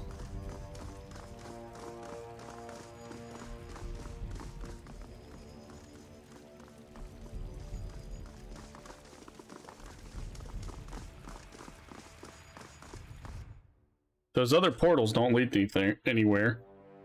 That one just leaves back out. Is there another portal in the main zone? Like, I'm literally just, like, super fucking confused here. Because there's this whole area that we can't get to. This whole zone.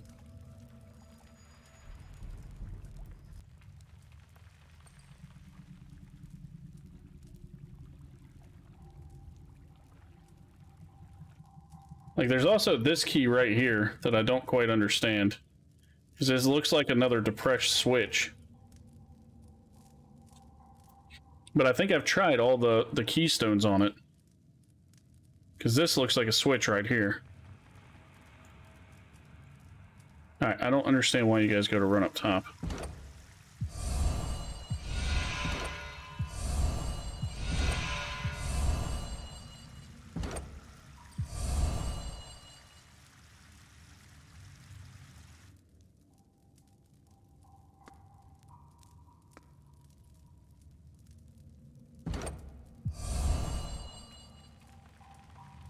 Seeing both of them run, Both of them run off of 2 switches, so...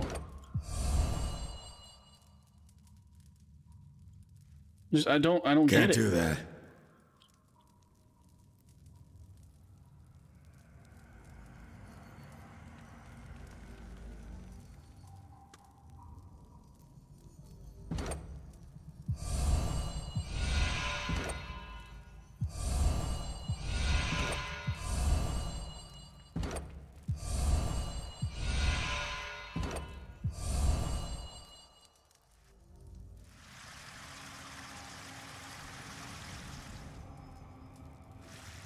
Oh yeah, I don't fucking know. No clue.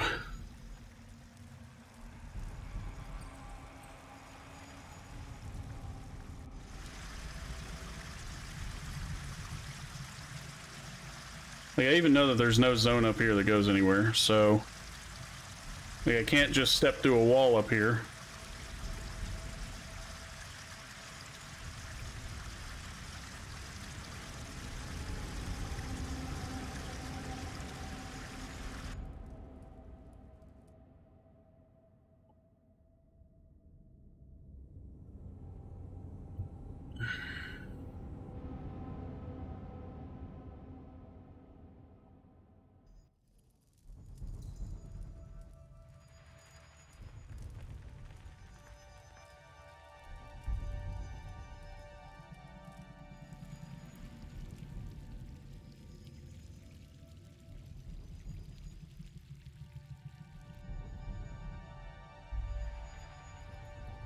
There's something here that I can't get to, and I don't know why. But I can't get to that.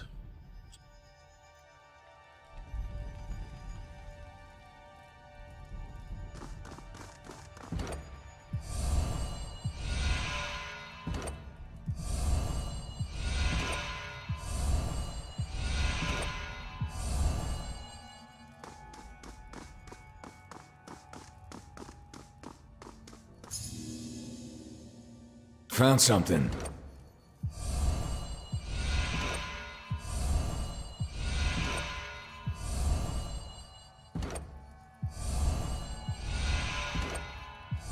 Can't do that.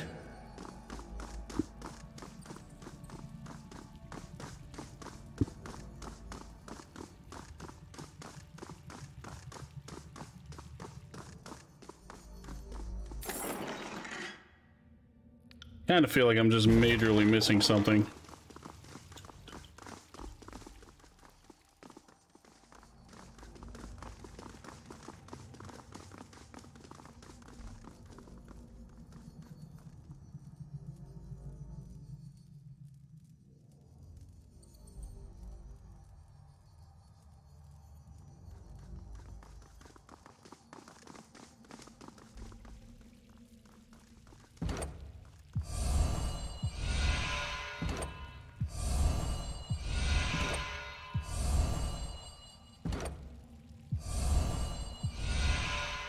Well, yellow's the one that's supposed to go there.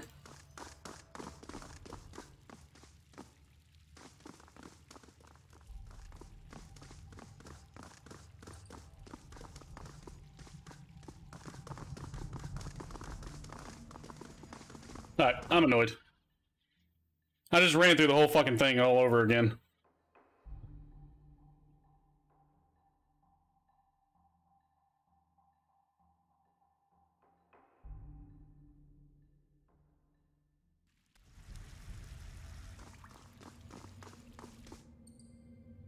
I didn't say your little filtering pots are entirely worthless. They're just worthless to anyone already sick. Only I have a solution for early stages of water toxicity. Wagstaff wrinkles his nose sharply as he catches sight of you. Fatebinder, you're back. Yet you return without Reef Talon. Where is she? She's dead as requested. I'll have my crew fetch the remains. Thank you, Fatebinder. You have done what is necessary to save these people. You have preserved scores of lives by taking just one. Are you done with your yammering? We have matters to settle. The 2 men lock eyes with their nearby attendants and aides gather in close ranks. Jaspos and Wagstaff, as well as their assorted followers, all appear ready to fight. What's going on here? Just some long overdue sorting of affairs, I suppose you could say. The good Tidecaster and I seem to have similar plan for Reef Talon. More to the point, the Forgebound Master and I have mutually exclusive plans for the settlement. The wound needs one leader only. Both men stare at each other with sneers and puffed up posture. Nearby citizens look on in terrified silence as the crowd bristles with violent anticipation. If blood is going to spill, perhaps this should happen elsewhere, away from the community.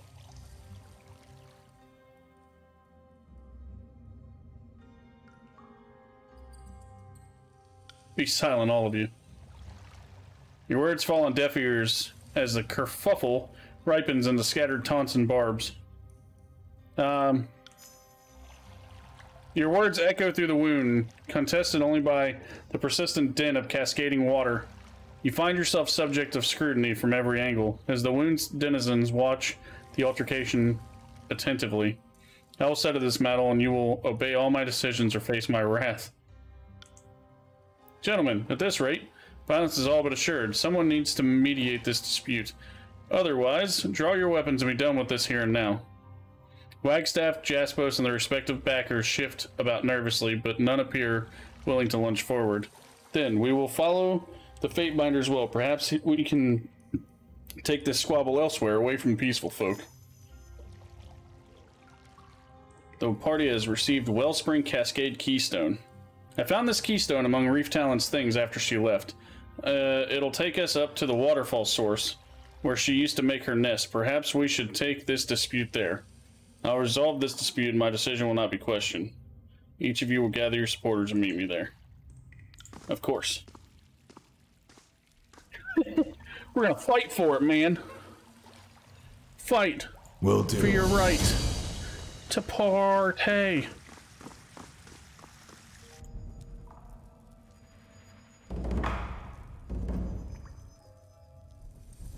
So there's actually a thing there. I didn't go into this one yet. So I wonder what's through this one. Oh, that one takes me to whatchamacallit. I think this just takes me to the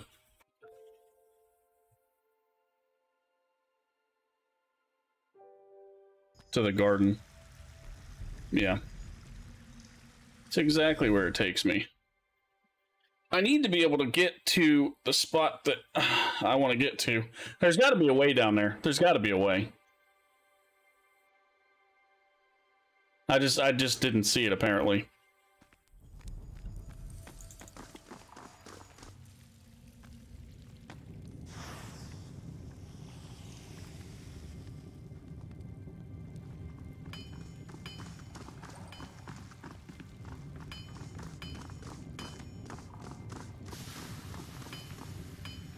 I don't know if this guy sells things.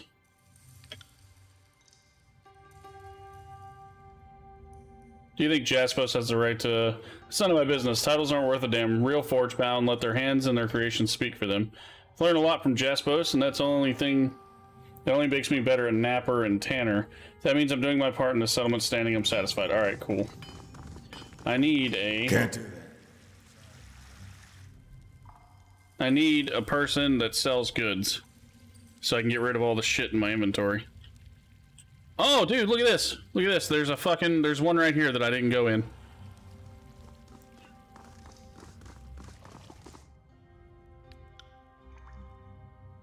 See what you have to offer. Okay, so... Sell. Sell. Sell.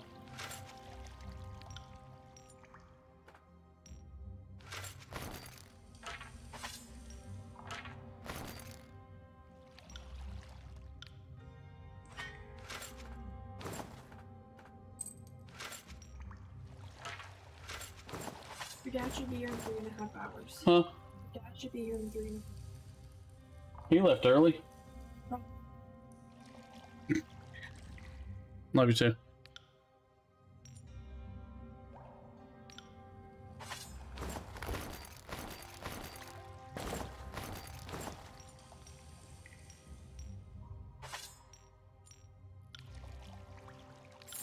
And we're good. Let's see if I can get down into this one. Nope. I knew there was one there, though. Why does it keep bringing me there instead of to the map?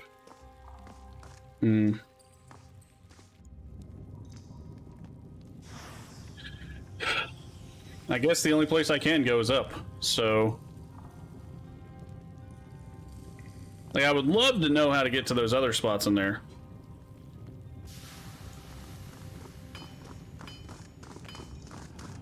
Let's go ahead and save real quick before we head up there. Delete this, and delete this.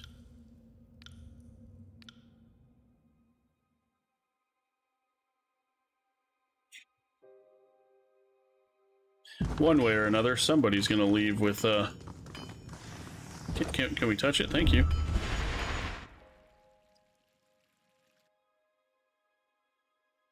Somebody's gonna be ruling this, so...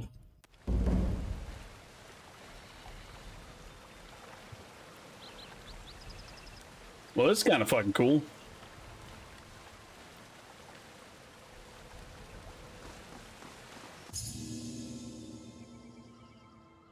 You see what I see? Iron Great Axe. That's how we make some money, man. It's all the loots.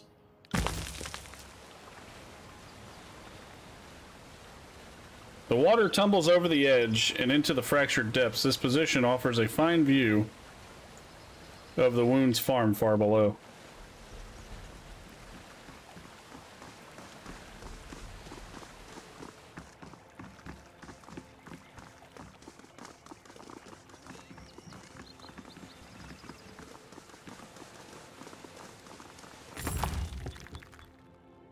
A nobleman tunic. Bumblebee tuna.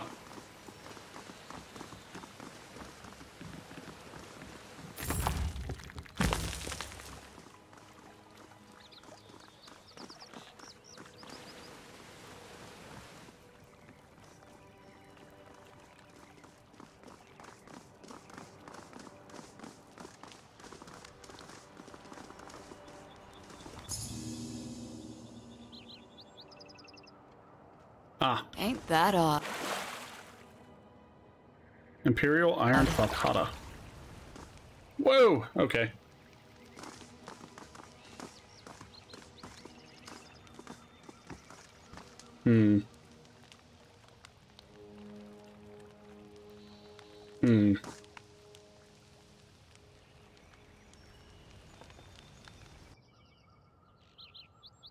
Mel, the spray from the nearby waterfall blankets the overlook with a chill mist. Perched high above the settlement, a sizable crowd of Wagstaff and Jaspos loyalists have gathered in support of their chosen leader.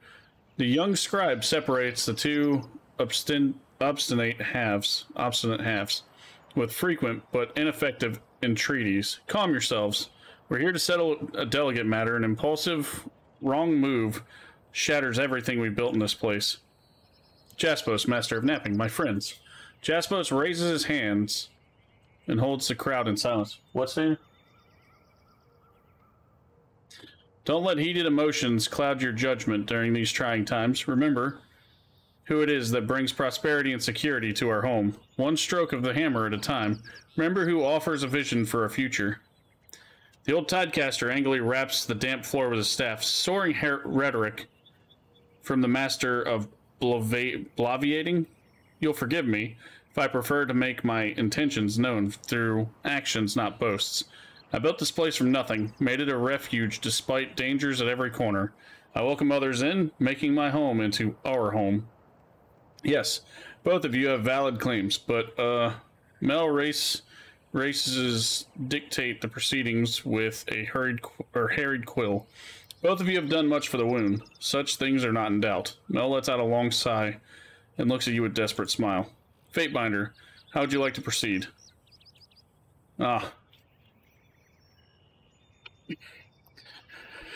Jaspos, the floor is yours. This secluded refuge of stone is my natural setting, and I, expert of all things stone, the natural leader. Jaspos smiles and begins to pace in a circle, taking the opportunity to address the crowd more intimately. Not a day passes that you don't set foot on a bridge that I built. And to whom would you turn if these corridors began to crumble? Perhaps the Sleepless just needed to listen to you a little more. But first among all concerns, water. Now, Wagstaff and I each have our own methods of providing you with safe, drinkable water, but with my stone sieves, I've been able to produce more and faster. The fact has never been in question. With Reef Talon, the simple sacrifices of a few of her bones would allow me to complete a purification process capable of providing water for decades to come. Unless we want to set ourselves up for future conflict over clean water, this is the only way forward. You haven't supported me in the past, Fatebinder, but I'm literally in business of building bridges. He chuckles. Sure, you have the vision to see that the path I'm proposing is best for all of us. Forgive me, it's quite a lot to take down at once. Have you anything to corroborate or contradict Jaspos's claims? Tidecasters have deadly magic, the type needed to hunt the Bane. How's your crafting magic any better to gift to the wound? You claim a title you haven't earned, and had me claim tools not your own. How is anyone supposed to follow a man of such deceit? Well, yes, I see myself above the staid traditions of Forgebound, and yes, I was not fully forthcoming at first, but he turns from you towards the crowd. Have I not poured the fullness of my days into our success? You know I can be trusted. Don't let my personal squabbles with this outsider taint the truth. Anything else you wish to add? Yes. Aside from the bridges, the tools, the sieves, yes, Wagstaff is a formidable opponent. But he is just one man. I can provide equipment for all our hunters, ensure that nobody dies because a bridge falls to ruin. Together, I can help us all fight the Bane. Otherwise, you will always be dependent on Wagstaff for your safety. Is that really how you want things to be? Anything else? No. Illuminating statements all around. What of Tidecaster Wagstaff? Do you wish to ask him anything? Speak. Explain while you'd be better for the settlement. Okay. Are we really going to do this? Fine. Everyone here knows me. I've been here since the wound was little more than a band of frightened children, afraid of this new home of ours. Living here is a never-ending test. If the Bane don't kill you, the water will. My magic has saved many from early stages of the withering rot. How many of you wouldn't be here today without my help? How many will be here tomorrow without it? With Reef Talon's blood, I'll have the regents necessary to keep us all safe for years. Combined with my crew protecting us from the Bane, the wound will know peace and security under my command. Jaspos will fill your head with some glorious future for the wound. I won't. I happen to have the gall to think that a simple, quiet life where we're masters of our own destiny is worth more than a mountain of rings. This family stays strong and safe if we take careful, measured steps and protect our own. I know I haven't had your unconditional support, but I trust you understand what I've done, and will continue to do for the good of this place. I would like to think my actions as a leader speak for themselves. Noted. If you have anything to say about Wagstaff's account. Jaspos is a skilled mason, and this place is mostly stone. What do you offer that Jaspos cannot? I will not speak poorly of Jaspos's craft. His contributions are numerous and admirable, but his stone-splitting strength is meaningless against the Bane. And need I point out, we are as surrounded by water as we are stone. Can Jaspos help us if this place begins to flood? I think not. Anything else? Yes. You sent me to kill someone while withholding your true intentions. Honesty doesn't seem your strongest trait. So, I will lie to you or to anyone else if it's in the best interest of the wound. The old man shrugs with a scowl. Leader must be honest to his followers, but only a foolish leader reveals everything to outsiders. Moving on.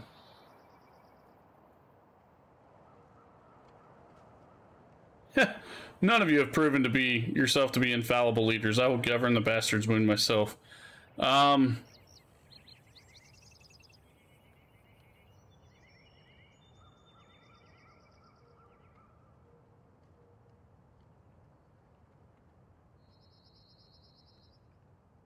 Fuck it, Wagstaff. I'm honored, Fatebinder, and taken aback. Half expected you'd shut down this little village of ours and lop our heads off for the exercise. To think you didn't trust me with this.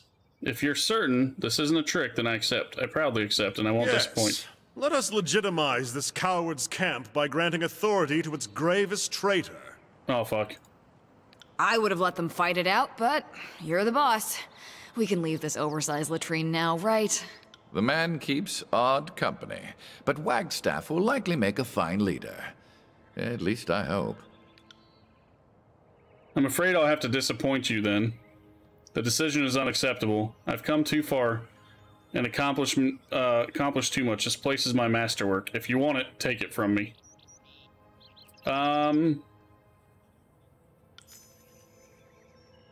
Embarrassing to be humbled like this before you all. And yet, that's the sacrifice I'm willing to make. I know I deserve better than this, but I'll accept Wagstaff's leadership if that's what's needed to keep us moving forward. I guess that's the closest thing to humility we'll see from Master Jaspos. Still, it is appreciated. We all have a role to play, and oftentimes it's unglamorous and rote. Same goes for me, but if we watch out for each other and make our choices carefully, we'll make it. My thanks, Fatebinder. Alright. So, that's done. My magic carved the original swap the safety from the Bane and let the first of us cling to life. I put my efforts into keeping this place alive, but I mean, what else am I doing aside from flirting with the lasses? With what years I have left, I will guide the wound through rough and through calm. Thank you for your trust.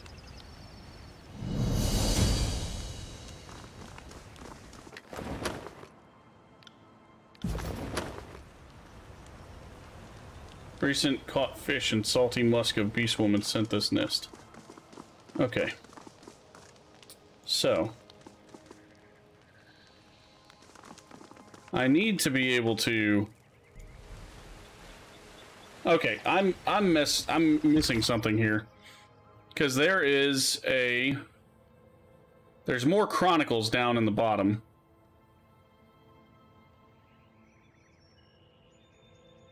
Once you have gained access to the lower sections of the Bastard's Wound Old Walls, continue your search for the chronicles. So there's one more chronicle, I think, that I have to find. And it's probably in an area that I can't figure out how to fucking get to.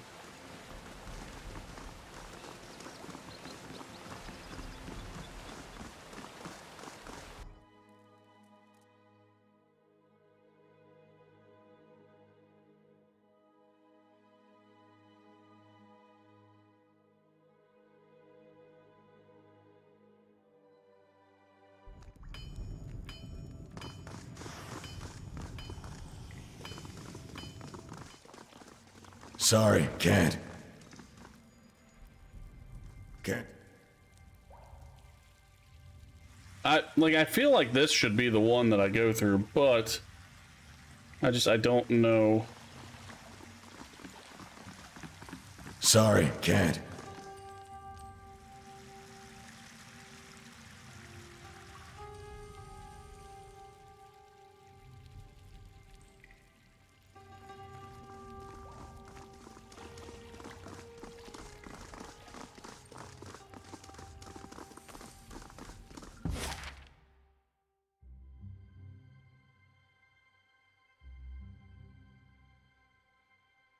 Okay, so we got Fractured Depths, Darkened Hollow, and the Abyss.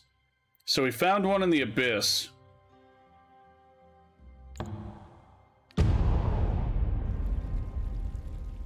I don't think there's a way for me to go anywhere here in this one. I think it's going to be in that second tier somewhere.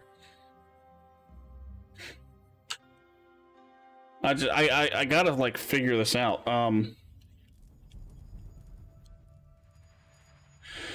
Okay, hold on. I might just look something up. Fractured Depths, Hidden Areas.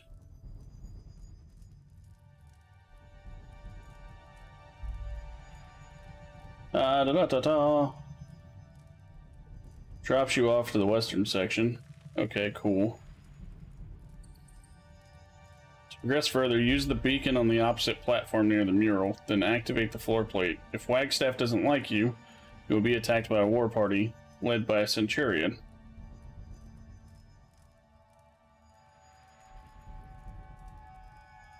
The final mural is accessed from the abyss. After talking to Reef Talon, the area has a hidden brick with a level 4 sigil of cyclical energies.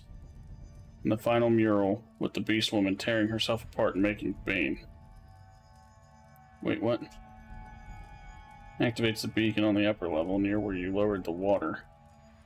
And just interact remotely with the wall plate.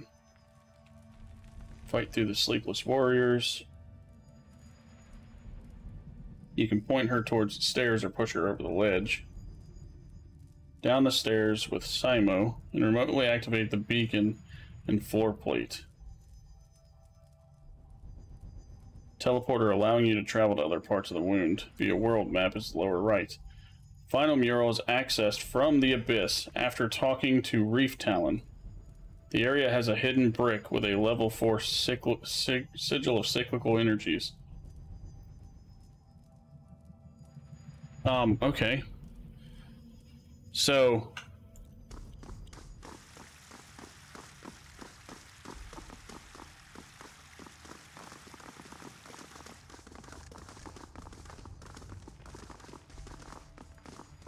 Can't do that. Can't do that.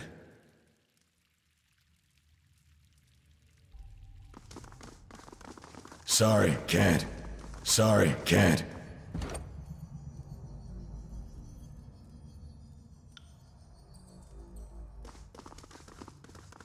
Like, how do I get down to this, though? Because that's where it's telling me that, like, this is the last one. Can't do that.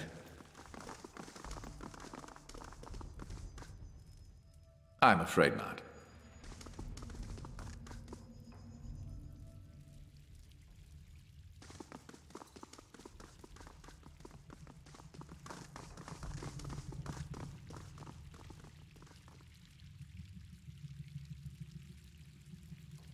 Because I'm assuming that I should be able to fucking pull that across. And then, like, be able to get over here to activate that shit. That's my big assumption here, and I don't know how to get it across. Can't do that. Oh, I see this right here.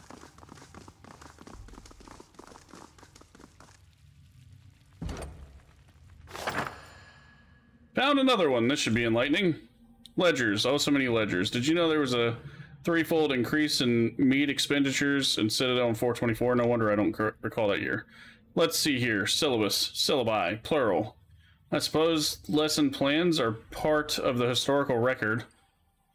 My painful memory aside. Oh, look. Multiplication tables are the triangle proof. All three. 4 of them.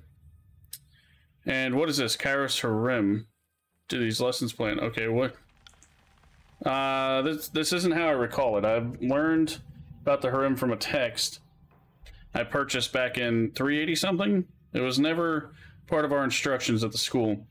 I mean, most of us knew the harem and would tell variations of it at parties, but it was never a pedagogical tool. You seem oddly upset about a jumble of old lesson plans. I am. I know it's pedantic, but it's just not right. I get that we should preserve knowledge, and any mathematical proof is worthy of archiving. It's just there's something. He tugs at his beard with a growl. While it's true we were connoisseurs of any treatsy, never in all my years did I use many of these exercises in my actual lesson plans. Probably the biggest of Kairos Affectionato in all the Velium Citadel, and I can say with certainty that these elements of Kairosian math were not standard teaching. I see how minor this detail must seem, but it's a lie all the same. Well,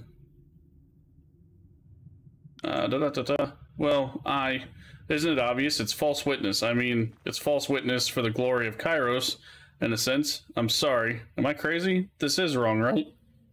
Suppose you're the only person left alive who knows or cares how accurate these records are. Must the accounting be perfect? The old man taps his chin, lost in thought. I see your point. Without the reputation for honesty, anyone finding these writings will think it's as questionable as any other text. Still, this goes against decades of academic rigor. Well, I've seen enough for now. Okay. With various scrolls tucked under his bandolier, Lantry feigns collapse under the burden, then steadies his balance with a smile. We could continue scrounging the area, but considering the small mountain of parchment I'm carrying, I think we found all we're going to find. I wish Lexim had talked to me before going through with this nonsense. So you disagree? All of it! By tampering with passages of the Chronicles, she casts doubt on every text that bears her script. I'd rather subject every volume of the Chronicle to the Edict of Fire than violate the integrity of the project. There certainly was a time when she meant everything, but you must think me a monster to hear me say this. Just know that, well, seeing her in the state she was in, unable to sleep, unable to sign magic, unable to be herself. Don't quote me on this, but perhaps it's better that she's found peace. When next we're back at the Spire, I have a fine evening of inking, rebinding, and cataloging ahead of me. I can hardly wait. I'll have plenty of work ahead of me editing out the inaccuracies. But it's the sort of toil I enjoy. Perhaps we should have words with Mel. Despite my renewed faith in historical accuracy, perhaps we can spare Mel the burden of this detail until the grief of her death is a more distant memory. My thanks for entertaining this matter. I know it's all old parchment to you, but it feels like nearly half a century of obsession to me. Now, where were we? Ah, yes, ever onward. Okay, so...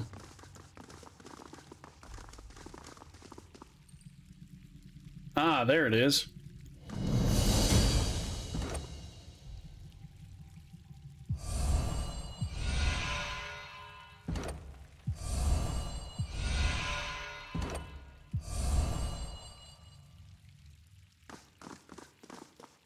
How do I get that to press it? Okay, that's annoying. So the only one that works down here is Lazu. And there's like a depression right there that I can't press. How do I get to it? That's the question.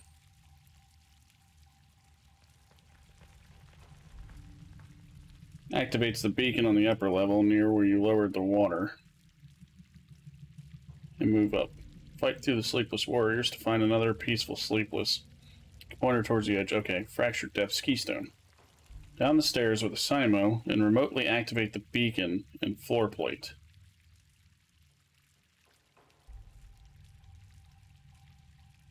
And a teleporter unit allowing you to travel to other parts of the wound via world map. It's to the lower right. Final murals accessed from the Abyss. And we're not in the Abyss, we're in the Fractured Depths. Okay, hold on.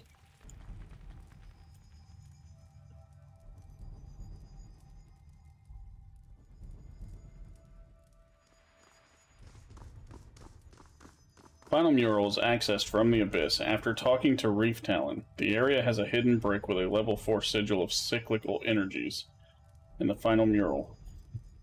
Like, that just doesn't make sense. I've went to her, and I don't see a way to get over to this fucking mural.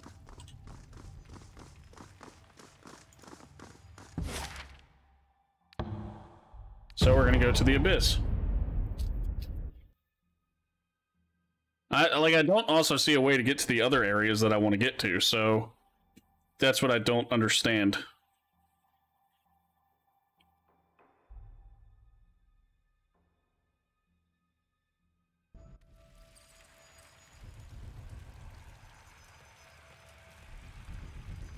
Okay, so there's undiscovered areas. Okay, stop, continue.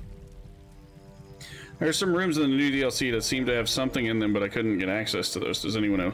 Some of the rooms in the old walls are only accessible with keystones from other old walls, so you need to come back there after doing those quests. If you're on a route that takes you to those places. I think those are used in side quests about the blood and bones. There are teleporters in the Bastard's Wound hub. that lead to them during quests. Yeah, I can't reach the one on the left either, but the one on the right was made accessible after I got more keystones. I have the same issue with the big mural in the teleporter circle in the lower right hand of the Fractured Depths map, where I can't access it.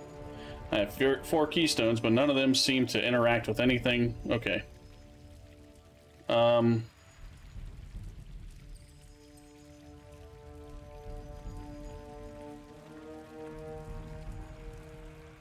Yeah, I don't, how the fuck if I know. I was expecting to be able to get through up here, and I don't see anywhere that I can actually get through up there.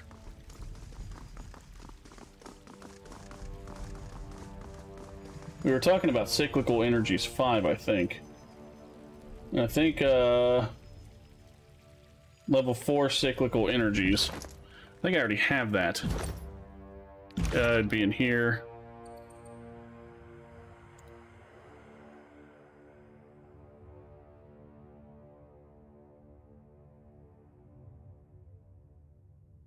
Bounding bolts.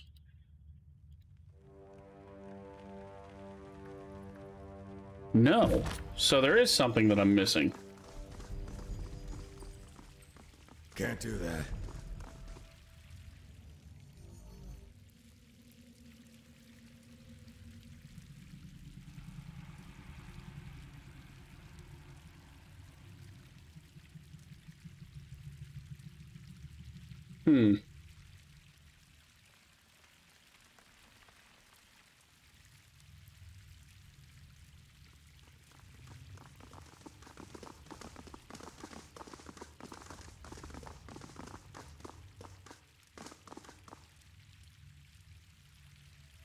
See this over here? This is where I'm trying to get to. There's a teleporter plate right the fuck there, too.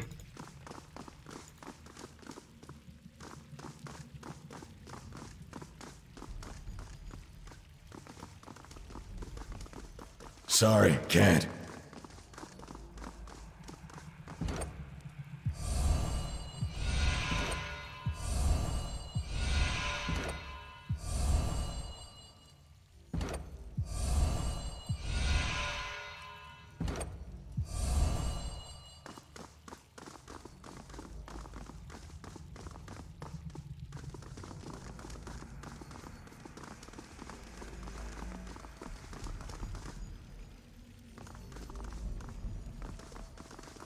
Trying to figure out how to get this plate right here to activate.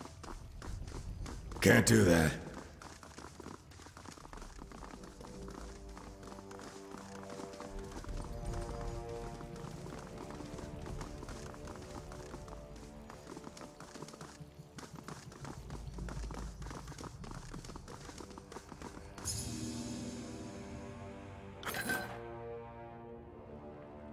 That's just old water. Sorry, can't.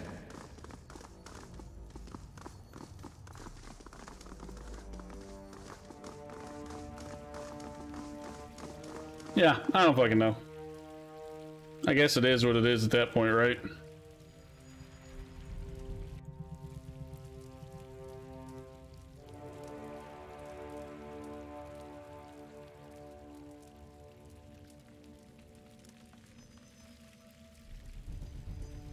Tired of running in circles.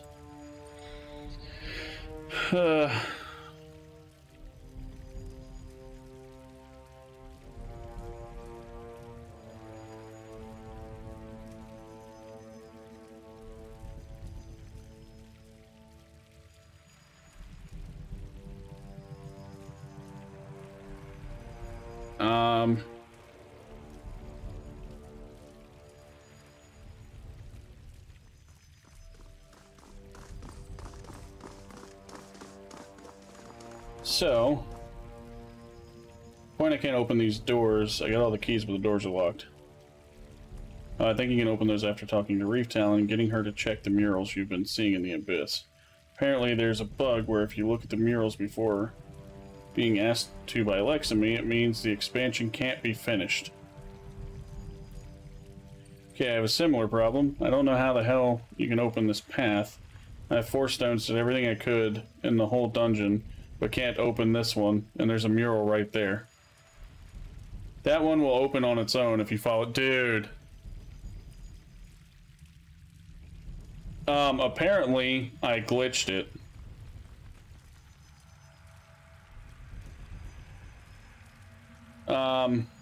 I think you can only open those after talking to Reef Talon and getting her to check out the murals you've been seeing. Apparently, there's a bug where if you look at the murals before being asked to by Lexamy, it means the expansion can't be finished.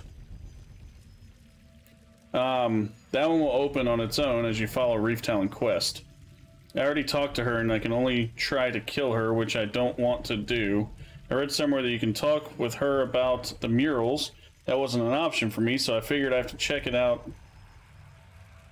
Were you sent down to find her by Mel, or sent down to kill her by Wagstaff?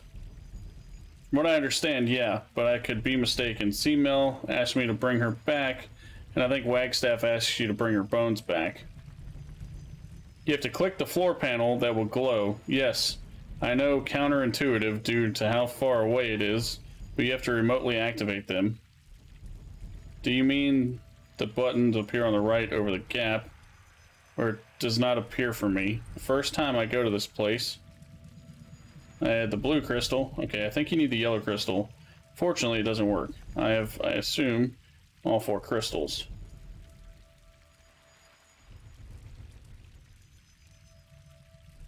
Yeah, see, it glitched out for me apparently. Because I have everything. I have everything that I need, but it glitched out. So, I can't complete that quest down there. Which is why it wasn't letting me click that thing on the other side. It apparently is glitched. That's kind of shitty. That's really shitty.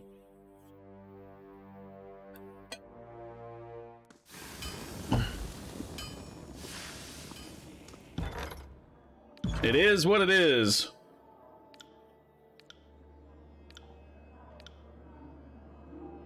So I guess I know if I play it again, don't look at the murals. Talk to Chick first before looking at the murals. I was looking on Reddit, Mac.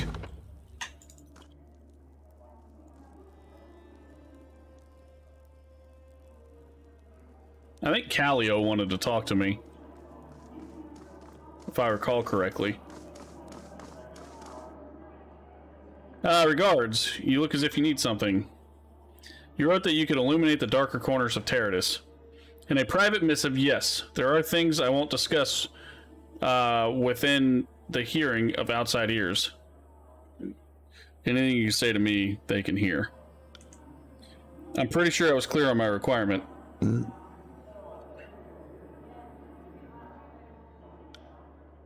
I suppose not every conversation needs to be recorded. As you wish, and suit yourself. Okay, I confess no small amount of curiosity. I peek into my share of shadows. And sometimes I scrounge up a secret. What excites your interest? I'd like to discuss the Archons and their forces. Entirely understandable, given the circumstances. How can I enlighten you? Why are the disfavored so obsessed with their breeding? Stabbing straight at the heart of it, are we? Short answer is Graven Ash and the entire tribal culture that he martyred himself to defend. That tribalism is clearly part of their strength, if not how they're bound to the Archon of War. Of course, each sentiment's undermined attempts at occupying the tiers. Were it not for fear of the court, I wonder if he'd eliminate every last tiersman to establish his version of order. If you want to speak at length about the disfavored as a military force, though, I'd recommend Fatebinder New Novel or Ash himself. Okay. Ta-ta-ta. Thought you might have an interesting take on the matters of the arcane. And you came to me. Don't let Fatebinder of Lore know he'll never forgive you. What answers do you seek? What can you tell me about the spires? You've awakened a spire, looked out from the height upon the tiers below. I would think you could tell me more about them than the converse. I suppose I can tell you that they exist across the whole of the Overlord's dominion. Dozens of them, jutting up from the lands and grasping at the sky. They can certainly be toppled. There are a handful of ruined spires in the Empire. Tyranny has changed since they were constructed. Some spires have been swallowed by the mountains, others by the seas. There's one sticking out of the water off the the coast of the island due north of here. Hope to see it someday. Okay. Okay, so, yeah. Cole, stop it. Holy crap.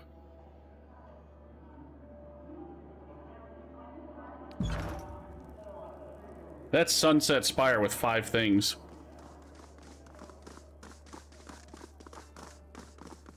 Alright, You Tunon, return what do as you want? summoned, despite the weight of responsibility on your shoulders. The court appreciates your devotion to our good work. It should come as no surprise that your activities are closely monitored. As an extension of Kairos' law in the frontier, your progress is a topic of some interest. I sent you on a mission to bring order to the chaos of this civil war.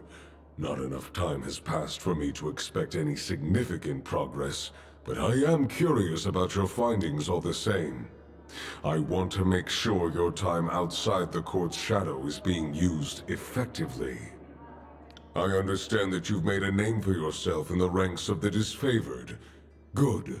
With the confidence of his soldiers, you should have no trouble rooting out corruption or chaos in Graven Ash's elite legion. I'm happy to be an asset to Kairos' forces and to pull chaos out of the root. That is all this court has ever demanded of you.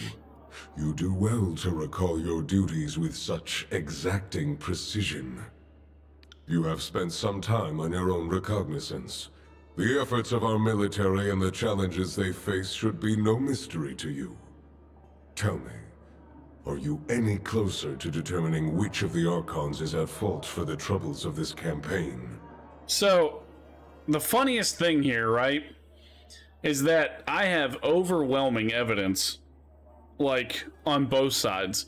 And I have way more evidence on Graven Ash than I do on the Voices of Nerit. But I'm going to say the Voices of Nerit.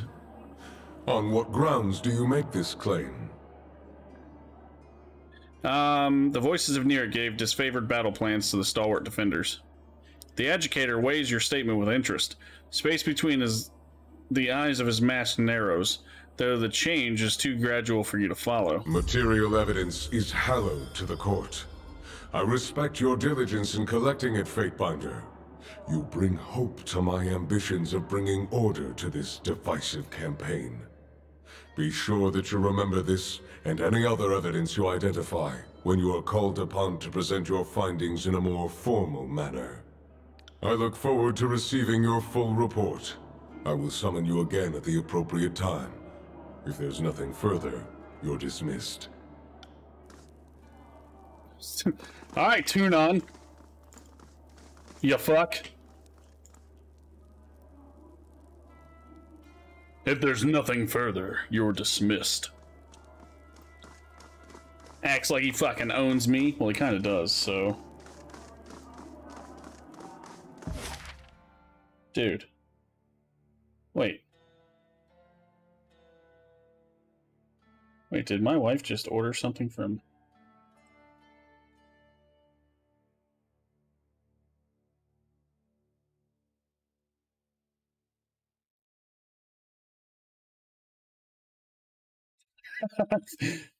I think my wife ordered some stuff from Publix under my account. That's kind of funny, not gonna lie.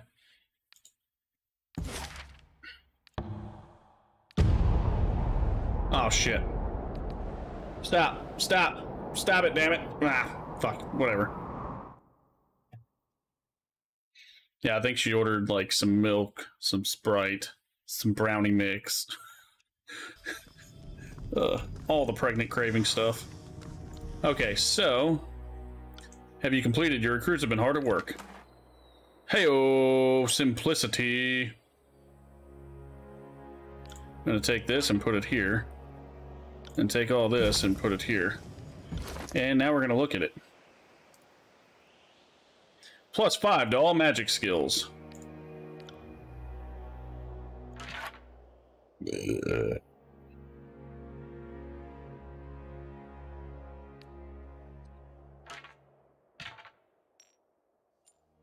Alright, I'm gonna see if I can upgrade simplicity.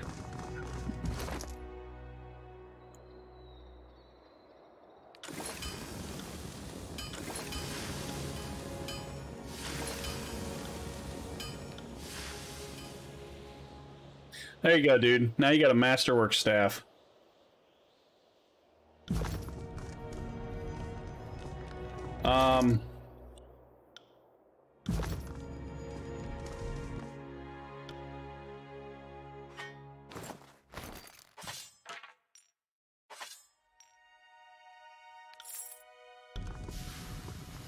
I don't think I have any training. Oh shit, I do. Okay. Yeah, I think I've got somebody that trains lore somewhere. Lightning, metal armors, unique weapons. Force, use of magic staff, control gravelight, control illusions. That's it. Phila. Phila at the Ocean Spire.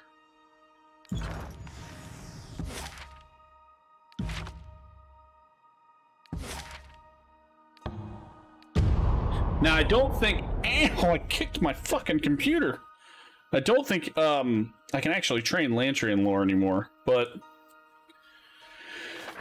It is what it is. So, Phila, where's Phila? Phila is way up here.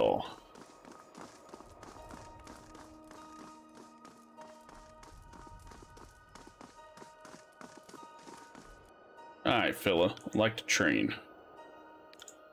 Nope, no lore. But we will train him in that.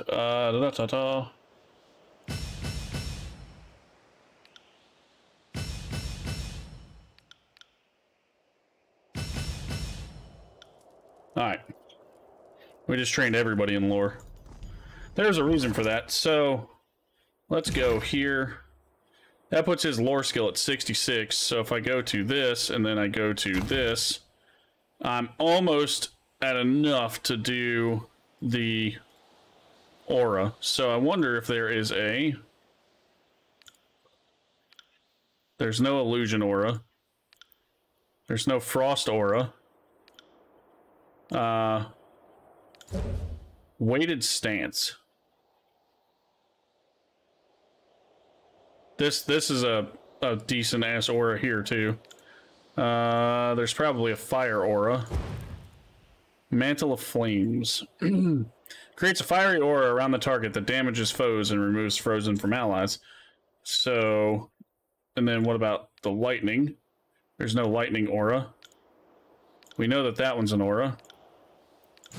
And there's an aura of fear. So those are the that's why we're training them in what we're training them in. So, all right, Garrus. Show him the ancient parchment. I found this in the depths of the old walls. Ha! Another incredible find. Yes, these glyphs, and here, the grain of the sheet. This matches closely with other documents we found in the old walls. Whether that means it was left by those who created the old walls, or by those who came later to study them, I would hesitate to conjecture. That's interesting, but can you tell me what it all means? No, one cannot simply decipher text from the old walls. At best, a few learned scribes can interpret the writings left in the depths to uncover lost aspects of sigils. Even that require time and effort. This is particularly unusual specimen. These repeated glyphs may be some manner of mathematical notion, expressing the relationship between specific values. Think of fractions of a whole, for instance, yet they seem simply listed rather than part of the equation, and at regular intervals as well. It is fascinating. I'm gladdened by your appreciation. While there remains every possibility that this is some manner of ritual or mathematical proof, perhaps something even more mundane, such as a record of accounting or recipe, what the document most reminds me of is the notation utilized to record music. If anyone could shed light on this, I imagine it would be the Archon of Song. If my inkling is correct, it's some sort of music. Her special gift might provide insight where I would avail myself for expertise. Okay, cool. What's the status? Happy to say I've made great progress. Scroll.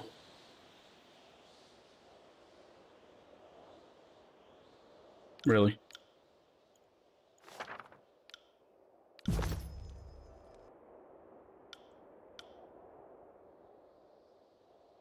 Sure, research fucking poison. Let's go. Alright, last spire. Mountain spire. Mountain spire. Let's go.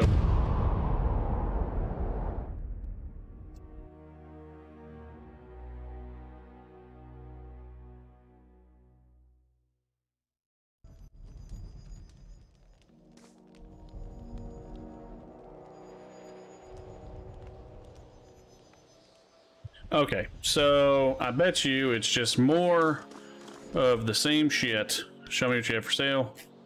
Don't care, don't care, don't care. Yes, that I care. Boop.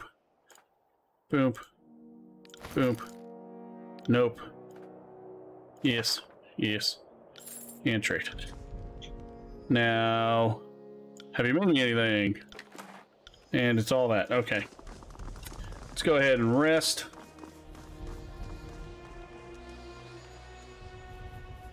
And yes, we will rest. And then we're going to head out on the road. On the road again. On the road again. And done. Library done. Forge done. And primary save.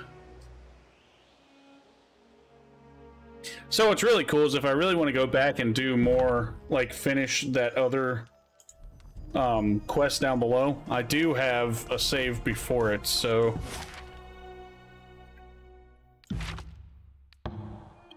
Jagged Maw Shrine. I think we're getting into the last area. Beside the road ahead you espy a cart. The vehicle is abandoned, with one wheel broken, free of its axle. Several crates and sacks remain piled on the small wagon, while a pair of boxes rest in the grass beside it. Approach the cart.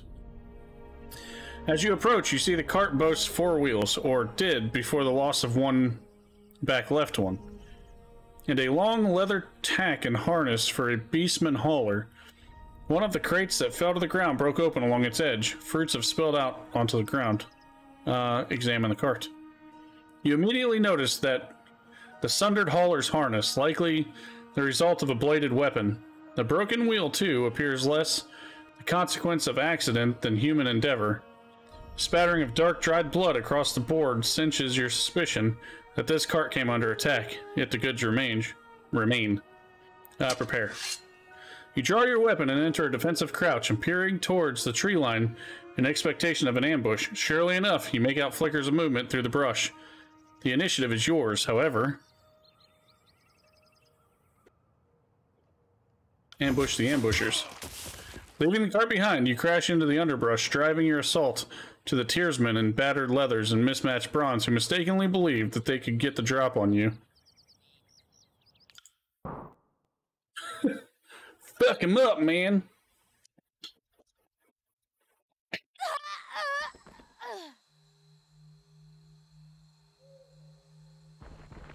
Heads up, we have company.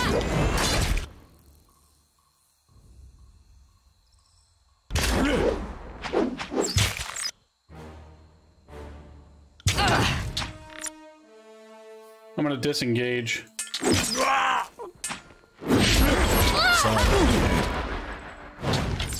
Bleed out, you little shit! I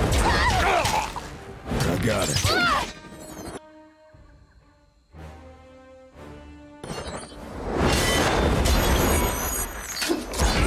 Fall before me!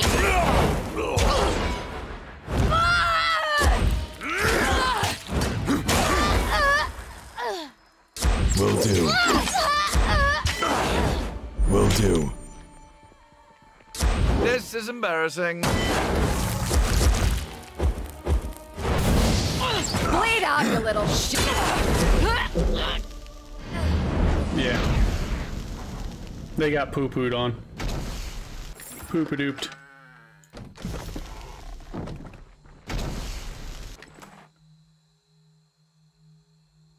Hired hand boots.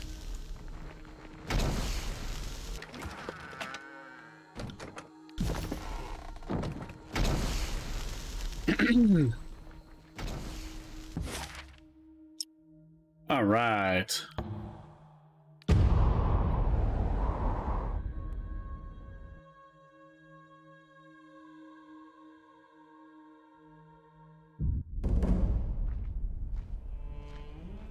Travel to Jagged Mall Shrine. Speak to Cadus and Radix. Scarlet Notebook.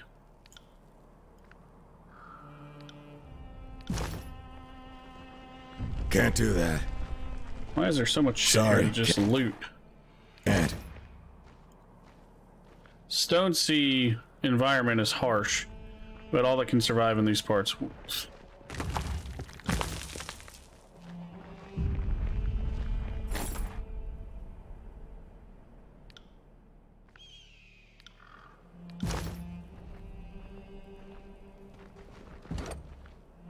Strange formation. This rocky protrusion is magical in origin.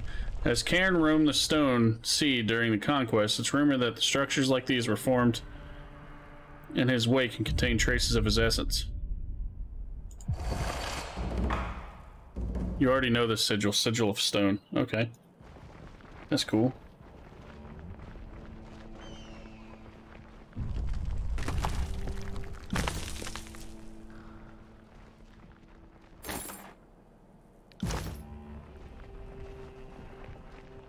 H planks of wood and weathered travelers crossing. Okay. Sorry, can't.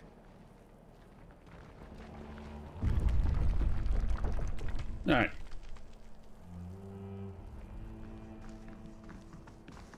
Sorry, can't.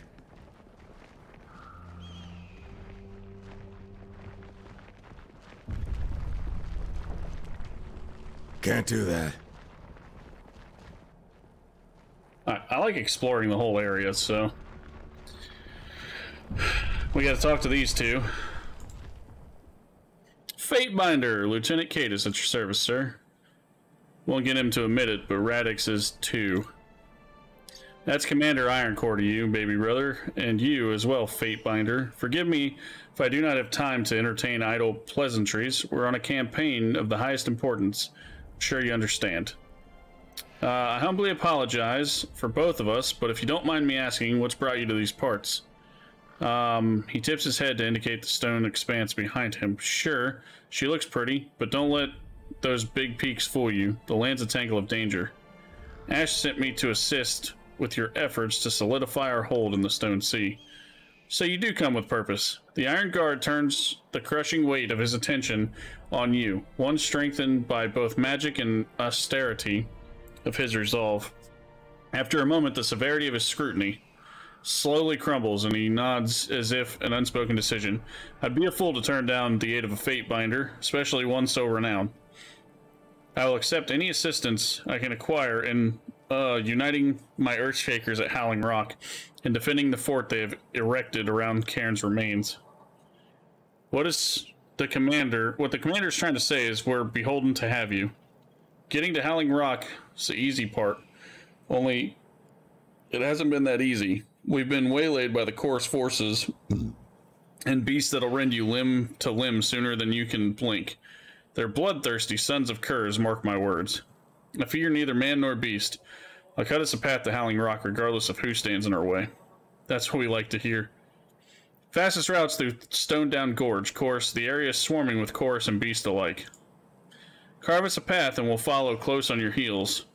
Get us there in one piece and I'll name my broadsword in your honor. We'll slay enough of them to have an armory named after us before long. I suppose I could stand for a few more swords named Barrack out in circulation. Understood. I need to see some preparation. Understood, sir. Whoa. We'll prep for heading. Holler if you need us, but we'll count on me and my shields. Okay. Practice the sigil of Cairn's forgotten name. Fatebinder, should you ride before us, which I am most assured you will, you'll need this code, the sigil of Cairn's forgotten name, to enter into the gate. Okay, so practice. That's good. Adjust the finger like so on the down curve. Yes, precisely. You live up to your reputation. Alright,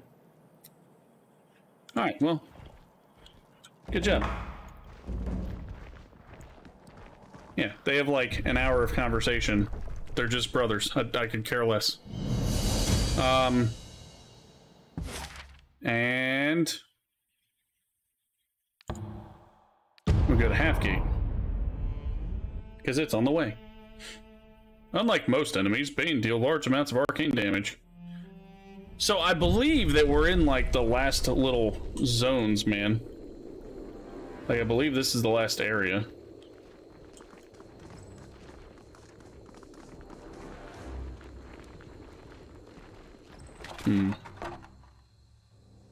Heavy cloth bracers again. Take all. Aleros. Watch your step, Fatebinder. The Stone Sea is a rather steep drop from Halfgate's edge. Wouldn't want you to slip off now.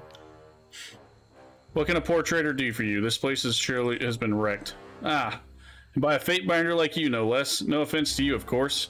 You're good justice. But if I ever get my sights on who did this, I'll give him a right piece of my mind. This city lost everything to the edict. Her homes, her people, even her name. You can't imagine what it was like to watch her quake and burn. Now that the city's death slide has settled, we only have to deal with the occasional rumbling, the tremors that come and go like sweeping summer storms. Most blame the disfavored. The Earthshakers are no help at all. Scarlet Chorus, at least, want to solve our problems. I hear the folks of Halfgate feel the disfavored are causing problems. Have you come to help them? Those meddling Earthshakers are protecting Cairn. But for the life of me, I couldn't tell you why. Maybe they like the trembling he causes every time he rattles and moans. But how are we to rebuild so long as the Archon lives? Sympathizes with Scar, of course. Okay, well, we don't like them, but we don't hate them neither. They've got a plan to stop the Earth's trembling, so they say. Kill Cairn, kill the Quakes. Once the land's at rest, we can rebuild the farm again. Have anything noteworthy in stock? Afraid not. Plumb out of, well, everything. Everything's a bit of gabbings, all I've got to trade at the moment, if you're in the market. Okay. I think I'm gonna call it, guys. I'm gonna go downstairs, get some food before my dad gets here, because he is coming into town here in just a little bit, in the next, like, hour or so. So, I will catch you guys tomorrow morning. I do appreciate you guys hanging out, man. Sorry we're cutting it a little short, but these past couple days, man, I've had shit to do, so it's kind of like I gots to get going, you know? But anyway, guys, I will catch you in the morning. I don't know how long the stream will actually be tomorrow, but I will be streaming tomorrow, so yeah. But I do appreciate you guys hanging out, man. You guys are awesome. I will catch you in the morning. You guys have a good rest of your day.